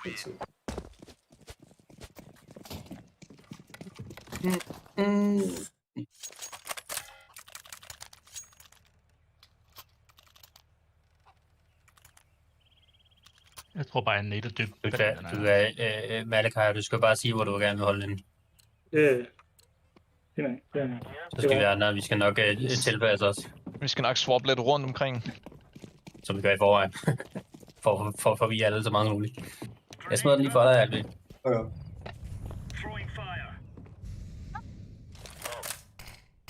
Okay. Jeg ramte ikke Albi. Men der Dræn op. Han er ved træet også. Jeg finder pusher. Du har ikke en flash.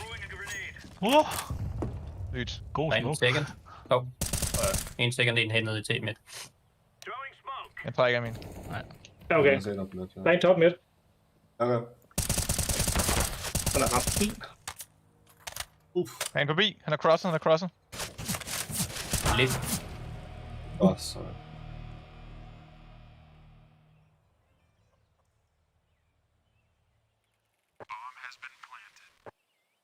Jeg kan flash mig, det er med. Ja. Jeg er lige under hjørnet. Shit, mand.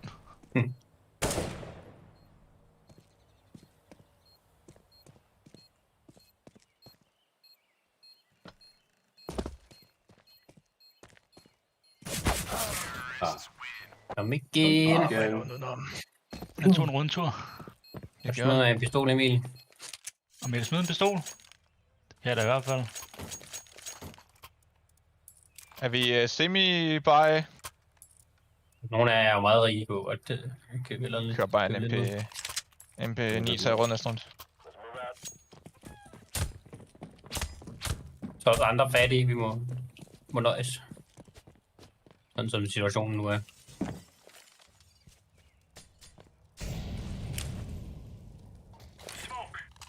Definitivt jeg kan simpelthen ikke ramme den der. Okay. Sidder definitivt i midten her. Jeg holder lidt. Ja. Mål B. Ude for bananen. Ja, der er nogen af top midt. Så er jeg tilbage til Lip. Der er en her, Emil. Ja. Jeg chiller bare. Det var bare lyd og bag dig. Men de kommer nu kort, tror jeg, lige om der. En mere. Jeg har ikke set flere end det der. En kort. Bombekort. Han var pushet frem. Shit. En banan. Minus 26. Ja, minus 75.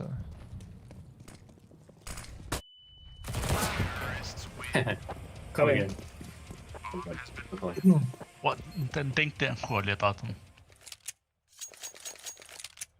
Ja, drenge. En dag, ikke? Så får vi andre... Så er bare en dag, så har Mick ikke længere flere kills end os alle sammen. Jeg starter også godt ud, ikke, med Ace? Ja. Smoger du den lige, eller hvad? Jeg prøver igen. Jeg bliver nødt til at have den der one-way smoke. Den er så tæt på, men den... Nej, jeg smukker noget i midt, mener jeg. Okay. Jeg bliver bare ved med den der one-way smoke. Jeg stiller mig tæt. Jeg skal lige vise dig den anden. Den anden line-up er altså meget bedre. Ja. Så står jeg og crosser. En second. Der står en nede second midt. Der står en til. Og så er I i bunden af midt. Ram den net. Jeg trækker. Der står en Mexican. I har to nede. To nede der. Han er dinget. Dinget, tror jeg. Og det der sagde vi? Nej. Nej, det kan en MP9 nede i second twister. Super. Og åbnet midt. By the way. Så bare venter her i med, hvis de kommer. Ja. Vi kan godt stille sig. Ja, det. Kommer på en AK, hvis det er. Det er gerne. Det var en galil. Det var ikke de her nades. Det har de jo nok.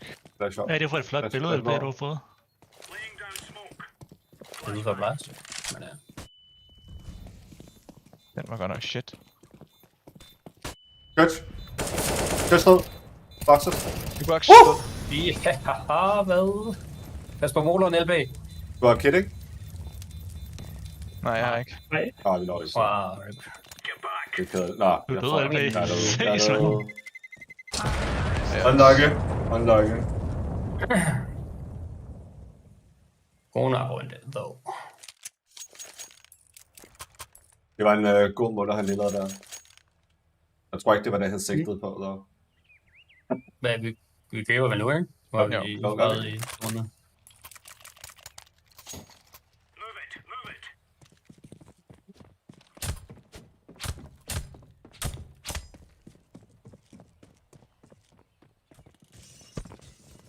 Vi kan lave det. Jeg ved. Kan du booste mig her, Ming? Ja. Nej, en tæt. Jeg rammer den stadigvæk ikke. Den er så tæt på. Der er 2 ude for bananen minimum. Jeg nader dem. Bare til at flash, hvis de kommer, faktisk. De pusher, lyder det til. 2 steps stadigvæk. Vi kan lige apartments. Der kommer en nu. Det er så langt. Flasher.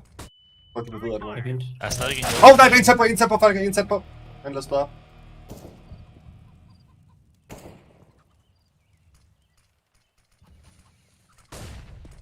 Der er ikke en. Jeg trækker mig selv, du kan blive der. Ja.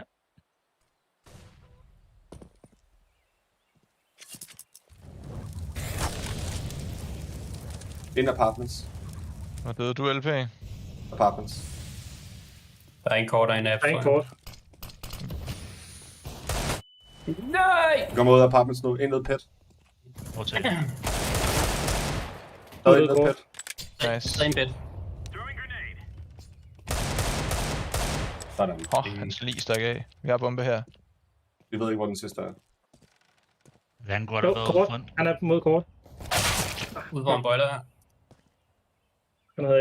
Jeg venter på dig. Jeg Jacob ikke kun. Han er der. Sådan.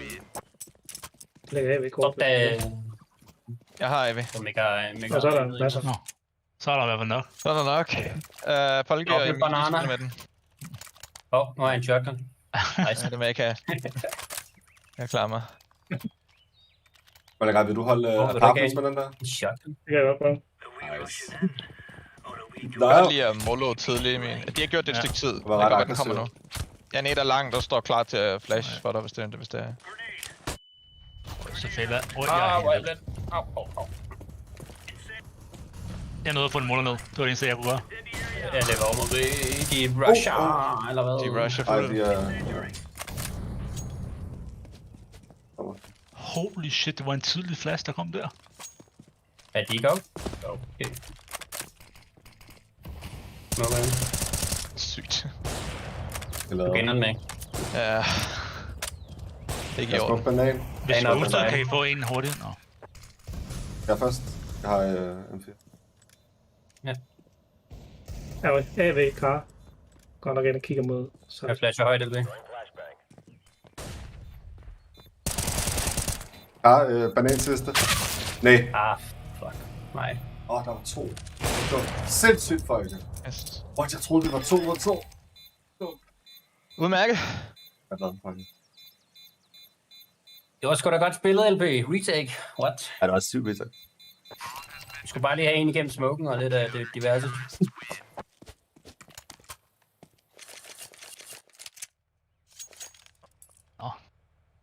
Der er nogen, der mangler dorps. Jeg kunne godt tænke mig det. Hvad er der i dorp? Og for Mars. Der skal nok komme nogle kills for mig på et eller andet tidspunkt, håber jeg da. Vi kan hostle. Vi tror på dig. Jamen, jeg tror også på mig selv. Jeg tror på dig. Jeg må lort close. Kom, boiler. Ja.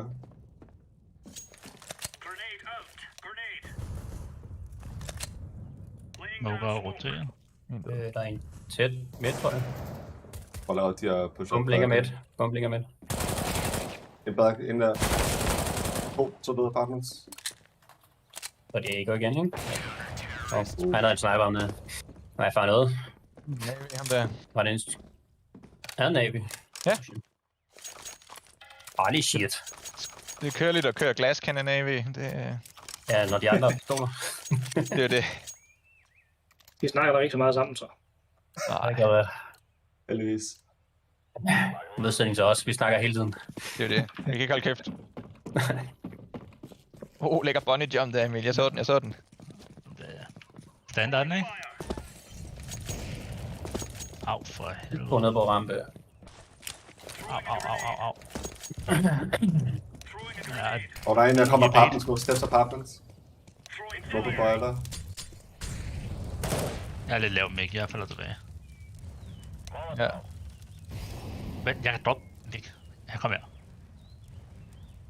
Værsgo. Bare bøjle, ikke LB? Jo, tak. Ikke hvis han står trappen, så tror jeg godt, han kan kigge på det. Jeg kigger ned.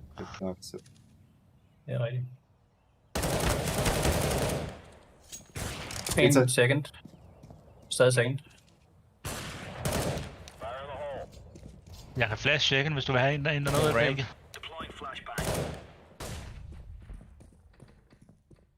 Ja, make. Han har hoppet op.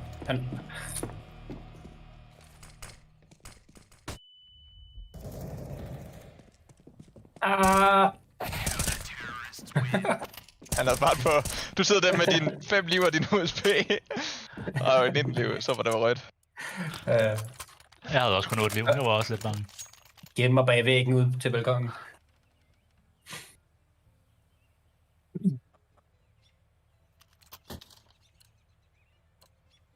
Come on, jump.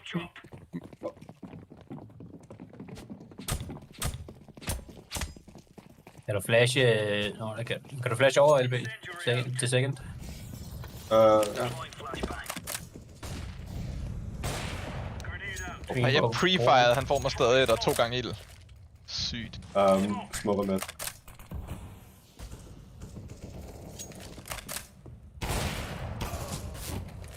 Okay. I'm sorry.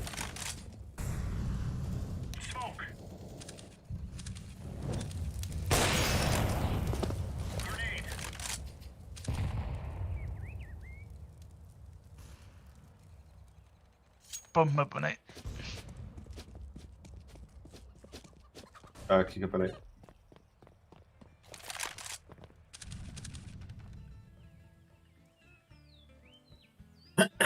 Der er blevet målet på short. Smukkel. Flashbang.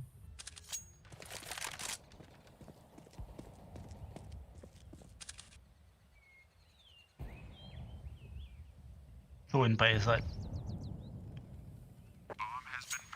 Skal vi bare spare? Bare spare den der. Det var nede om 93, så sådan nakker han mig af ind.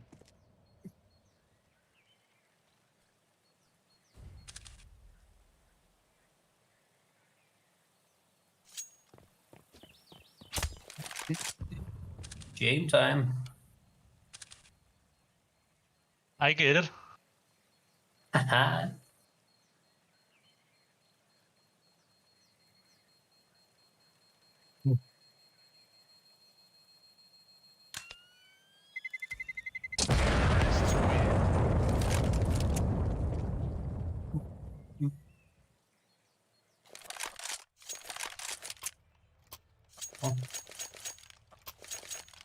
Vi har fået et produkt. Her, jeg har også mit... Sindssygt down. Han lander oven i mig, og min autobike-keeperen virkede ikke, fordi jeg havde fået et våben. Jeg var meget forvirret. It doesn't work. Ja, prøv at spille lidt mindre aggro. De har en AV, der godt kan lide at peak. Og du har AV. Ja, jeg står bare her. Det er bare stå den der vinkel, det er fint. Ja. Må være dybt mere. Han står i Mexican. Det var en pre-fire. Der var en Mexi. Så kun en. Må du være Mexi?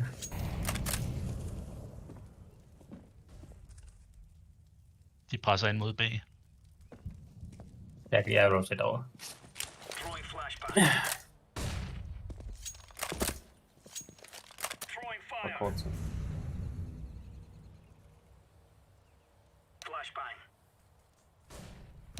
Vi kan godt komme ud boiler lige nu. Smash er lavet dem, ikke?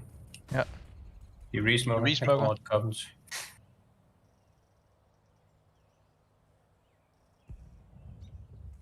Nej, det var jeg. Det lame. Der er bum, vi er under. Jeg har 2 AV's. Den ene er slidt. Smoken fader nu. Op midt. Jeg skal de trækker, eller? Oh shit. Okay, og der er også nogle i apps. Det er pack. På top midt. Der er stadig en. Jeg røg hjem i smoken her. Der er en kort. Der er en og en... Apps. En apps.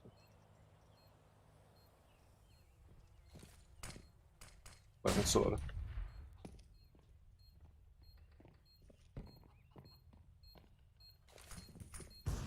Nej, midt.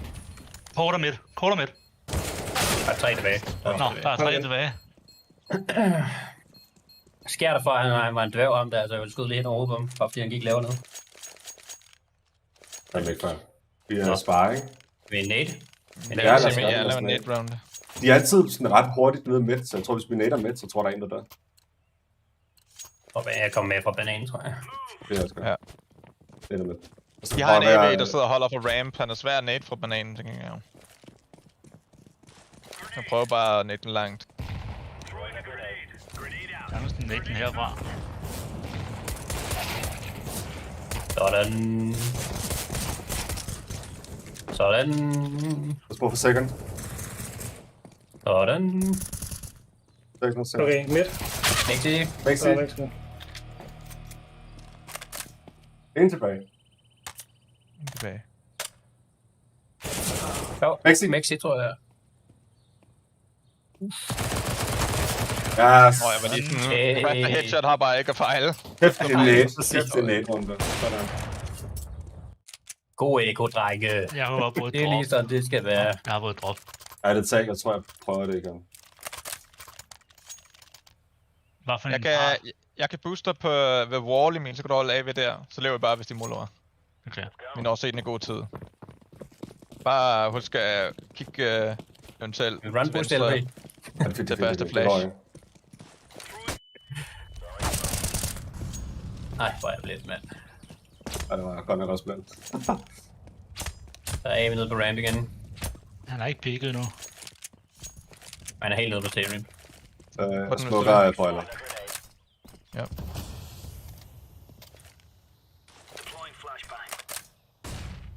Vi holder den bare 2, Emil. Jeg er nede, du er oppe. Han har ikke en chance. Nej. Hvor er vi second?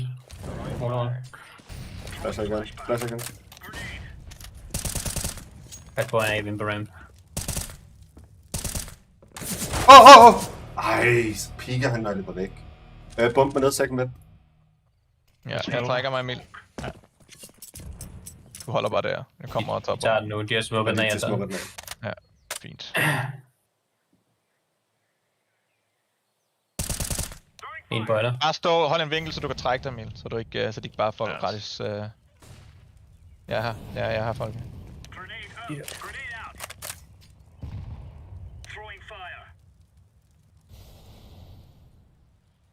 Har du flash egentlig, Folke? Ja. Klar til at flash mod midt? Flash til. Ja, kom her. Okay! Bombe med. Nice. Det var en rimelig iskold over. Jeg var også lige over hovedet på mig.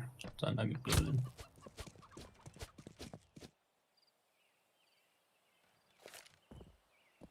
Altså den sidste, det var AV'en, så... Jeg stepper i apps. Ja.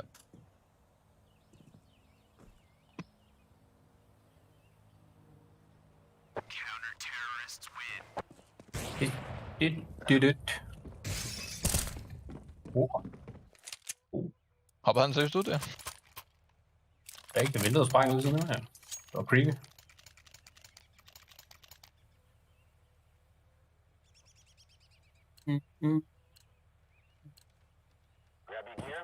Næler midt igen.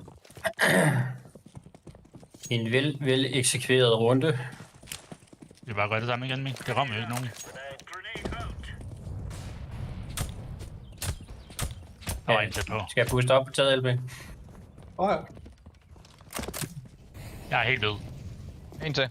Det 3 døde. lyder det ligner det der. Du gør det. Jeg roterer bag. Hold da op, jeg ødelagde dem. Hvor boulder. Jeg tror bare, du kan blive... Ja, jeg bliver bare. Der er der en off angle, og vi kan... Er det inde? Er det ikke, vel? Nej, det er ikke inde.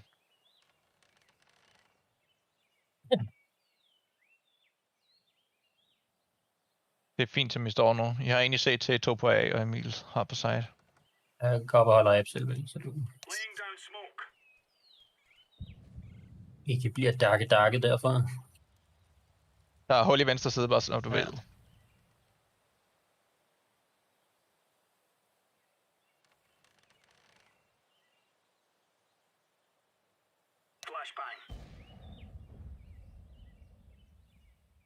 Hvem? Åh, det var en kylling. I smoken kunne jeg bare se noget. Der er en B. Griner.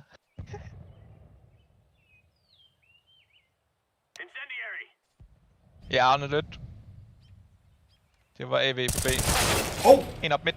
Der bukkede. Nu mod Shadows. Jo, Kort. okay. Smoke default. Sgu et skud. Hjælp. Og så kniv frem. Good half. Pengene er ligegyldigt. Men i mindste har Misli ikke dobbelt så mange kill, eller mere end kills end os til sammen nu. Ej, det ville godt nok være vildt, hvis det var 15 runder inde, ikke? Jeg køber en smoke og en flashbang. Skal vi der var en, der havde det i går. Det var sådan en ruski, der var kavet et helt hold. Ligger en pistoliero. Eller Emil taget, kan jeg se. Jeg har allerede noget på den. Han er hurtig. Altså, jeg smukker CT. Skal vi lige flække ham deroppe igennem midten? Emil, du står med din P92, den one-shotter. Der er 2. Kan jeg ikke løbe ind foran. Ease. Hvor er det der er en. Dinator. Ej, jeg fik også... Der er en CT. Der var også en på side, hvor var. Der var omset eller nated. En construction. Skal plante der bomben før... Jeg blander den bare ved fountain, fordi jeg lige smukker den for mig. Banan. En CT. Der er 2 banan. En ramme banan. Dash med banan. Kølig, drenge. F, nej. Jeg har det lidt. Ned med dem. Jeg kan smoke lang siden af midt der, så kan vi gå hurtigt op midt til højre måske. Ja, helt sikkert. Eller du er en scout. Hurtigt op til højre. En scout. Ja, Så tænker man, det er scout-tid, og så bliver der bare smoket. Men tænk over scout-tid, så står man fejl. I har en scout. Der er 2 af dem ind. Nå. Der er et hul i planen, drenge. Hvor højre side? Der ligger en AK i Mexico, bare lige så hun er opmærksom. Ja, vi har en MAC-10. Okay, der så en i. Jeps. Eagle. En B. Der er en, der pusher fra en banan. Jeg trækker. Jeg har ikke noget liv.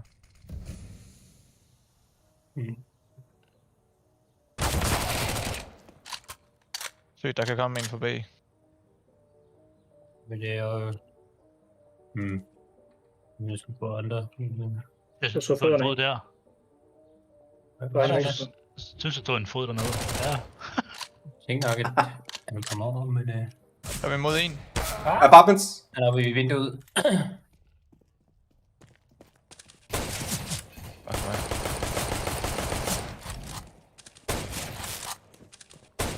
Den er ikke varm, den her. Jo. Jeg kan ikke, drenge. Jeg stresser. Det går rigtig godt. Træk vejret, Nick. Træk vejret. Okay, jeg skal trække vejret. What the fuck? Væk med den gun der, det gider vi ikke. Det er en helbredsrisiko. Hvad fanden er det der? Ej kæft, jeg kan slet ikke. Det bedste var, at han heller ikke ramte noget som helst. Nej, det var skønt. Det blev mere og mere pinligt. Jeg ville hellere bare være død der til at starte med. Og så være sådan, satans. Altså, prøv at køre op midt i den her gang. Bare rush op midt. Jamen, hvad nu, hvis jeg bliver nælet igen ned på 20 liv? Det var den næste sidste gang. Ja, 2 runder i streg. Au. Nå. Det var bare et skyd.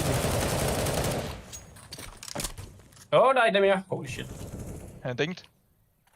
Skal vi gå B, hvis de er stacket på den måde?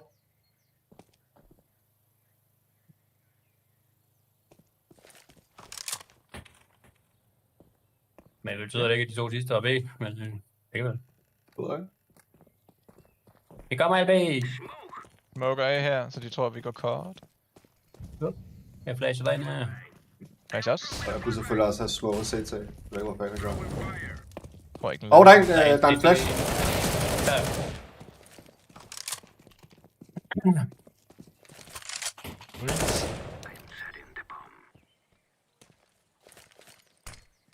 Jeg ved. Det ved jeg godt, LB.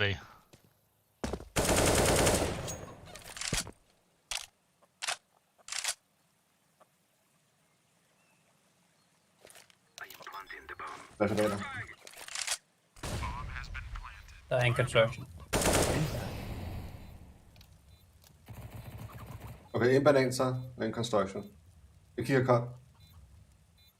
En banan. Du står ind og skød bag mig. Jeg ved. Han er op nu. Han er i hvert fald ikke kon, eller banan ham den sidste til. Jeg er lovligt. Jeg har set til.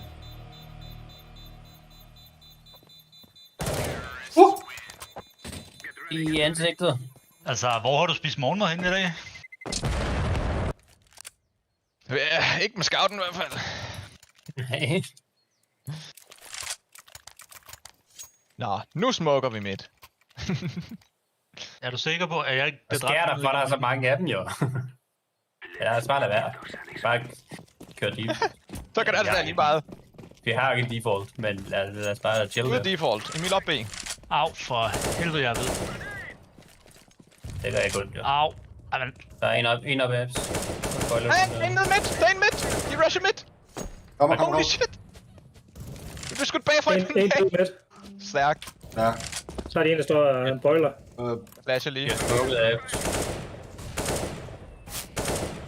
What? En, der pusher apps. Der er en off i boiler, så... Shit. Ja. Bare vi skal på base, så bare vi skal Der er en modsætning med. Ej, de er aggressive. De er sygt aggressive. Vi skal bare have nades frem, og så bare nade der, hvor de kommer frem, for så mister de liv. Det bedste, vi kan. Det er lige hvad, hvis bare nade op i midt, så dør der 3 af dem eller sådan noget. What the fuck, man? Sådan op lige der. Lidt køligt. Alle du kan duellere med, så er det åben. Jeg vil håbe på, at jeg bare kunne lige side-tab ham. Jeg synes bare, vi skal nade op ad midt, ja, og så lidt bag. en stille runde, ja. Eller ikke droppet en pistol. En dark. Ja. Jeg har en nade til ham. Og en dark. Mange dark. Så no jumping.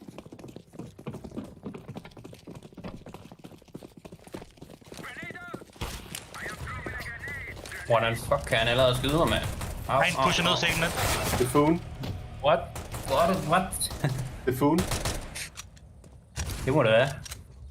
Vi beder også, de er psykoaggressive. Det er helt skudt.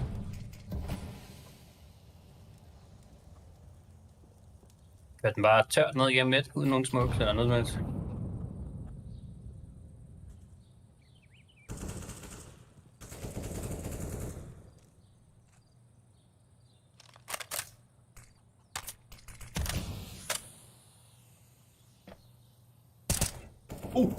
Ingen ham.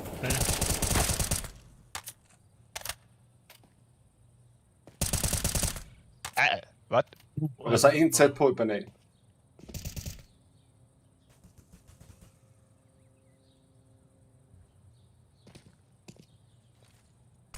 Han står i venstre side. Højre side noget, og en der står klar. Barrels og så til højre. Ham i højre side, han er dinget. Okay. Så er midt. Okay. Lad os nade, og så lad os bare stå og afvente på de pusher, fordi det gør de hele tiden. Vi har stadig ikke råd, vel? Nej, ikke rigtigt. Tyr apps eller sådan et eller andet. Ja, jeg løber bare hjem med appsen, tror jeg. Tyr, Ja, tørner hjem. Jesus Christ, mand. Var det vildt. Undrer mig bare over, at han kom rent faktisk frem til at skyde mig, før jeg nåede at kaste min granat i starten. Altså, jeg så ham slet ikke. Han var i venstre side. Hurtigt. Ja. Der er en boiler. Boiler død. Ej, en til. Okay, jeg går akkurat med en AV. Bump med droppet, dreng. Bump med droppet, dreng. Sindssygt skud, hvad der kan. What the fuck? Der er det også lidt blot for det her.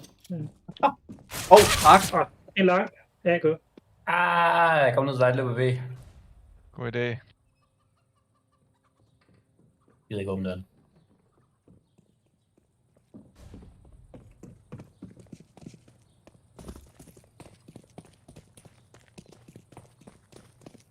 Jeg kan flashe os ind.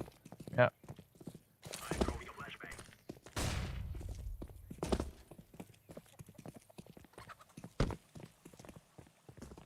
Fucking stille.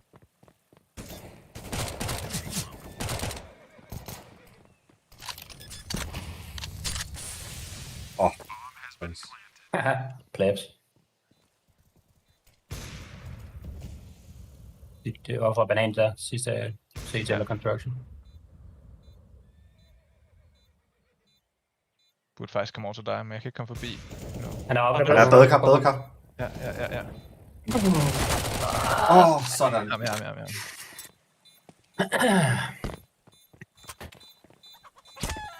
Ja, flash ud i stedet for, du ved. Okay, nu kan vi endelig lave en ordentlig runde. Nice.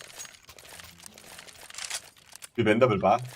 Du har en MVP. Nu kan vi lave en ordentlig runde. De to første, LP og Malakai, smed lige nade op i B, men nu løber for langt op selv, fordi de nader selv. Ja.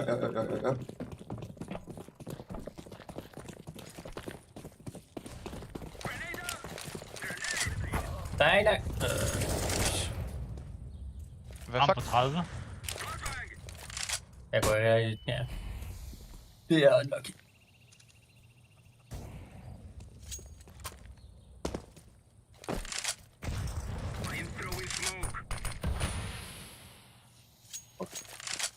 Jeg ved ikke, hvad vi skal gøre. Jeg tænker bare, vi venter, de pusher. Hovedet i jorden og glemmer, at der sker noget, som du lige den punkt der. Og vi har et problem med pusher midt. Bare få nogle picks, vi har masser af tid. Pusher for sindssygt.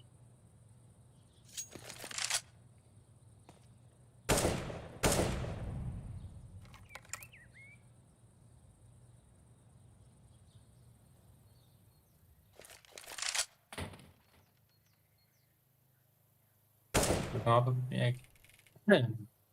It's back up, I guess. Let's smoke CT. Flash, Jeg kan ikke huske, hvordan man laver den her. Jeg kan lave sådan der. Blinder lige med den.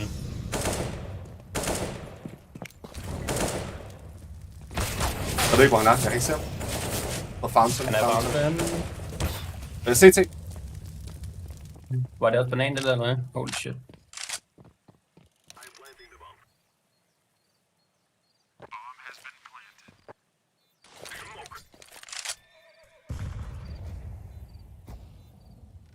Nej.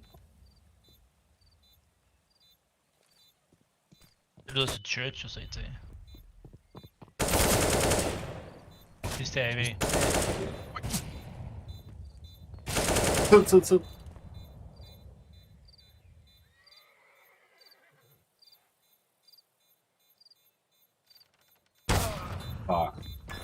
Godt forsøg. Kæmpet. Okay, den der.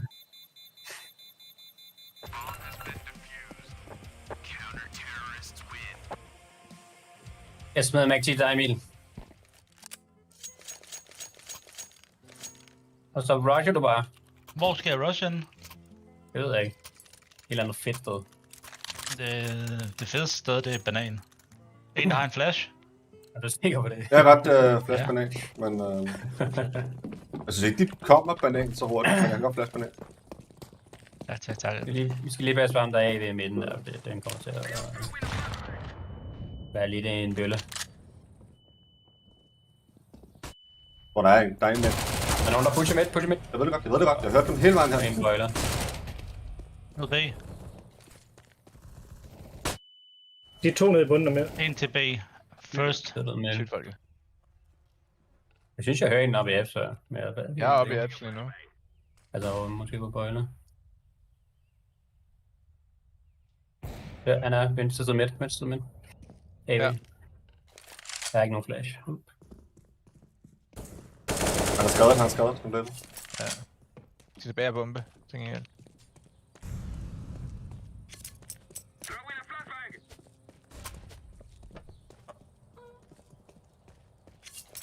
Skal vi bede? Så går vi ham der støderen. Jeg kan smoke CT.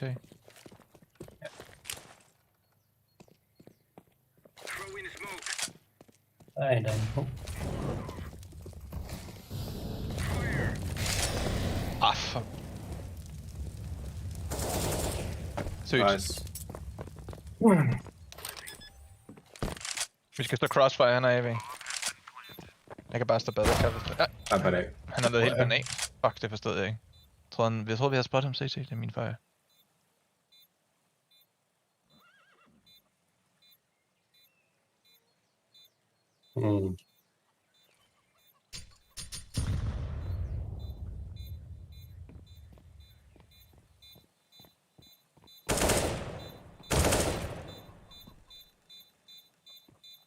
Stop.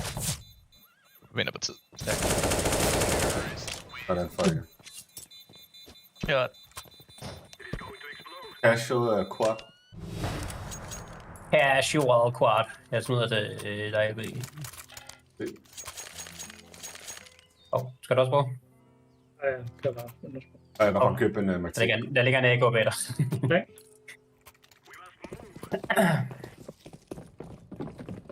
Noget så net opgivet med. LP. Kommer der altid. Nej. LP stormbanan. Jeg har dig. Du er sikker? Der er en, der rusher midt. 2, 3. Jeg må også se. Drenge, vend om banan for helvede! En banan død. Kom ind for second. Kom ind for second nu. Død second. Nej, vi er mod en. Jeg ved ikke, hvor de er her. Banan. Han har taget 50 skade.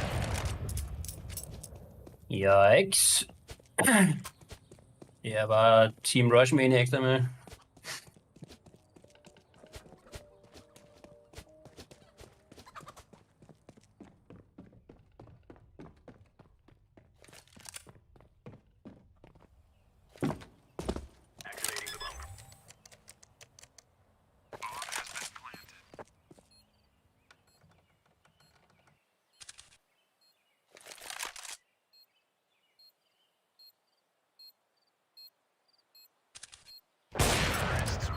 Sådan.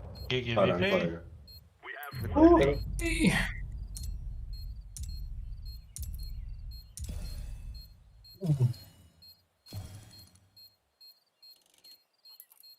Det var da et livligt spil. Må man sige. Nu se, hold da. Du er raid nu, Emil? Ja. Jeg har madtid. Så jeg har bare tak for spillet. Tak for drengen. Hop også. Jeg laver mad også. Ja, tak for det.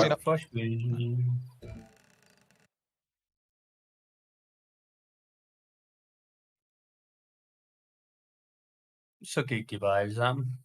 Okay, aldrig. Skal vi tilbage til The Boys, Sentry? Var man? Okay, så lad gå der. Absolute legend. Og så er der Mikkel. Then there was one. Son. Han vil ikke snakke med os. Ja, det kan være, at Patrick og Peter er klar senere. De var klar, ja. Det kan godt være, hvor jeg affældt mig, når jeg kommer dertil. Selvfølgelig er du klar, det jeg snakker om. Du har lige sagt, at jeg kender dig, selvfølgelig er du klar.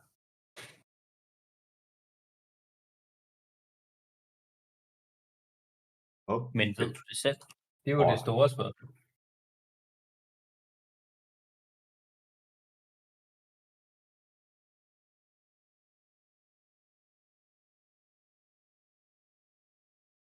Det er det. Det er jo faktisk. Jamen, det er jo bare et stort spørgsmål. Største spørgsmål.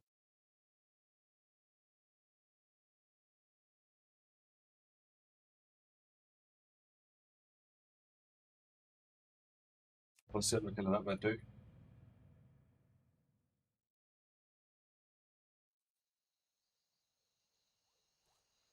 Op der.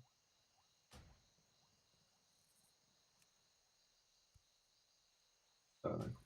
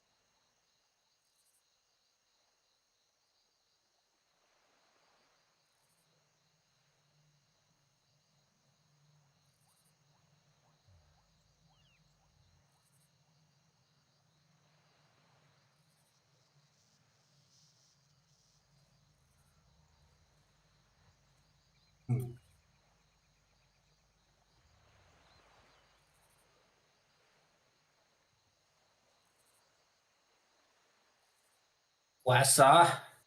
Så. Så.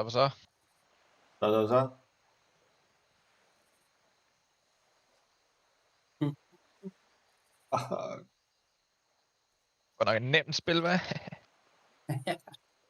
Føles lidt hårdt, synes jeg, men det var jo bare, det var rimelig tæt. Eller nej, det var ikke rimelig tæt. De spillede godt med aggressivt.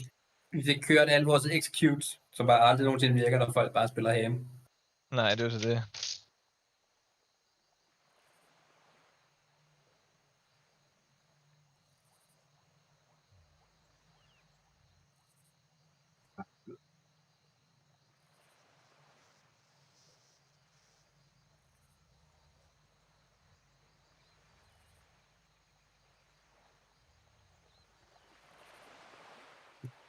Det var ikke så godt, at ikke lige den der one-way, den ikke fungerede. Er det unlocket? Ja, jeg har en ekstra en til, så man kan slå en one-way på kort. Oh shit. Jeg kender også en, hvor man kaster den op på den der fucking lille cykel. Så lander den på cyklen, så kan du se under for pit. så bagved. Jeg synes, den der krokodil, den kommer særlig langt væk.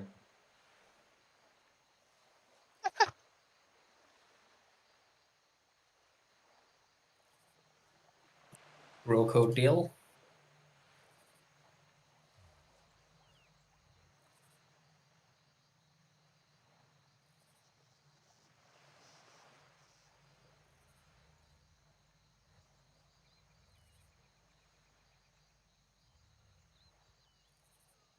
Nej, det er selvfølgelig også mistet Soulstone. Det er fuck. Ja, Soulstone vil ikke hjælpe dig meget, kan man sige. Ja, så tæt på bare at gøre det nu.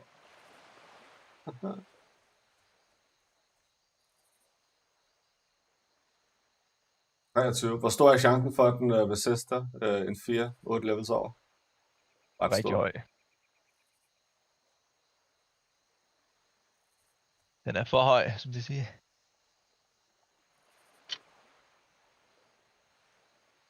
Det går den nedad, eller hvad er det der? Er den langt væk nu?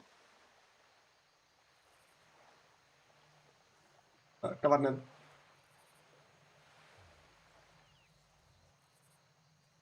Den er langt nok væk, til du ikke kan se den LP, ikke? Så det er bare at gå i gang, ja. Og det er fordi den anden, den er der, jeg skal svømme igennem her. Den er her og et andet sted. Jeg kan bare ikke se den. Jeg kan se den lige før. Hvis den patruljerer den her, og så er fuck, hvis jeg svømmer lige over den. Jeg ved ikke, om hvis man marker den, om den så bliver rendered.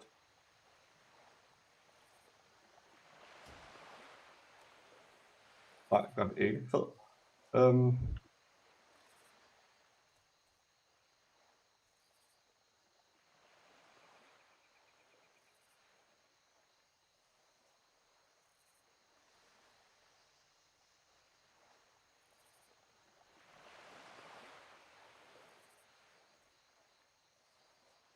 Det fungerer sgu meget godt, det der Oldboys stadigvæk. Selvom man ikke sagde noget, men jeg tror, der ikke har sagt noget i det her publikum. Nej, det tror jeg ikke. Ej, det er så også... Altså, man kan sige, det er kun var dig og mig og Emil, der ham der, de der to, vi var med randomly, de sagde de snakkede fucking meget. Mere end os alle sammen. Ja. Men der er nok også stor forskel, om du er solo med 4. Ja.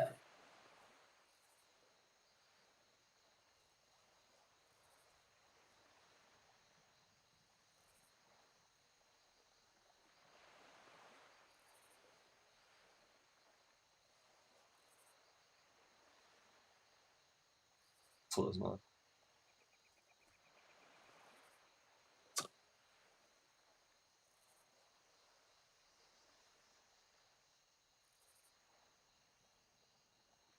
Og næste gang, så Lige om lidt.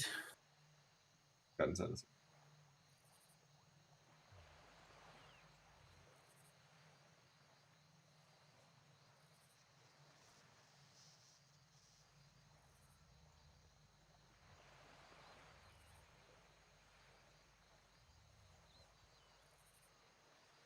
Du løber bare stedet igennem, du.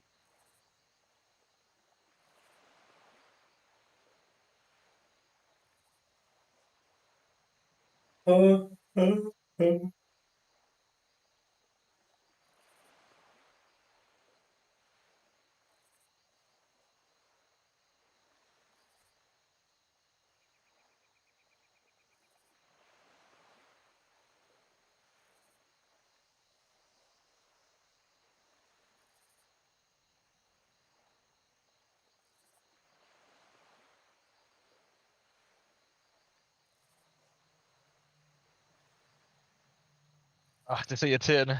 Halvdelen af smokesene. Mere. Jeg har lært på en færge, det må jeg glemt nu. Hvorfor skal man bare ind og gøre det mange gange, før det sidder der? Ja, det skal rutine. Og hver eneste gang jeg går ind for at lære nyt mode, så kører jeg også lige alle de her armene igennem igen. Ja. Nej, der er ikke lang tid jo, men det er mere consistency i det. Jeg glemmer det nu. Man glemmer det bare, ja. Som om hjernen, den går ikke op i smokes per automatik. Det kan man jo så ikke forstå. Nej, der er meget mønstergenkendelse jo, og det kan jeg meget godt lide. Det kan være det der på det. En stor del af mit arbejde er mønstergenkendelse. Det kan være, der er et overlap. Ja.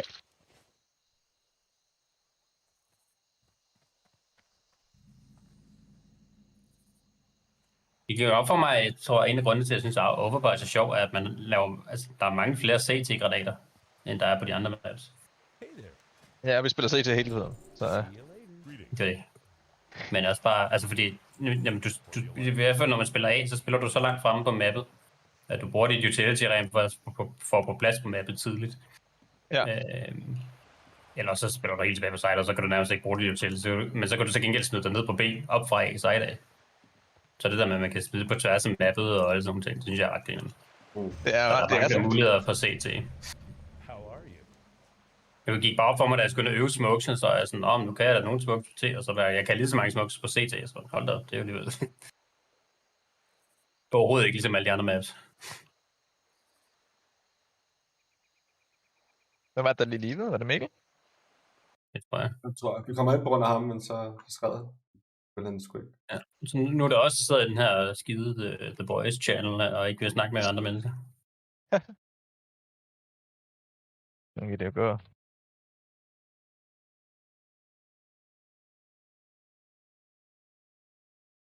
Det er jo desværre sådan, det kan. Det er lidt sad.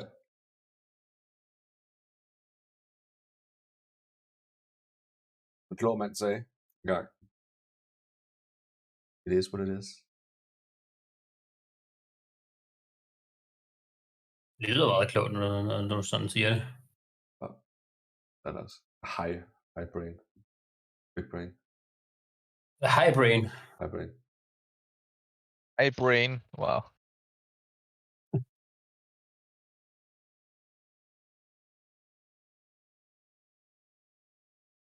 Mm.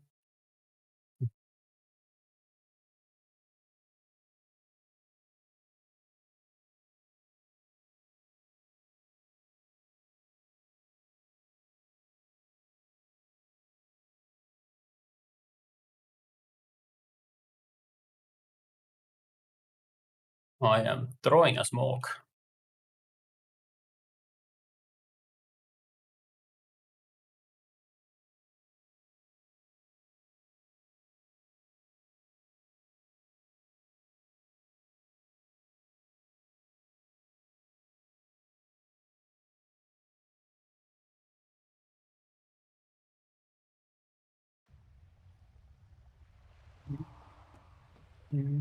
Jeg overlevede mig ikke, Pro Gamer.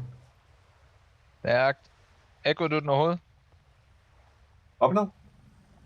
Du aggroede den ikke, vel? Nej, overhovedet ikke. Stærkt. Jeg synes, nummer 2 Gudil var lidt tæt på, men... Ja. Pro Gamer. Pro. Den bedste zone, der eksisterer. Nej, jeg gider ikke blive syg. Jeg gider ikke blive syg. Nej. Så lad være. Yay. Godt og langt, sådan jeg har været syg. Bare lad være. Sådan havde jeg det også. Jeg ved ikke, hvad der er for noget med. Tiderne, tror jeg. Der er helt vildt mange på arbejde, der er syge også. Det er ikke så godt. Jeg har ikke... jeg var inde og kigge. Min seneste sygedag i Novo var 13. eller 14. sådan midt december 19. 2 år siden. Shit, har du arbejdet Novo så lang tid? Ja, rough. What? Ja, lidt. Rough. Er det sygt, ikke? Ej, time flies, så. Ja. Det er godt med jer. Ja, det er faktisk gået ret hurtigt. Det synes jeg da alligevel. Ja, sniger mig snart op på 2 år. Ej, der går lidt tid nu.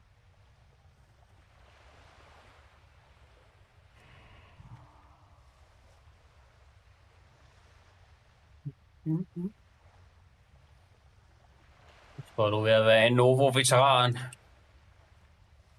Det er ikke så godt. Man begynder rigtig at forstå sproget. Det var faktisk lidt sjovt, fordi her for, jeg tror det er 2 måneder siden, der fik jeg sådan en åbenbaring om, hvordan man, quote unquote, altså taler Novo-sproget. Altså i forhold til det her kvalitet og ja. Og GXP og alle de der, du ved, psykoting, man skal igennem på Pharma, der sådan, jeg blev faktisk, altså, jeg fandt mig stadig lige at læse op på en sub, for at møde op til et møde, og sige sådan, hvad vil vi gøre ved det her? Fordi de havde sagt, at jeg ikke måtte et eller andet, og så var jeg sådan, ifølge sub, det der paragraf, det her, så må jeg godt. Og så er de sådan, hvad fuck? Det er vores job at fortælle dig, hvad du ikke må. Og så er sådan, ja. Og så fik jeg lov. Sygt. Okay, ja. Og så var jeg bare sådan, det kunne jeg aldrig nogensinde forestille mig, at jeg havde gjort for 2 år siden. Nej. Men det er rigtigt. Nogle gange så klikker det bare lige pludselig. Så er den der bare.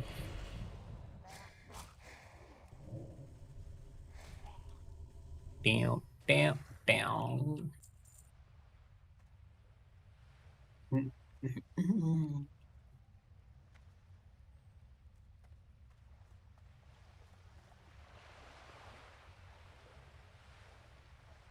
fornemme. need to get closer.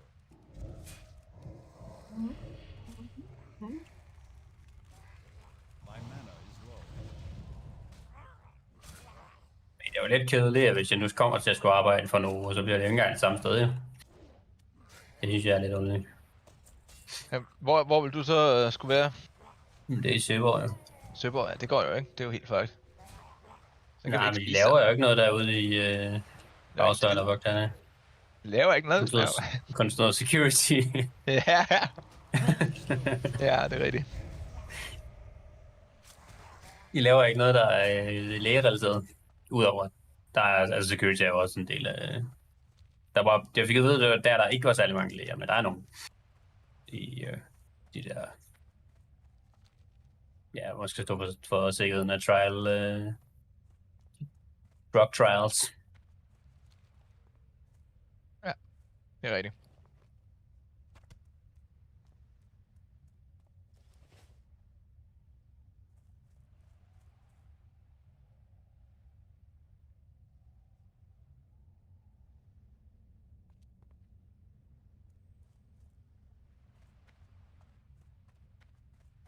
Peace be with you.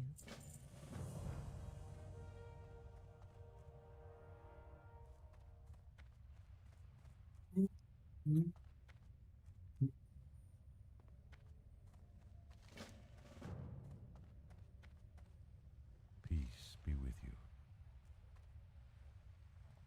Ishnu Allah. I am honored. Be careful. Men hvad du sagde, Peter, han spillede også på Old Boys der, eller hvad forleden? Så, Han spillede i dag. Nu er, da vi skulle ud og finde folk, der sad og spille en gang. Den gang, man så spillede bare med Old Boys. Fedt. Og han ville gerne have været med, men han skulle spise, så det havde han ikke tid til.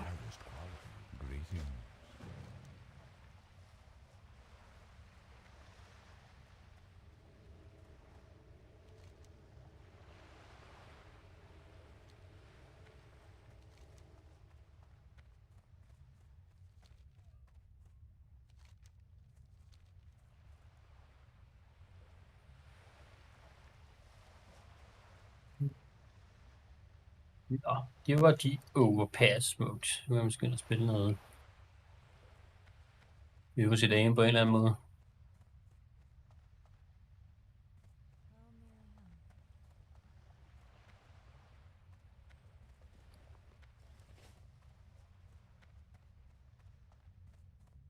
Can I help you?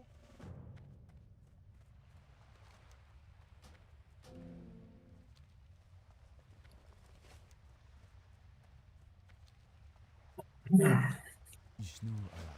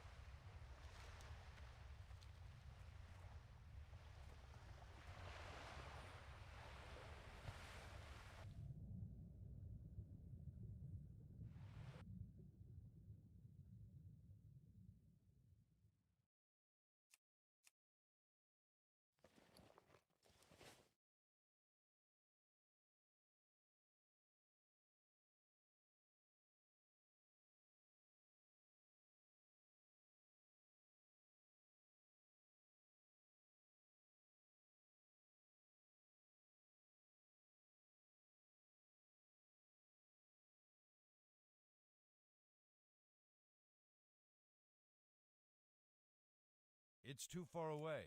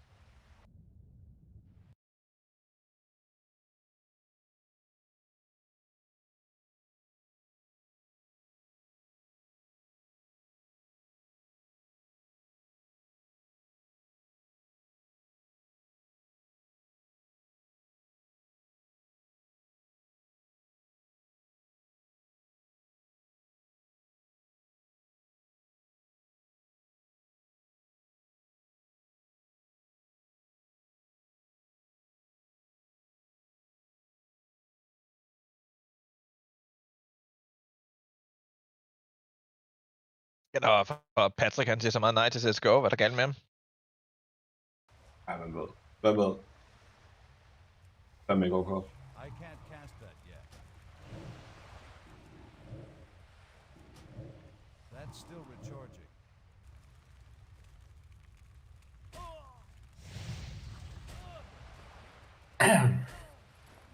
Practice with bots. Inferno.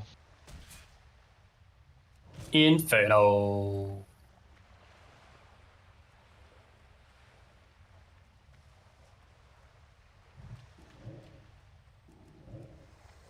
It's too far away. That spell isn't ready yet. I can't cast that yet.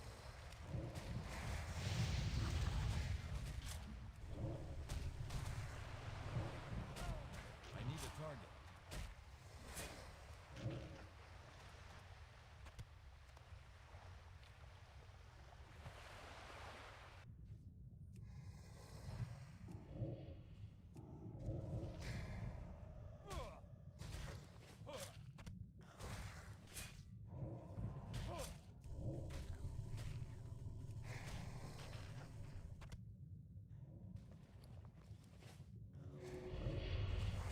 That spell isn't ready yet.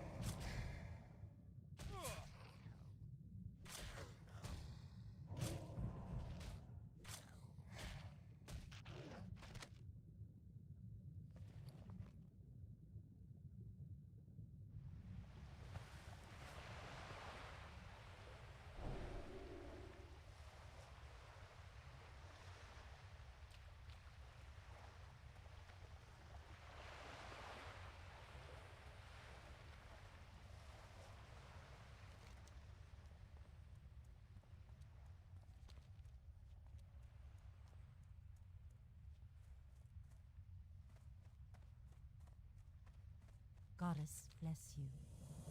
Asha Vela.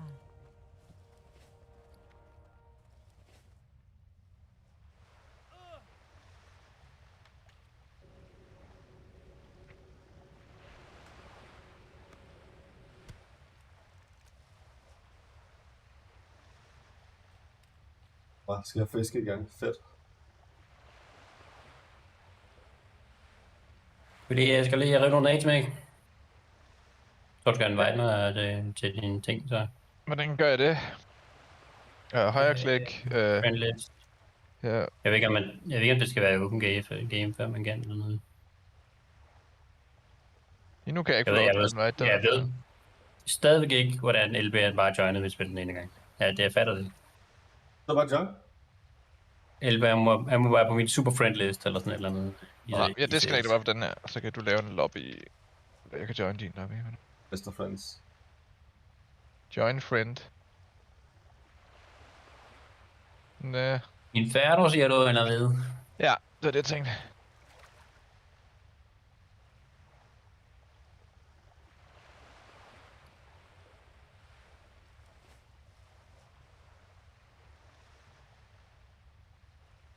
Det er sgu godt, vi får gamet så meget i øjeblikket.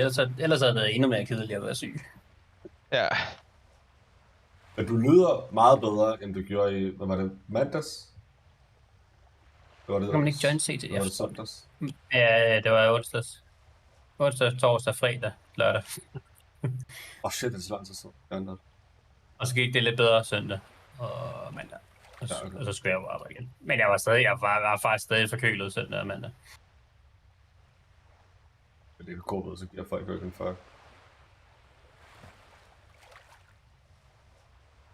Hvad var det for nogle nye restriktioner, du snakkede om?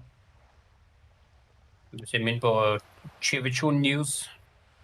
Told you. Jeg er lige i gang med at lave de sidste stykke aften. Det er med natklubberne, de skal opføre sig ordentligt eller sådan noget.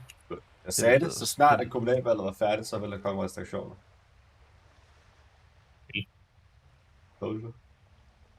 Og så snart kommunalvalget var færdigt, så vidste jeg, at de kunne genfinde sms'er og alle sådan nogle ting.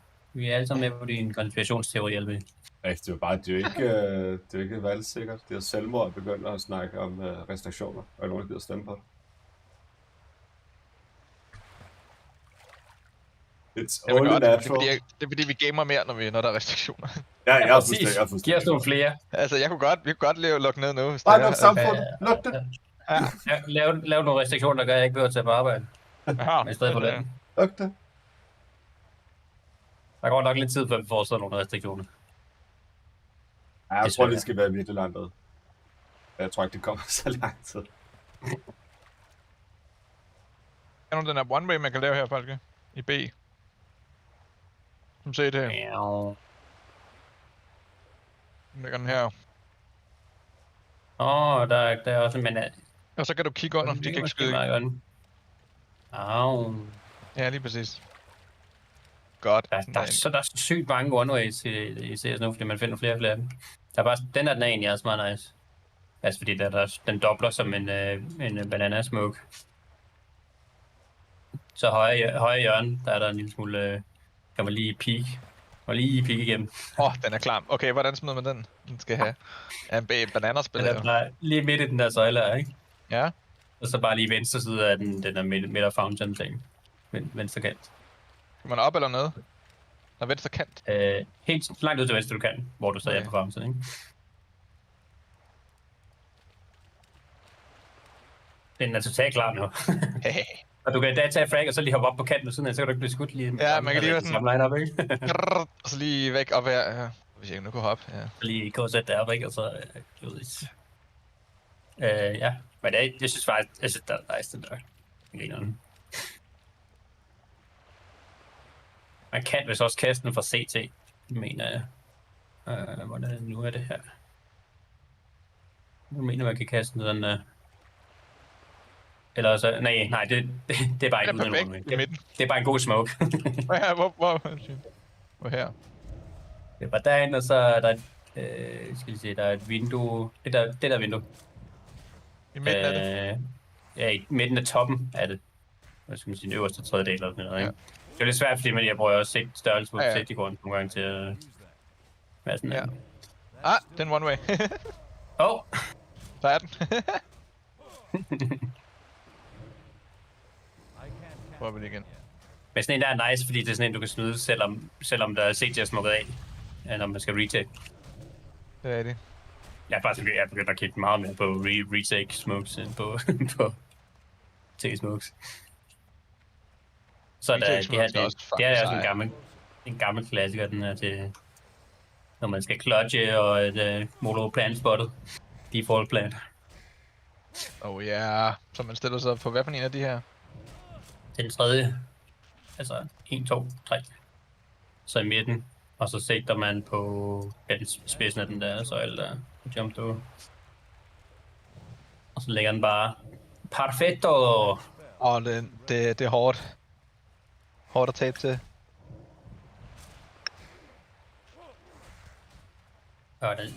Den der one way over i apps, der er altså noget bedre line-up til orgasmen, som er ret net. Og derfor er det lidt trist, at den failede, da jeg skulle vise det den til LB.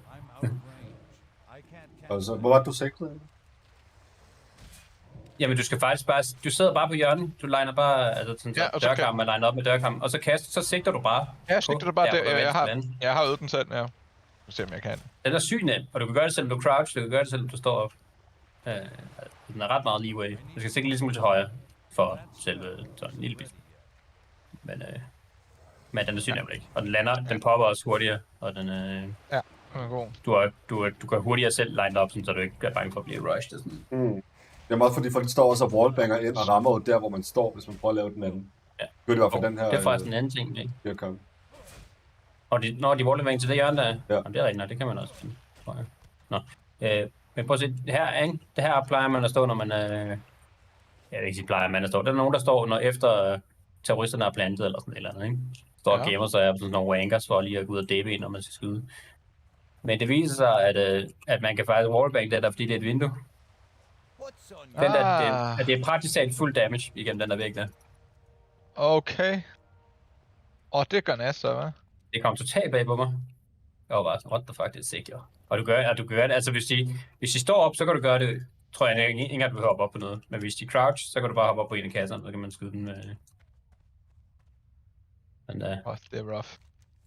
Rough at dø til. Det er jo ret, jamen det er det samme med wallbang, man kan lave herovre. De her vinduer, de må bare skyde igennem. For sindssygt i en verden. Men det her wallbang, altså det er så mest en anden vej, man bruger det, ikke? Men til dem, der sidder oppe på roof, så kan man bare spray igennem den her.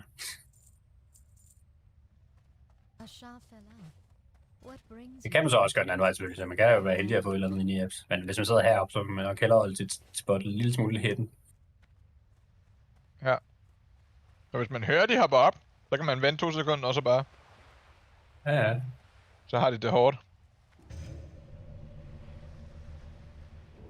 Og var den anden. Og der var der også en, jeg så. Hvor vi er på one-way-vognen. Så bare booste det her hjørne her.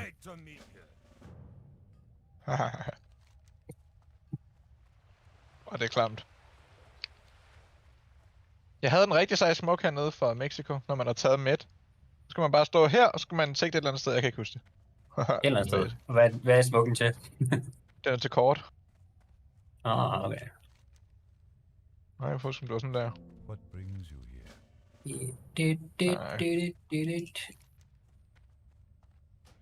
Altså den jeg prøvede at smide det, som så ikke rigtig lykkes jo. Det er sådan en her nede fra, og så ligger den deroppe på langt. På langt. Den er sådan en lille smule weird, fordi man må kun tage en mini-step, før man... Nå, ja. Den er herude. Den er sådan dead weird. Men den lander ret godt, så længe du rammer den. Det lige bliver kun lige at tage et lille step. Jeg fandt en måde at gøre det på, hvor at jeg walkede, og så kastede den på et andet sted, og så var den meget nemmere. Jeg kan ikke huske det. Jeg glemte det. Var det dumt, jo. Ja. Men den er ret nice, fordi den ligger her, og så kan man bare... Det var det også det, ikke? Så kan man på pistolrunder eller SMG-runder. Så kan det var man, det var en standard mid, sorry, ja. Se den der. Okay. Den er også nice. Ja, det var den, jeg... Men den her, så hvis man har pistol eller SMG rundt, så kan man bare fyre op af short, ikke? Så kan man lave den her, vi snakker med det her, den her flash ind på side herfra, som faktisk ikke flasher dig selv, fordi den rører om bag væggen, men er oppe i luften derinde på side, ikke? Det er sådan en, som vi aldrig gør, men det var de der A-flashes, vi snakkede om, ikke? Det var ikke godt. Det er bare run, sæt på det øverste del af vindueskarmen, og så hop. Og så jump der. Så lander den over der, ikke? Og så blander jo ikke alle vinkler, selvfølgelig. Nej, men der er en kasse i vejen, ikke? Men så er der det var den her, jeg skulle vise til LB. Vi skal se. Den her.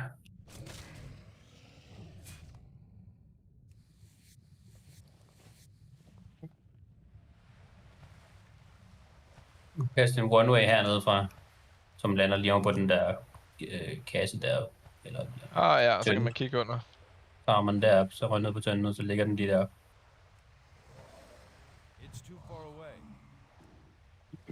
Og så kan man fylde den op med en, der er sådan en tilsvar. Mit line-up!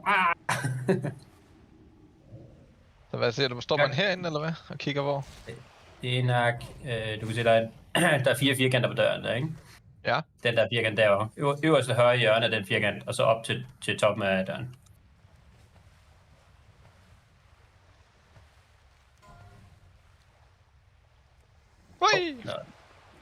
Hvis man går lidt for langt til højre, så er den ned der. Ellers så... hold kæft, din kylling, mand. Hvad sker der?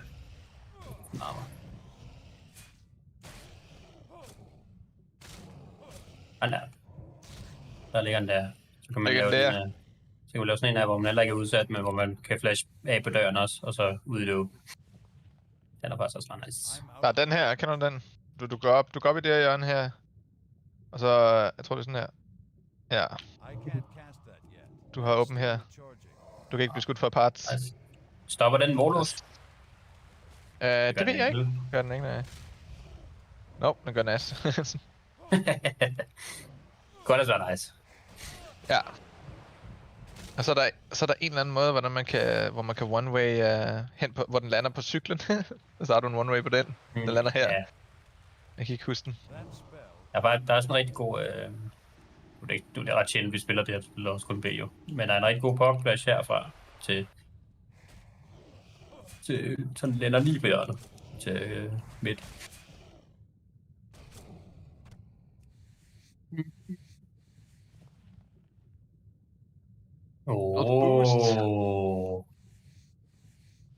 Der er sådan en rigtig cheater måde at gøre det på med et line-up. Du hopper op, og så kigger du på af de her, så kigger du på den tredje skygge herude. Og så du rammer knoldens, den der skygge her. Og så kigger du på kanten af den der. Altså udkanten af den der. Og så løber du. Ej, det er nemmere i 128. Ja, selvfølgelig.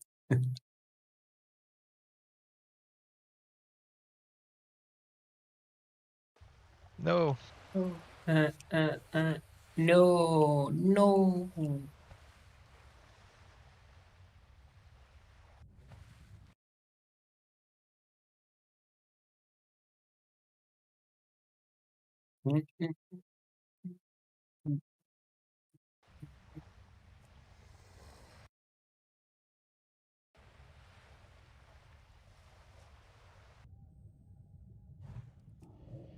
Jeg gad godt lige kunne den der fra Mexico her. Hej, dreng. Hey, hvad så, Michael? Vi kom fra din skyld, og så Wow, gik du. Mikkel, han vil kun snakke på sine egne præmisser. Ja, det er groft. Hvorfor står der Spotify wherever you surf? Peter har også, what the fuck? What the fuck? Hvad? Shit, jeg hører alt What dobbelt the på grund af fuck, stream. Shit. Og Nej, det, men sorry, det er fordi, at jeg endelig med at snakke telefon en time med min mor. det sker jo. Det er sådan noget, der bare sker. Ja, men, nej, men det var ikke, fordi jeg havde noget imod det. Altså, så tit snakker jeg ikke med min mor i telefon. Jeg kan ikke stå folket i det der.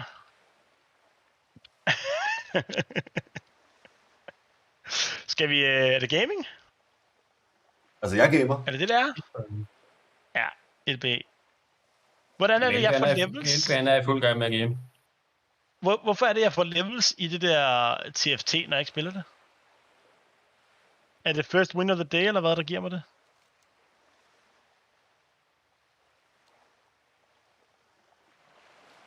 Har I andre også unlocket de der free stuff? Der er nogle af de der gratis ting derinde? Jeg vil ikke have noget som helst med TFT at gøre. Jamen, du kan få gratis emoticons. Der var den ikke. Vigtigt. Det er ikke altid været finde. Vigtigt. Folke. Men Folke, han spammer dem jo. Hvis det er til kort, ikke? Er det ikke bare sådan en der? Jo. Ja. Hvad er jo?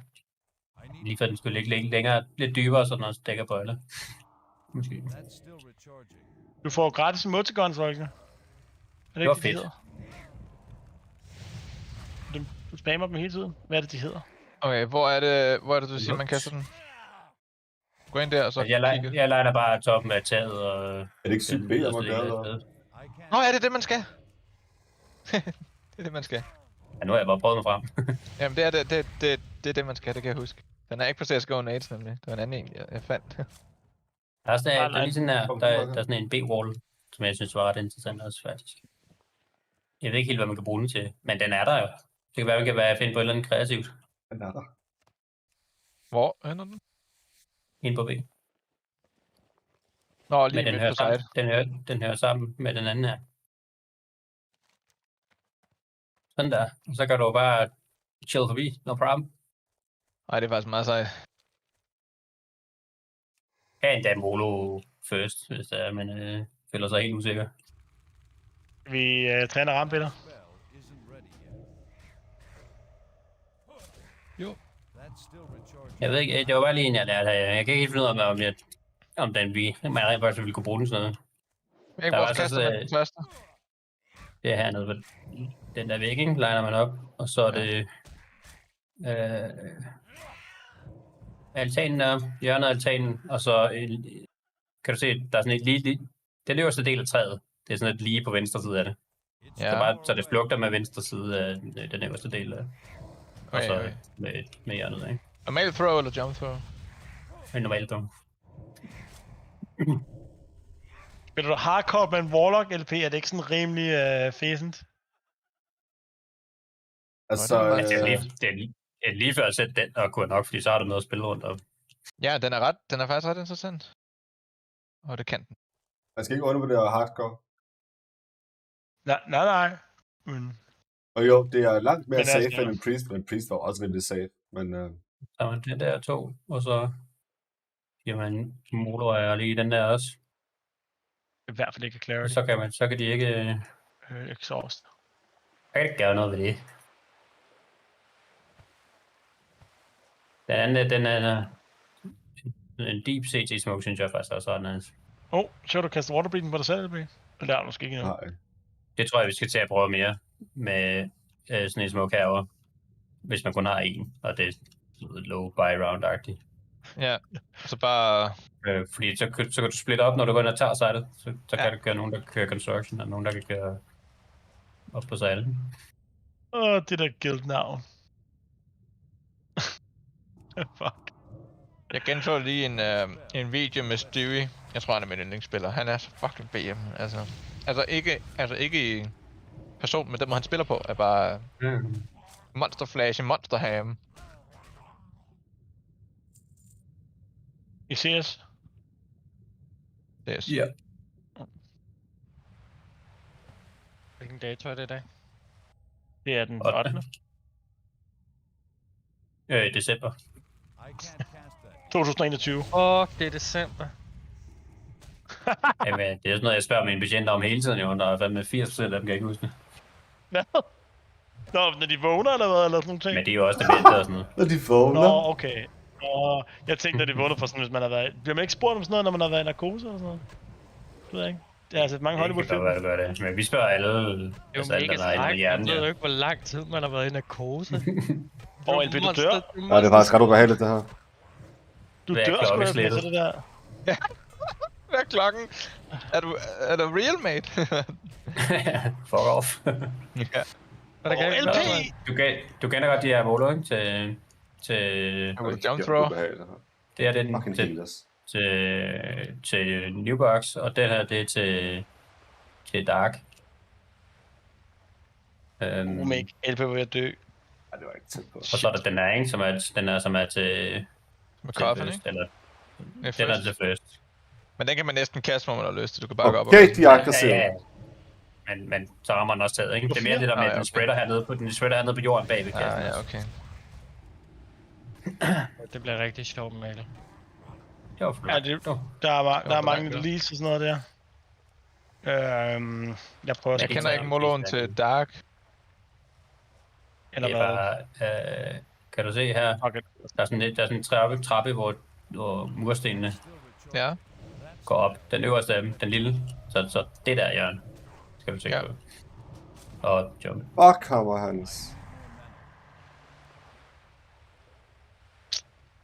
I see.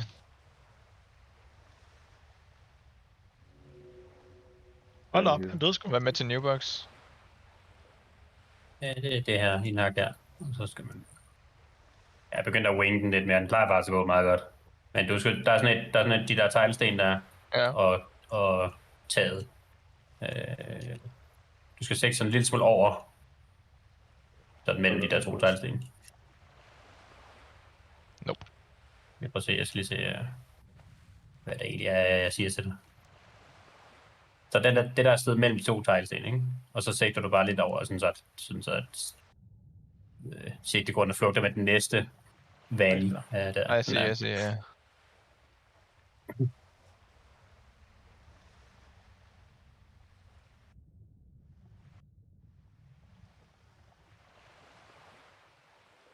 Det er sådan rimelig nemt line-up, når man først lige har en idé om, hvor det er.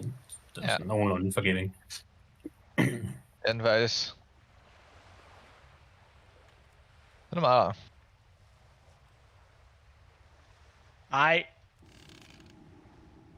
Jeg kan faktisk ikke nogen molo til coffins. Så jeg faktisk tænkt på, at den anden dag, om man ikke burde kunne... Det plejer at være en god smoke. Det er godt. Nå, ikke. Okay. Jeg skal køre Ludens, ikke Peter? Eller skal jeg køre Leanders? Nej, jeg vil køre Leanders. Okay. Prokker på din damage. Ja, men det er bare fordi, jeg tænkte, der var så mange low level targets. Low HP targets. Det kan ikke betale sig. Okay. Er det okay, den der? Ja, men der er men jeg tænkte, man kan selvfølgelig bare gå ind og tjekke. Men der er en, der lander sådan late, sådan også rammer oven på kassen. Okay, det var så også okay egentlig. Men jeg Jeg tror, du bliver ramt af den her, hvis du står omme på kassen lige nu. Den her. Du brænder. Brænder ikke her? Jo.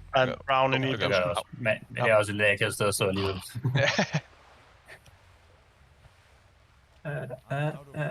Skal du lige have line-up'en på den? Den er rimelig nem. Ja. Den der. Det der mærke der. Og jump der. Ja. Det er bare nogle gange, når det er en selv, der skal kaste al utility, så har man kun én smukke. Ja. Så løber man hurtigt tør for ting, man ligesom kan bidrage med. Man kaster moloen her til plant, egentlig. Man er plantet standard herovre. Altså, der er et... Okay, kan du lige prøve at kaste den molo der, vil lige kaste? Skal lige se, om man bliver ramt af den her. Det tror jeg du ikke. No. Men der er en til plant. Men ikke man bare kan... det skal lidt højere. Der går ild i taget. Holy shit, der går ild i taget. Fuck! The roof. Den anden lige om mig. Prøver du lige at synge The Roof is on Fire, Peter? Der er et eller andet line-up her. Det var ikke det der.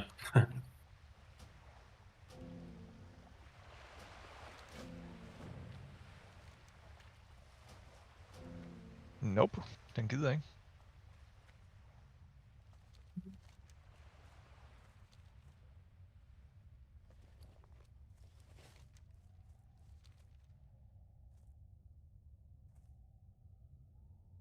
Det var lidt fart på.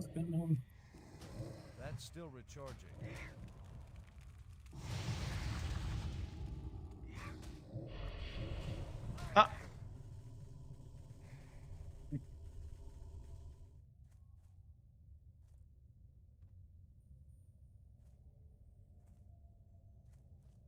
Alternativt der er jo den sådan helt standard ellers. Hvor man bare kaster den ind på væggen her. Det var lidt for højt. Men nu så kan du bare bounce den af, og så rammer den faktisk over på... Og det passer det med boots og de andres put back. Det vil godt lide. Altså der er et exposure, der heller ikke dig selv særlig meget. Nej, man kan bare kigge på det der vindue der. Egentlig. Det kunne man ikke. Og så direkte ind i Demonic Embrace. Det er så fedt det der ved. Men man kan bare gøre sådan noget fuck. Ja.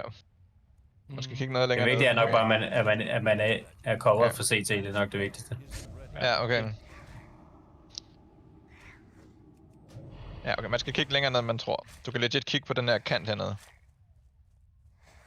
Jeg kan ikke gå ned af. Kan du kigge på, så virker det. Ja, det har lige virket 2 gange i streg i hvert fald.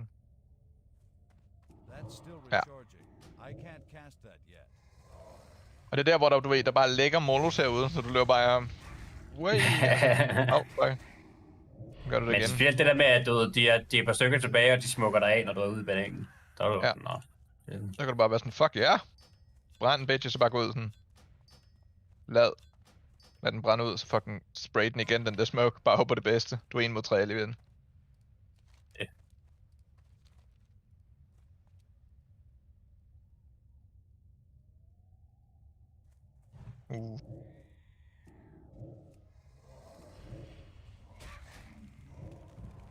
Prøv bare wave clear lige nu.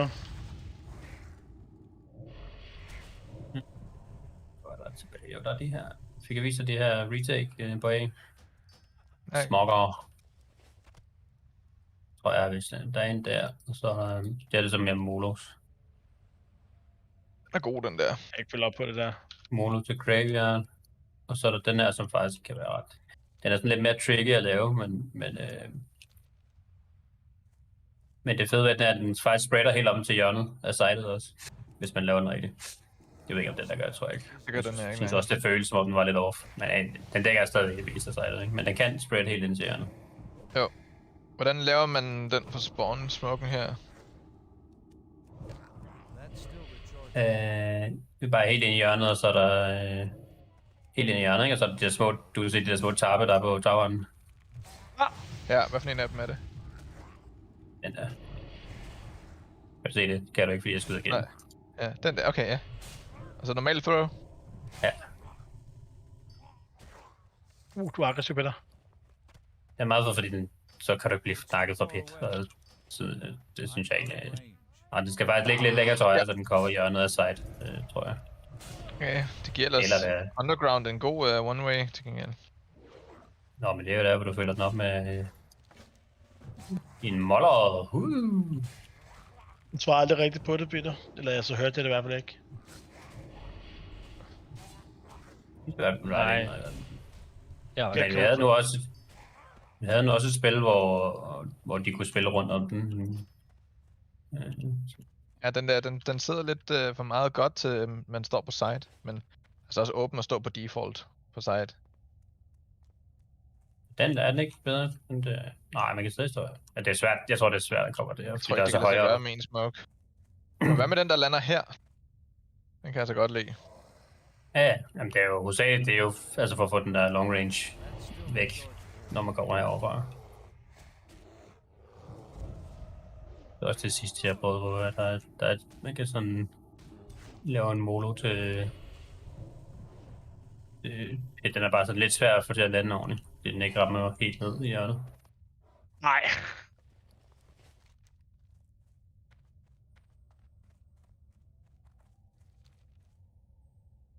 It's too far away.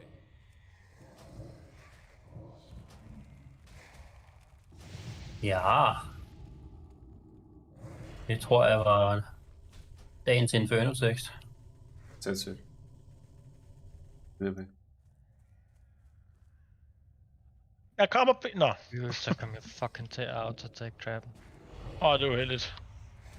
Så man kan se den. Er det Morelos eller den der? Demonic. Ikke Morellos. Nå. Den der smoke, jeg bare lavede nede i midt, den er faktisk meget, det er meget sjovt. Altså man kan lave nogle ret aggressive... Hvor er den med den? Fordi det hele er covered hernede, ikke? Så de kan kun komme til banan. Så du faktisk få sygt mange kills ned i second med, eller bare ved at pushe ned til smoken. Du skal bare line den der blomst, så kaste op med taget. Okay. Altså bare stay på den nederste del i midten af taget, og så bare kaste den over.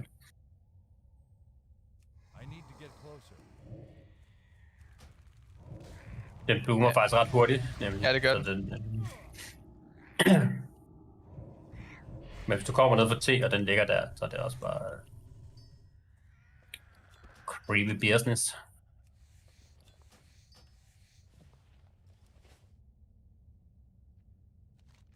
Nej.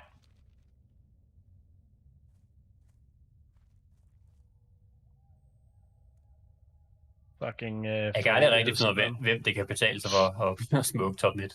That's still recharging. Nej, det er det. I TC'en gør det jo også for at holde folk tilbage, ikke? Og man kan selvfølgelig få plads i midten, men synes jeg det er ofte, man kan uden. Fuck mig.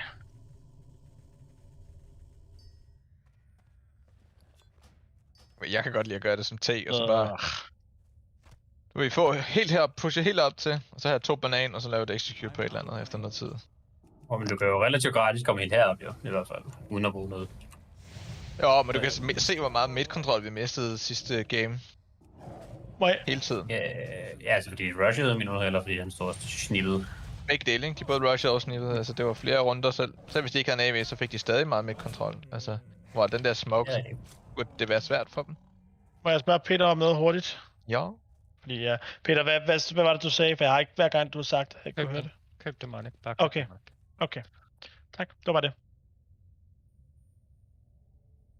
Så kan jeg virkelig godt lide den der. Den der så kom ind lang. Kender du også, der er en ret god, jeg ved ikke, hvad det hedder det derovre. Der over mod lip. Ark, eller hvad det hedder, ja. Jamen, altså Ark er jo, det er jo selve det her inden Ark er. Ja. Som den der smukker til. Men det her lige her, ved jeg faktisk ikke helt hvad. Altså, nej. Det her mellem lang og lip, ja. Fordi man kan lægge en smoke her, jo, hvis man gerne vil lave A til B, ikke? Skal jeg se, hvor fanden er det nu? Ja.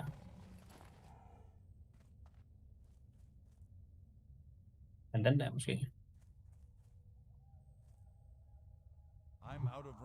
Der er i hvert fald en her, der er en her, som er ret nem at kaste. Som man bare kan bounce af der, som ligger sådan under midten. Hvor latterligt.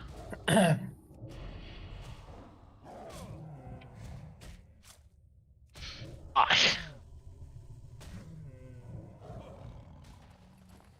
Jeg kan godt se det der med brand, og de har længere range-folk, det er hårdt. Med silverbrød.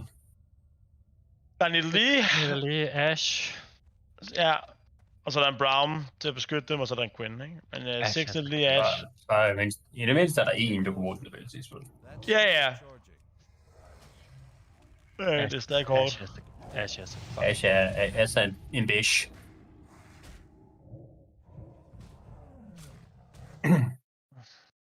Ved du, hvad det der run boost med? Prøv lige, kan du stille dig? Jamen, det behøver ikke at crouch, jeg tror, man kan klatre op på den her, så kan man hoppe op på hinanden. Og så er det lidt med, at man skal hoppe, og så løber man fremad. Samtidig. Hey. Hey. Ja, man hopper, så løber man. Altså, når du lander. Jeg har prøvet 10 gange med LB, det lykkes ikke. Nej, men han er også helt skør, ja. Jeg prøvede det en gang, og så gik det. Der skete lidt der. Jeg er ikke engang sikker på, hvor meget jeg fik, men... Fucking sejt. Så jeg har set Cyro bare... Jeg laver det der, hvor jeg lige flyver op i hjørnet, og så lige piller glæde der, og så er den sådan, jeg hopper lige op i apps her, og så jeg hopper lige op i apps, ja. Og så bare, what the fuck?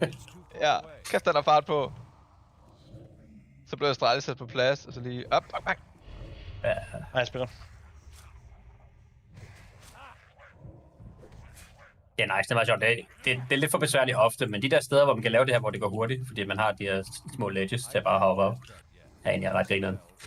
Ja.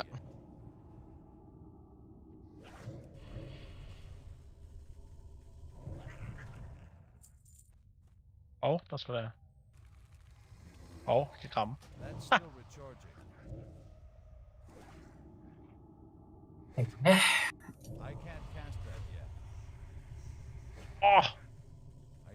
Sådan kan en halv time hurtigt gå. Nej. Ja. Jeg sad og tænkte på, jeg nærmer mig jo 900 timer i CS, og jeg har sådan 400 wins, tror jeg, eller ikke 400, 200 wins i matchmaking. Og de tager, hvad skal vi sige, 50% win rate og en time per spiller eller sådan noget. Så over halvdelen af min tid, det er smokes og KZ. Jamen altså, jeg har det samme.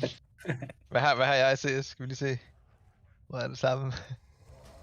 Jeg har 878 timer. Ja, men det der, bare sådan, what the fuck, man bruger så meget tid på det. Ja. Men i sådan noget som League, der tæller det jo ikke med, fordi det er kun, når du så går ind i et... Ja, det er jo det. Altså, jeg er endnu værre, folk. Jeg har kun 117 wins. Jeg har snart 900 timer. Jeg har så også KZ'et rigtig meget. Sygt nok, du har 200 wins. Det kom faktisk også bag på mig. Altså virkelig meget bag på mig. Jeg var sådan, du har dobbelt så mange wins som mig. Jeg tænkte sådan, må ikke jeg har 90 eller 100. Men... Jeg havde ikke regnet med, at du havde dobbelt så meget som mig. Jeg spillede alligevel, da det kom ud. Altså, der spillede jeg en del med Emil Kenny. Jeg spillede jo... Jeg ved sgu ikke. Nu har jeg spillet med Emil og Albe en del gange. Jeg kan ikke engang komme ind til dem. Hvor er det sygt, det der. Ser du det? Altså, jeg har taget... Jeg tror, jeg har taget op mod 5... hvad hedder det... Solo queue games i CS. Er det rigtigt? Så ved den er helt gal, ja. Det er sjovt, de vidste, det var en one-way, da de havde smukket Emil af, og han var i gang med at rotate, så var de sådan... Jeg kunne høre, de nåede hertil, og så var de sådan, nope! Det gad de ikke alligevel. Det kan man også se på de der er højt oppe, ikke? Men det var sådan, for helvede. Det gad de ikke. Så stoppede de op, så sådan... Så kastede en mål, og så kom Emil over, og så var de fucked. Kender du det der, man kan... prøv at se. Prøv, du har guard mode på, ikke? Jo. Prøv lige at stille dig hernede. Man kan nemlig lave den der... Så skal den gå over der. Sådan der. Ja. Hvis den rammer ikke ordentligt, men man kan få dem til at være altså til at svæve op i luften, smokesen. Hvis du kaster den i hovedet på en teammate, der står i en molotov. LOL, hvor dumt! Så kan du faktisk lave et waterway nogle gange på den måde, på den fikkersning. Ej, det er for dumt. Prøv lige at stille dig. Prøv lige at lige prøve. Stille dig der, ja. Okay. Nej, den kan jeg få røg over dig. Nej. Er det fordi vi har friendly fire? Jeg synes ikke den popper, når jeg... Venter mig dø til, Peter. Ja, det er derfor Det er laver. ikke klart, men lige skulle du... Ja. Okay, ja, det hører så meget tidligere. Granat. Hvis du kaster den op fra kassen af.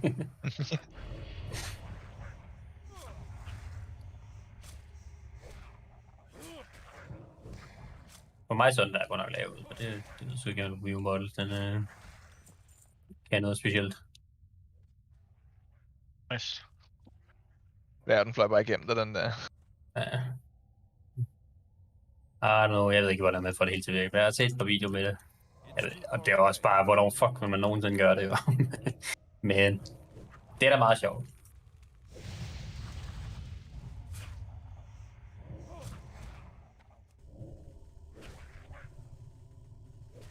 Inventory is full.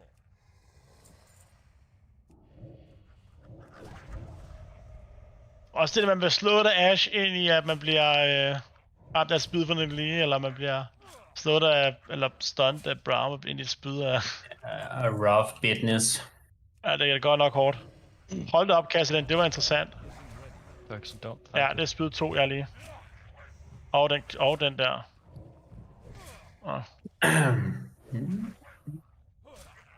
Jeg skal faktisk lige se, jeg skal lige tjekke noget med, hvordan det kunne være, han ikke blev flashet ham der. I midt der. Eller, ja, det ved jeg så ikke, om han gjorde. Men han var ikke, jeg antager, at han ikke var blind. Ja, han havde ikke det der flash-ikon på i hvert fald, da han dræbte mig. Gud. Ja. Det lignede også, at han bare skød. Han havde ikke hånden op foran. Men hvor sad han henne med? Ham der. Han sidder her. Tæt på. Ja, der. Ham der dræbte der, da du fik? Ja. Men Så gik han ud med det samme. Jeg flyttede mig lige. Ja.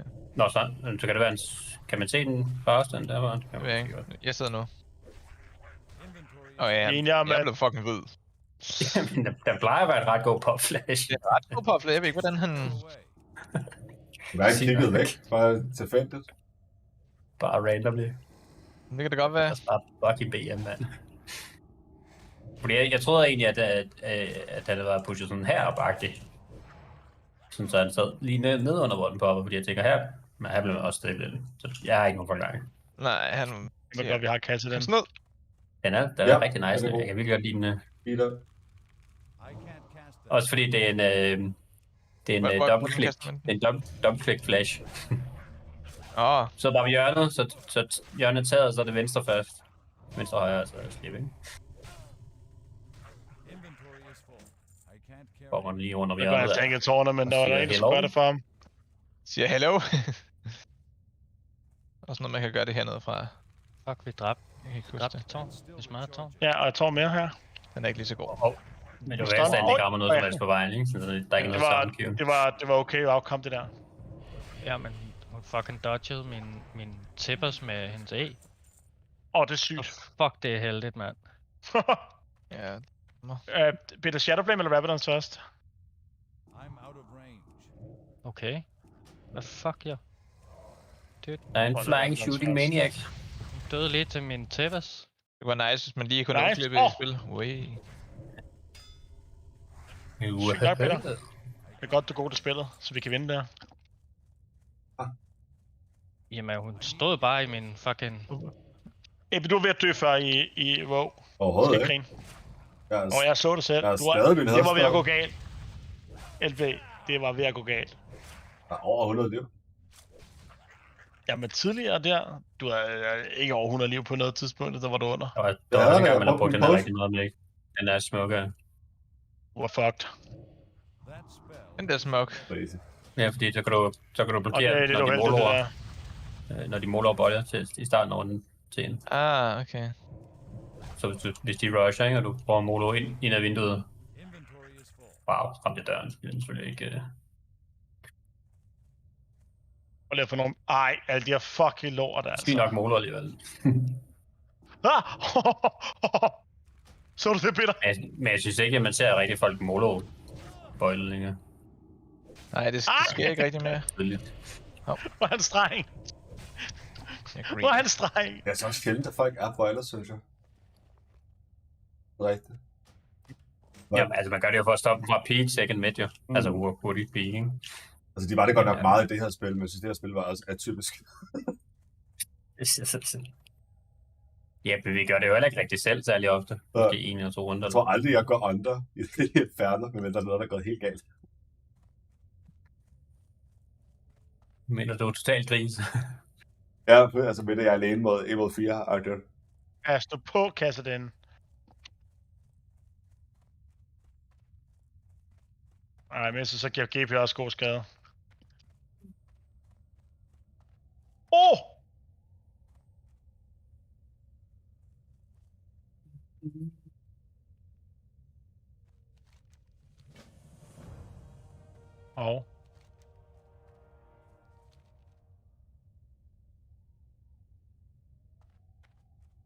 Der er sådan nogle gode...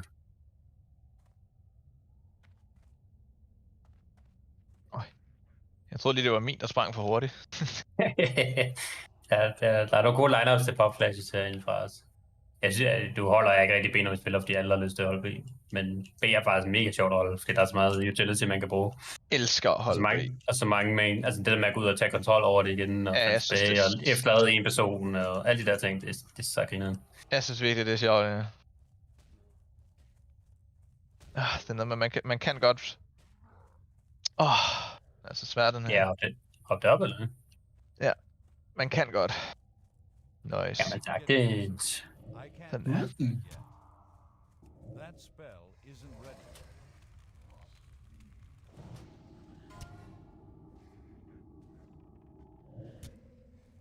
Lige se. Der er 2 nades, ikke? Der er en, hvor du kommer her, og så tonser du, ikke? Og den lander sygt godt til, hvis de rusher. Eller kan være for af. Og så er der den her, hvor du går op. Så venter du til de nader. Og når deres nade er færdig, så går du bare lige ud og kaster den. Og så lander den her i stedet for, til folk, der også står og holder. Men de bliver også ramt selv, hvis de sidder og locks. Ja, jeg plejer også bare at kaste den dybt, når det er i sådan en eco-runde. Så var der en pro, der kaster sådan en her på et tidspunkt, som lander lige ned, når folk er på vej op. Det kan man også gøre, altså hvis nu du går ud, og du er sådan, øj, der er larm, så kan jeg godt lave den der. Den lægger seriøst modbydeligt. Folk hugger højere. Wow, doing more team damage will cause you to be kicked. Du er sygt god damage, Peter. Ja. Det var godt spil. Warning disconnection problem. Hvad fuck? Blev du kigget, fuck? Jeg gjorde væk. Nå. Er det skudt i hovedet, mand? Hvad foregår der? Jeg kunne ikke engang se, at jeg lavede skade, fordi jeg blev bare kicked med det samme. Skal I være med til en ramme? Det griner. Eller et normal game. Please. Nå, vi er også færdige med de her. Vi er done alligevel. Det der var spørgsmålet, vi skulle være med. Det var hårdt. Var det hårdt, Peter? Var det hårdt? Du synes ikke, det var hårdt? Altså jo, det var hårdt, men det var også ret sjovt. Vi tabte 20 minutter, og så... Jo, men jeg synes, men vi tabte ikke hårdt. Vi sørgede hele tiden for, at vores casualties ikke var for store. Det synes jeg var... Jo, men det var ikke for store til, at vi tabte, vel? Jeg var slet ikke med. Jeg har slet ikke set på spillet. Jeg var ikke i tvivl om, Peter han havde det hårdt. Det kunne have gået meget mere galt. Ja, det er altid godt. Det kunne det. Jeg havde et spil med folket, der var værre, men det her var også rigtig slemt. Ja, men jeg synes, det var nice ved at comeback, ikke? Altså, faktisk så... Fordi det var den bedste kasse, der spiller med han. Det hjalp lidt, at han blev lavet laden der. Altså... Andreas, han sidder og spiller CS sådan noget i en anden channel på scanner. Annie er sindssyg. Yes, nye channels, de er syge. Annie, are you okay? Are you okay? Are you okay, Annie? Der er helt vildt mange channels. Jeg kan ikke lige nå før om 10 minutters tid. Hold, er de tilbage til at spille CS?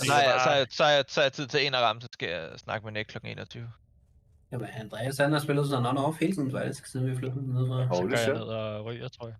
God idé. Jeg tror ikke, han er blevet bedre, men... Jeg skulle lige til at spørge, men det var ikke for at være flabet, om han så var blevet bedre. Det behøver man heller ikke LP, hvis man har det sjovt. Gør det? De spiller kun Wingman og sådan nogle wargames og sådan noget. Wingman. Det er altså ret sjovt, men der var så fucking mange cheaters. Mikkel? Ja? Prøv at gå ind på min match history og så se det game, hvor jeg spiller Jace. Det er det værste spil, jeg nogensinde spiller i RAM. Er det rigtigt? Af alle spil. Jeg har ikke spillet så slemt det spil over. Jeg var imod. Vi spiller imod Heimerdinger, Astral, Ken, Yumi og Kaiser. og Yumi, hun sad på Kai'Sa, og når du sådan, hvis du bliver ramt af en af dem, så er du på 40% HP. En af hendes W. How may I help? Ja, det lyder mindre sjovt. Vi kæmpede så fucking hårdt. Men det var Vi kæmpede bragt. Og det var ligegyldigt. But no cigar. Vi kunne have surrenderet på 15 minutter, og så kunne vi have sparet os den oplevelse at have spillet det værste af ramme nogensinde. Hvordan er du kan surrender på 10 eller sådan noget, ikke? Det tror jeg faktisk, man skal tænke lidt mere over. At hvis man spiller et spil, der er rigtig, rigtig kedeligt. Ligegyldigt om man kan vinde det og vinde til sidst. Ja, fordi din psyke, det er ikke det værd overhovedet. Ja, det er jeg ikke enig med. Jeg synes, det her spil, vi lige spillede, der var hårdt, det var sejt, at vi vandt. Jeg synes, den følelse af at vinde sådan et spil er nice. Jeg havde surrenderet det. Så har du sagt nej. Altså, jeg vil sige, jeg er tilhænger af No Surrender-skolen, men det der spil, vi spillede, det havde jeg fucking lyst til at surrender. Nej, jeg er ikke tilhænger af No Surrender-skolen. Men hvis jeg spiller med Peter, og Peter sagt, jeg har da helvede til at spille, jeg gider simpelthen ikke spille det, så havde jeg sagt ja, Peter, fordi jeg gider det ikke sidde og spille et spil, hvor der kun en af os, der har det sjovt. Det gider det ikke, som om du havde det meget fint. Jamen det havde jeg også, men der er da ingen grund til, at jeg bliver ved med at spille et spil, hvis du ikke har det sjovt. Prøv at se Folkes 1-14 score. Nej, men problemet er, at det andet spil var, at man kunne slet ikke spille sin champion overhovedet. Altså, der var intet counterplay. Men det kan jeg da godt komme til at surrender. De skulle ikke engage ind i os for at lave skade eller noget som helst. De havde ikke nogen frontline eller ingenting, og vi havde ikke nogen frontline. Så der var ikke nogen, der kunne lave noget. Jo, Kai'Sa. Og de havde alle sammen længere range. Det spil... Og jeg skal som var vores eneste sådan rescue and grace, fordi han kunne op ind og one-shot med en gang imellem. Ja, der er 23-13, Karsex, hold op. Men vi kunne ikke vinde, Mikkel, vi kunne ikke vinde mod dem 3 mod 5, jo. Altså hvis det var 3, og vi var... 5 mod 3. Okay, ja. Lad os se, at han dræber 2, og så dør Karsex. Vi kunne stadig ikke vinde. Og... Det lyder hårdt. Ja, det var hårdt. Det lyder rigtig hårdt. Ja, men de er også... Okay, de er også bare... Jeg har aldrig følt, at der har været mange dårligere ramser, ikke? Hvor man føler, at det er op ad bakke. Men jeg har aldrig spillet et, hvor jeg følte, at man slet ikke kunne spille til en champion. Altså, hvor det eneste, man lavede hele spillet, var bare dodge skill til os. Ja, det kan jeg godt se. Vi er så gode til det. Det... Jeg var jo god til at starte med det. Snakker du? Okay, altså det er selvfølgelig ærligt. God joke, Falke. Det er ærligt.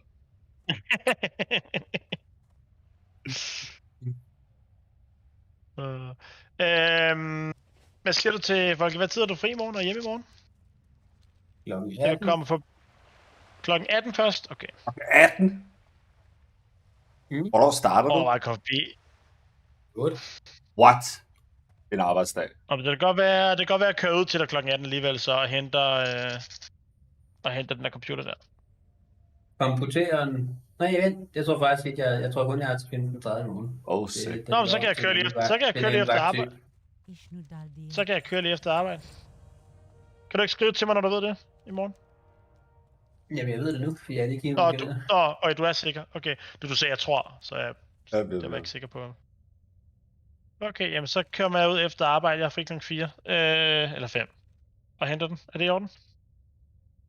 Det er i orden. Eller er der nogle steder? Okay.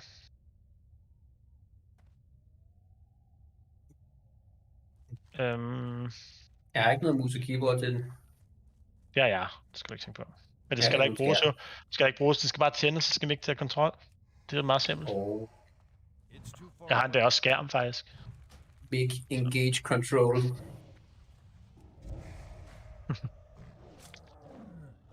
Jamen jeg har faktisk det hele til den.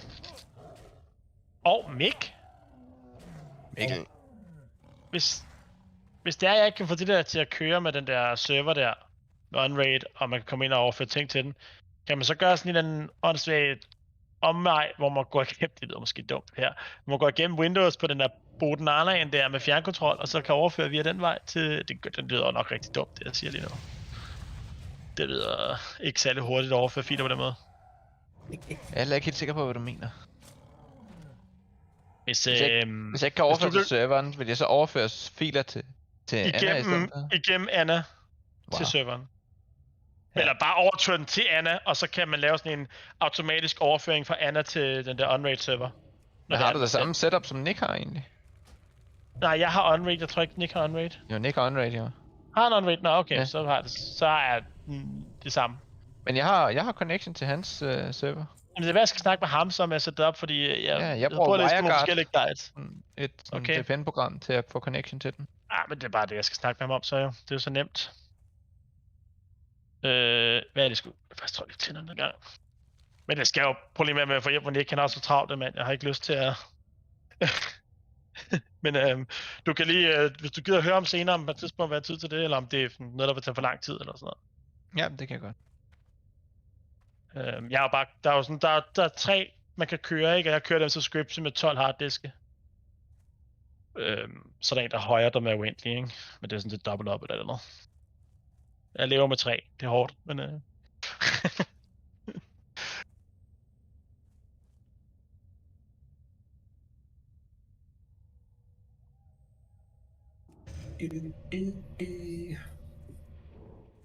jeg kan godt se, folk, at din damage, det har været hårdt på det team der. Det har været hårdt. Jeg har været flash på cooldown. Og det samme, der er Malphite ligger på det samme. Ikke Malphite, Malsa har ligger på det samme.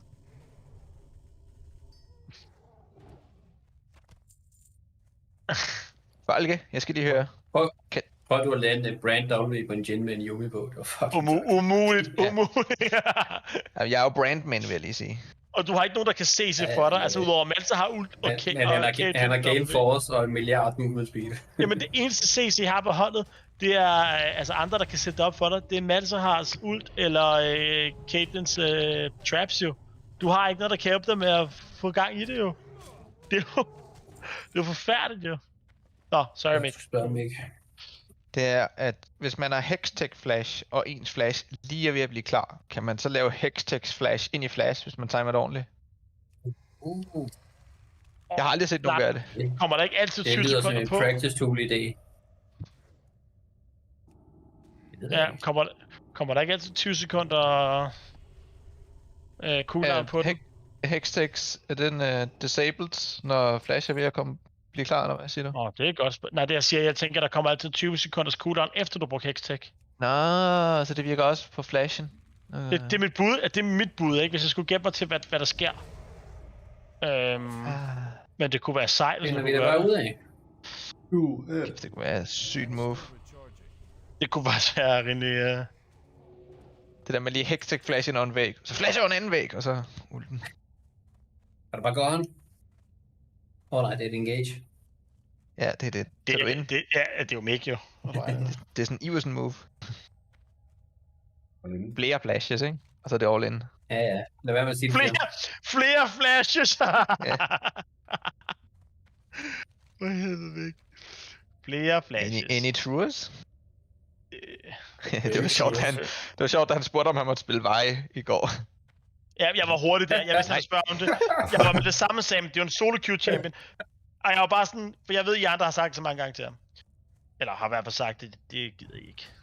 Så jeg var bare sådan, lad os undgå konfrontationen. Jeg havde lidt dårligt med det, men så igen, så var jeg sådan, nej, fuck it. Vi vil hellere have ja, men altså, for helvede. Nej, jeg havde lige sådan, ikke lige...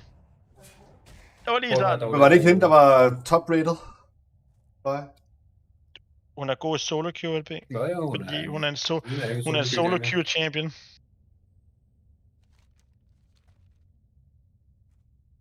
Nu bliver det spændende, Mick. Jeg har 300 MS, fordi jeg stadig ikke har været down med den der fucking Call of Duty patch. Ja, fuck, jeg tager så med det. Hvorfor skal det bare fylde så meget? Hvad er det lortespil, mand? Men du kan have 70 gigabyte, det er okay. Er det vores zone, der skal til at spille igen nu? Der er en ny patch, nyt map, nyt våben. Der er en nyt map, åbenbart. Er der nyt? Det lyder nice.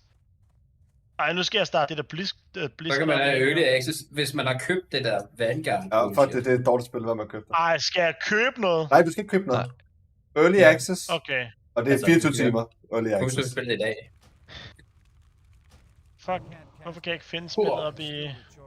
Hvad er det? Er det Call of Duty... Hvad? Der er Vanguard? Warzone. Nå, Warzone, der. Okay, og så kan du gå ind, og så kan du fravælge campaign, multiplayer, alt det der shit. Har jeg overhovedet plads? Jeg skal se, om jeg har plads. For et par måneder siden, der havde jeg opdateret spillet, fordi jeg tænkte, det var the off chance, kunne det jo godt være. Så gik jeg lige ind på opdateret igen en dag. Jeg skulle bare lige downloade 70 GB med. Er 700 GB nok? Ja. Det er halvdelen. Ja, det er kun halvdelen. Fucking og der står ved Cryer 86, der står ved Cryer 86. Ja, det er heller ikke så meget dit meme. Jamen, det er meget på et tidspunkt. Det var 250 GB på et tidspunkt i LP. Jamen, det er, hvis du skal have alle, hvis du skal have campaign og alt det der shit med, så fylder det 250 GB. No shit. Okay. Men hvis du kun skal spille Warzone, så fylder det kun 70. Kun 70. Warzone var fedt. 86 kost. 86 fylder Warzone. Det er absurd. Det er så hjertedødt.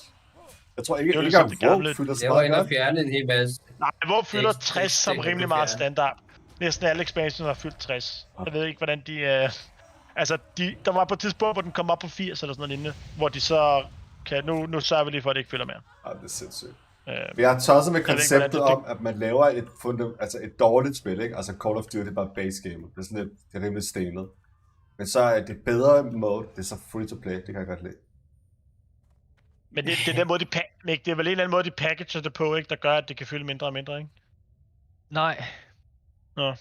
Det er måden, de laver især terrain på, fylder rigtig meget, fordi at alle tingene er lavet i sådan nogle blocks. Nu snakker jeg Blizzard. Ja. Så WoW, okay. For eksempel WoW, og så det de går ind og gør, det er det, som der også bliver gjort i rigtig mange mods til rigtig mange spil. Det er, at de fjerner alt det, som ikke bliver vist. Det er derfor, at nogle gange, når du falder igennem noget, så kan du se det hele bare 2D, bare sådan en lille bitte kant. Og andre steder, der kan du sidde fast i ting, og det er fordi... Men hvordan kan det så være, at World of Warcraft ikke fylder mere og mere for hver expansion? Altså, der er jo selvfølgelig noget... Der må der være en eller anden måde på, at de reducerer det med noget packaging eller sådan noget, ikke? Jo, og der er også mere, der kører på... Der bliver loadet bare fra service hele tiden. Jeg forstår bare ikke, at mit Call of Duty fylder 140 GB på min computer. Men hvorfor skal jeg så downloade en patch, der er 50% af hele spillet hver gang? Det er fordi du tilføjer jo ikke 50 GB oven i de 150. Den erstatter jo. Men det er dumt. Ja, det er bare voldsomt, at det er så meget. Ja, det er voldsomt. Det er sådan en åndssvagt måde at gøre det på. Mit Call of Duty fylder kun indtil videre 1 GB. Og det er et fantastisk spil. Ja, det er nice. Jeg kan huske, det er bare det der Peter, han så videoerne fra PUBG til Call of Duty. Han er sådan, det er et meget bedre spil. Peter, det er det bedste take, du nogensinde har haft i dit liv. Okay. Ro på LP. Nej, det er PUBG. Jeg kan virkelig ikke lide PUBG nu her. Nej, men det var fordi, PUBG det er sådan noget, så man var inde og prøve det, som bare sådan, det er jo ikke så godt som de andre jo, det er forfærdeligt movement. Men spillet, selve spillet, hvordan det er, synes jeg er federe. Jeg synes pacet er meget sjovere. PUBG-pacet. Jeg synes det er sjovt, når LP prøver at løbe for en blå cirkel, eller sagtens skal overleve at tage en bil, og prøver stadig at skyde mig. Det er super sjovt. Jeg hørte ikke, hvad du sagde, men jeg tror, det var godt. Jeg har stadig et klip, hvor jeg smider... Der er død, og der er Folke og LP løber fra... det var fucking godt. Og jeg prøver at skyde dig hele tiden, og ender med at overleve i vinden. Jeg kører ned, vil jeg lige sige. Jeg har stadig det klip, hvor jeg smider en granat, som jeg tror er en smuk for at smukke Mick af. Ja. Det er absurd. Det betrayal i mine øjne. Det er bare sådan... brændt fast i hukommelsen, det der. Det er så fucking fedt. Og fordi man kan se, at jeg går ind og skifter den til smuk, men den registrerer det ikke. Og så smider jeg den af. Fucking bro. Ej, det er ærligt. Make the nade!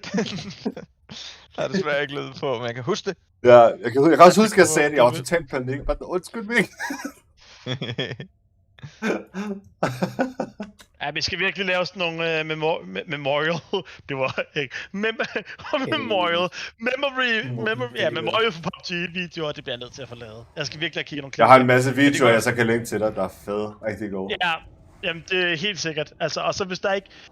eneste man skal gøre, det er, hvis man ikke kan tiderne. Eller hvis den ikke er klippet til, skal man bare skrive tiderne. Man skal bare lige hurtigt skrive tiderne ind, hvorhen fra til, for eksempel 100 gange jeg må klippe. Ja.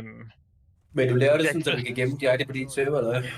Ja, så I bare kan uploade på serveren. Det var ret det er præcis. Ja, så jeg har nemlig en, der hedder decideret gaming. Jeg kan bare spare lidt plads på min computer. De der Shadowplays, de fylder. Ja, skal jeg lige se, hvor meget plads jeg har på min på USB. Lige nu har jeg 28 terabyte, ikke? 16 af dem, der er brugt. 2 terabyte. Ja, men jeg har jo nærmest 1 terabyte i gaming-videoer, altså. Det er lige før. Holy shit. Jeg har sygt meget. Altså, jeg er klar, men spørgsmålet er, om de andre er klar. Vi spiller RAM. Skal du være med, LP? Spiller RAM. LP. Ja. LP, Q'en er poppet. Q'en er poppet. Never mind. Nej, LP, kom nu! Mik! Du skal bare sige stille! Det skal jeg, det er rigtigt. Ja, du skræmmer folk væk. Nej, det er fint. LP. Det er grund til, at jeg har 16 terabyte liggende, det er fordi, når jeg optager... Kan LP. Skal nok være Hvorfor? med. Når jeg optager 4K-videoer. Ja. Okay. Hvem kan LP? Mik, hvad var det egentlig, hvad sagde din kollega så egentlig til mit navn? LP, kom nu ind.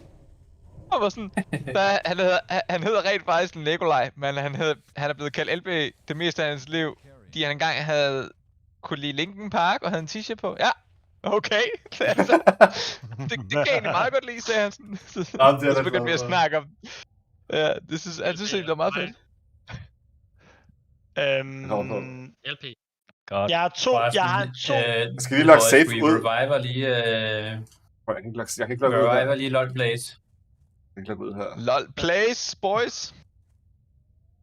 Nå. Og dokumentet. Holy shit, jeg tror ikke engang, jeg er den her med. Nej, den har jeg ikke været med i. Det var Beyond Mikkel. Ikke up to date.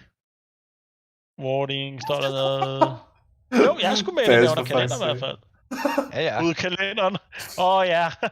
Ja, det er origin. 30! Hype. Så dumme. Se, gå over i Clash. Jeg skal til Grønland på mandag, kan jeg se. Gå over i Clash, og så se, hvad der står ved LP's midt.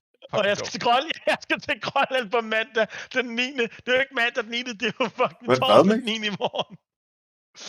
Ja, eller oktober, men det er ligegyldigt. Hvad LP's var for det? Nu var du i Grønland. Jeg skal lige update de her websider. Jeg ved ikke, hvad år det her er, men kan man ikke se, hvornår det er skrevet? Du har været signet op til Clash LP sammen med os, kan jeg sige. Det må have været en fejl. Du kan spille lidt. Nej, det var fordi, hvis vi manglede en, så var du klar til stand-in, er jeg ret sikker på. Ja, det passer heller ikke. Det er meget sjovt, der står, at Usen kan spille support. Nej. Men du er bare... Jeg skrev det ind i september 2017, så det var oktober 2017, jeg var i Grønland. Og det er lang tid siden, hva'? Jeg kan spille alt. Ja. Hey, er det Ja. Fed navn, LP! LP's navn! Det er jo min note til LP, den lad være med at tage telefonen, når han ringer. Hvad? I LOL, eller hvad? Jeg skal have et nyt sommernavn! Hvorfor? Det er et fedt navn. Det er virkelig fedt navn. 84, LP, vil du have det navn, du har nu? Kan du ikke bare beholde det? Det gør jeg også. This name is unavailable. It's unavailable. Hvad så med 6? Og fjern nummerne. Hvad med 7? Bare fjern nummerne. Flagged. Bare hedde flagged. Kan du ikke bare løbe med hedde det der? Det er et fedt navn. Det er mig lige. Det er bare sådan ikke sagde. Jamen, jeg opgraderer mit navn, dreng. Det her det er slet ikke dumt. Det er allerede taget. What the fuck? Det er toxic. Ej, nu har du bare puttet et taler i stedet for, hvad dum er du? Du må ikke hedde det med i, så har du puttet et taler. Jeg er stadig i gang med at download. Nå, for fanden. Det er sådan, man kommer omkring systemet. Gud, den der kalender fra 2017, drenge. Det var dengang, vi var seriøse, eller hvad? Ja, det alle de der links. Vi har bare så lavet noget... Alle de der leak sites, der er. Kan vide, der er stærkt noget, der hedder Best GG.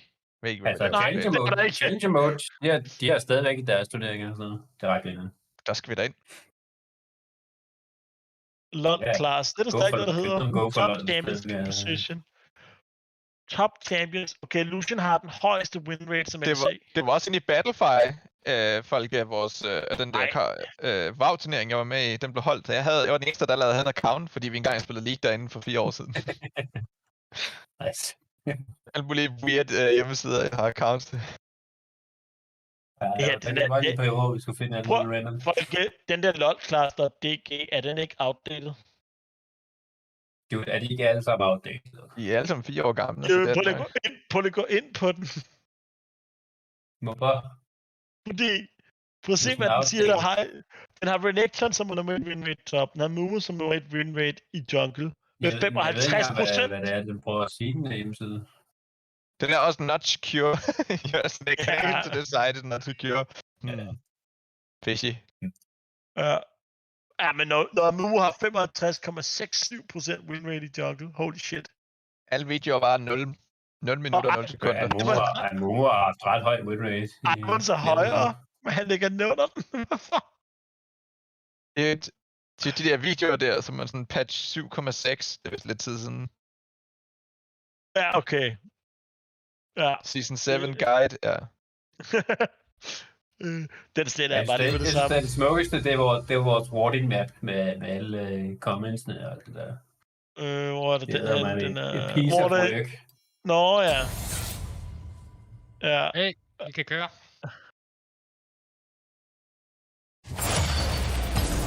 Mappet har ikke ændret sig siden. Oh my god! Ja. Nogle gange er det Ja, det er det. Ej, hvor har jeg fået en champion. Swap. Ja, nice. Stadig flag for mig. Der er flere rerolls. Jeg tager ikke. Jeg kan godt reroll. Men Blitz. Jeg vil stadig spille Jalen. Skarner, one lul. Mix, skal du ikke også spille den der snip-snip? Nej, hjælp. Hvad skal jeg have, Runes? Jeg har hende ikke, hende der. Jeg har hende ikke. Nå, du har hende ikke. Conqueror. Du har hende, det er unlocked. Det er hende i precision. Og så, Biome, ja tak. Nej, jeg spiller mig ikke. Hvad med den næste? Spiller man på ham her? Resolve, eller hvad? Folke. Comet? Electrocute? Jeg bliver LP med Rona, dreng. Jeg bliver LP. Altså, den der... Jeg tror, jeg har den. Ja, men jeg skal ikke om mange der. Bare det ikke være nice, fordi man kan holde sig i kampen. Ellers skal du ikke execute, tror jeg, for poke normalt. Peter! Jeg har den. Men det er ret nice, fordi så kan man stikke på folk ved sin ult. Vi er mod en Mats, Kiana, Lucian, Saya. Okay, de har ikke noget vildt, eller Evelyn. Okay, så de har ikke noget voldsomt poke. Det er okay. Altså, vi har en rimelig beef frontline, og så har vi Peter. Og så har vi mig. Peter endte med at tage fucking Shaco. Det kan være, at jeg bare skal rette rundt og beskytte dig, Folke.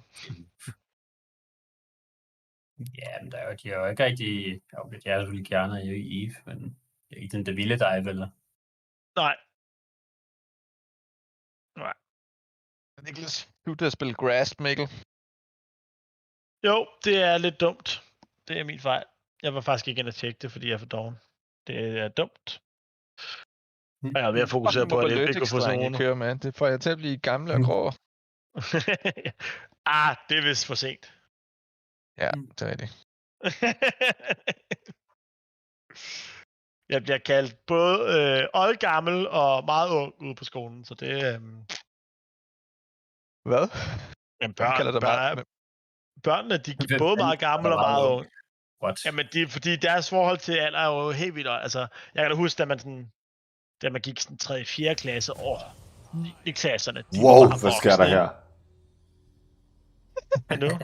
Hvad så jeg fik? Hvad er det den verden, jeg er kommet ind i? Hvad skal jeg købe? Oh my god, hvad skal jeg købe? Lortespil. Man kan bare følge recommendations, de er faktisk ret gode. Starter Guardian Blade? Nej, jeg skulle have den der anden, den der Guardian Horn. Ja, Horn Item. Horn Item, ja. Den joke, den... Så der jeg kommer. Jeg tror, jeg burde have haft fleet, faktisk. Okay, der var en flash. Ro på, drengen. Så sulten vi jo ikke. Hvad laver han? Evelyn der? Jamen, hun er bare fremad, eller? Hun vil gerne dræbe mig, jeg var low, tror jeg. Okay, sygt spillet. Hold op. Det er LB til MMR, der lige trækker helt rundt ned. Nej. Det er fandme godt. Eller er den overhovedet eksisterende? Er det ikke... Der findes Ja, MMR, der er men... Det er retarderet. Og nej, det er det ikke. Jo, det synes jeg er helt acceptabelt. Fordi jeg har set nogen, der ligger langt nede, og hvis der er nogle mennesker, som ikke gider spille mod. Ej, jeg er ikke få assist. Lucky type.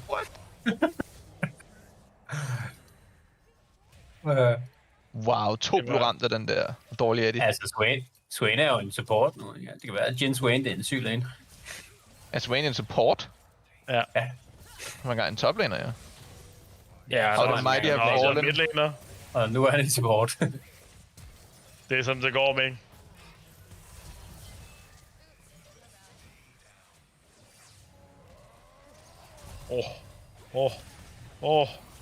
Om. Jeg tror, jeg kører Riftmaker. Ej, der var en der. Nice. Jeg dør hurtigt, men jeg tager nogen med mig. Det er altid noget. Holy shit, der var ikke nogen, der fik assist på Kiana. Er der ikke? Nej. Så hun ikke slået af mig? Hvad for et mythic skal jeg have? Hvad anbefaler den? Divine Sundra, Eclipse, Strikebreaker, Goredrinker, Eclipse, Trinity Force. Divine Sundra er udmærket, hvis du gerne vil. Det er nok det rigtige play. That's it. Au! Ej, hvor dør jeg hurtigt, mand. Hvor er der meget skade? Shit, fuck. Au. Om jeg lige skulle slappe lidt af. Der bliver lige ved at få dem op. Beder du skælde mig ud, når jeg gør noget dumt?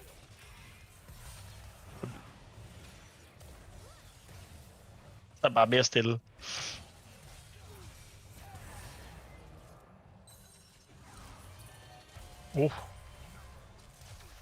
Ohoi!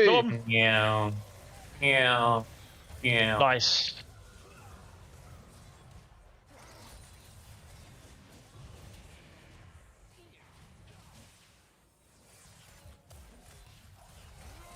Men det er faktisk ret toxic rangen på hans W, er stadig monster lang. Jeg spiller med en Swain support her den anden dag, så gik han bare op i midt og smed en W på midlaner en gang imellem. For sygt langt vægt. What? Toxic, ja. Den bliver slår jo også, så hvis du har et eller andet follow-up, så er det bare gratis. Prøv lige at se det der jo. Altså, hvad er det der? Hold da op. Jeg prøvede at ilde. Det gik ikke.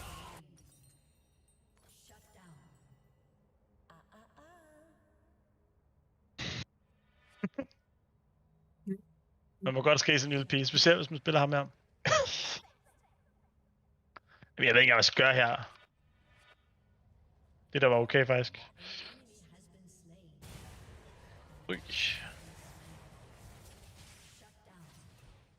Shut down. Sgu lidt hårdt, det at spille.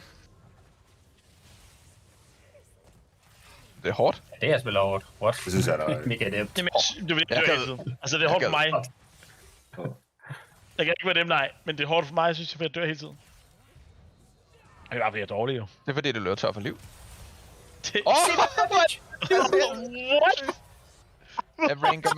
Ranker man E eller W som nummer 2 så? W, I guess. Det ved jeg ikke. Normalt plejer det at W, fordi den får længere range, så kan den ikke? Hun står der! Hun står der! Men den er god bog. Hun kunne ikke komme ud! Jo, det er fucking gale vores gen. Der kan jeg bedre forstå, at det er også ubehageligt at spille med. Han dræbte mig også på 2 skud, dengang han havde en Yumi nede. Ja. Men altså det der game, jeg spillede i også, det var bare sådan... Det der, jeg har aldrig kunne løbe folk ned som gen. Altså bare sådan, det er for sygt. Trottles E kan bare være det mest ubehagelige stun.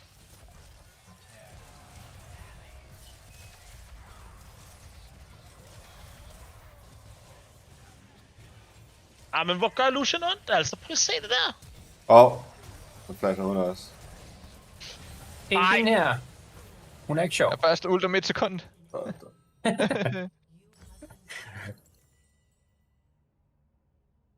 Jeg skulle køre Iceborne, whatever.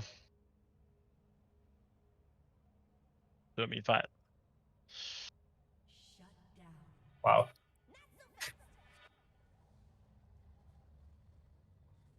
Wow. Se, de får et tårn for os. De er meget bedre spillere. Feeder. Okay, Mik. Hvor fanden er min boots? Hey, hvad? Ti stille. Pas i chatten.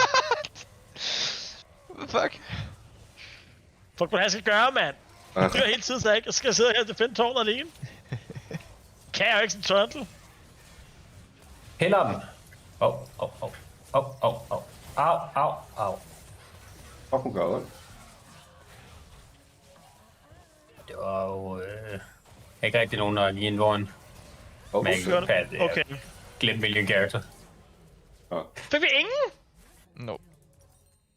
Du skal vende af med at bruge dine piller, Mikkel. På cooldown. Men jeg... Måtte jeg ikke bruge den, der gik ind der, hvor jeg ultede? Og bare ikke nogen grund til at bruge den. Og så, fordi de kom væk, så de kunne komme op til dem? Det ved ordentligt ikke. Altså sådan, så du kan bruge den lidt mere taktisk, det er mere det. Au. Jeg dør den der Kiana hver gang. Det fucking slagter mig.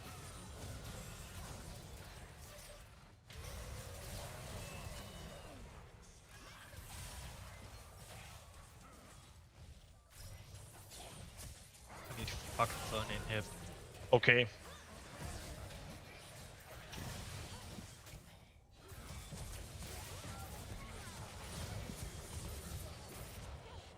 Lad. LP. Ej, det var Peter. Jeg lavede rigtig meget den kamp der. Er det tæt?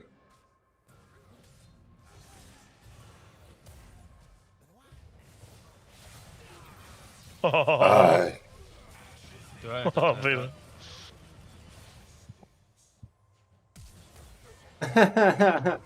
Det var det spil. Okay. Hvorfor man ikke havde det, altså? Og det var syg årsag, jeg havde det. Er døde? Der er mange andre bedre årsager. Der er mange andre bedre årsager, jeg havde det at spille med. Det var bare, hvis det var dotten. Okay. Jeg synes, der er bedre grunde til at have det at spille. For eksempel det der tidligere, hvor vi ikke kunne komme ind i spillet.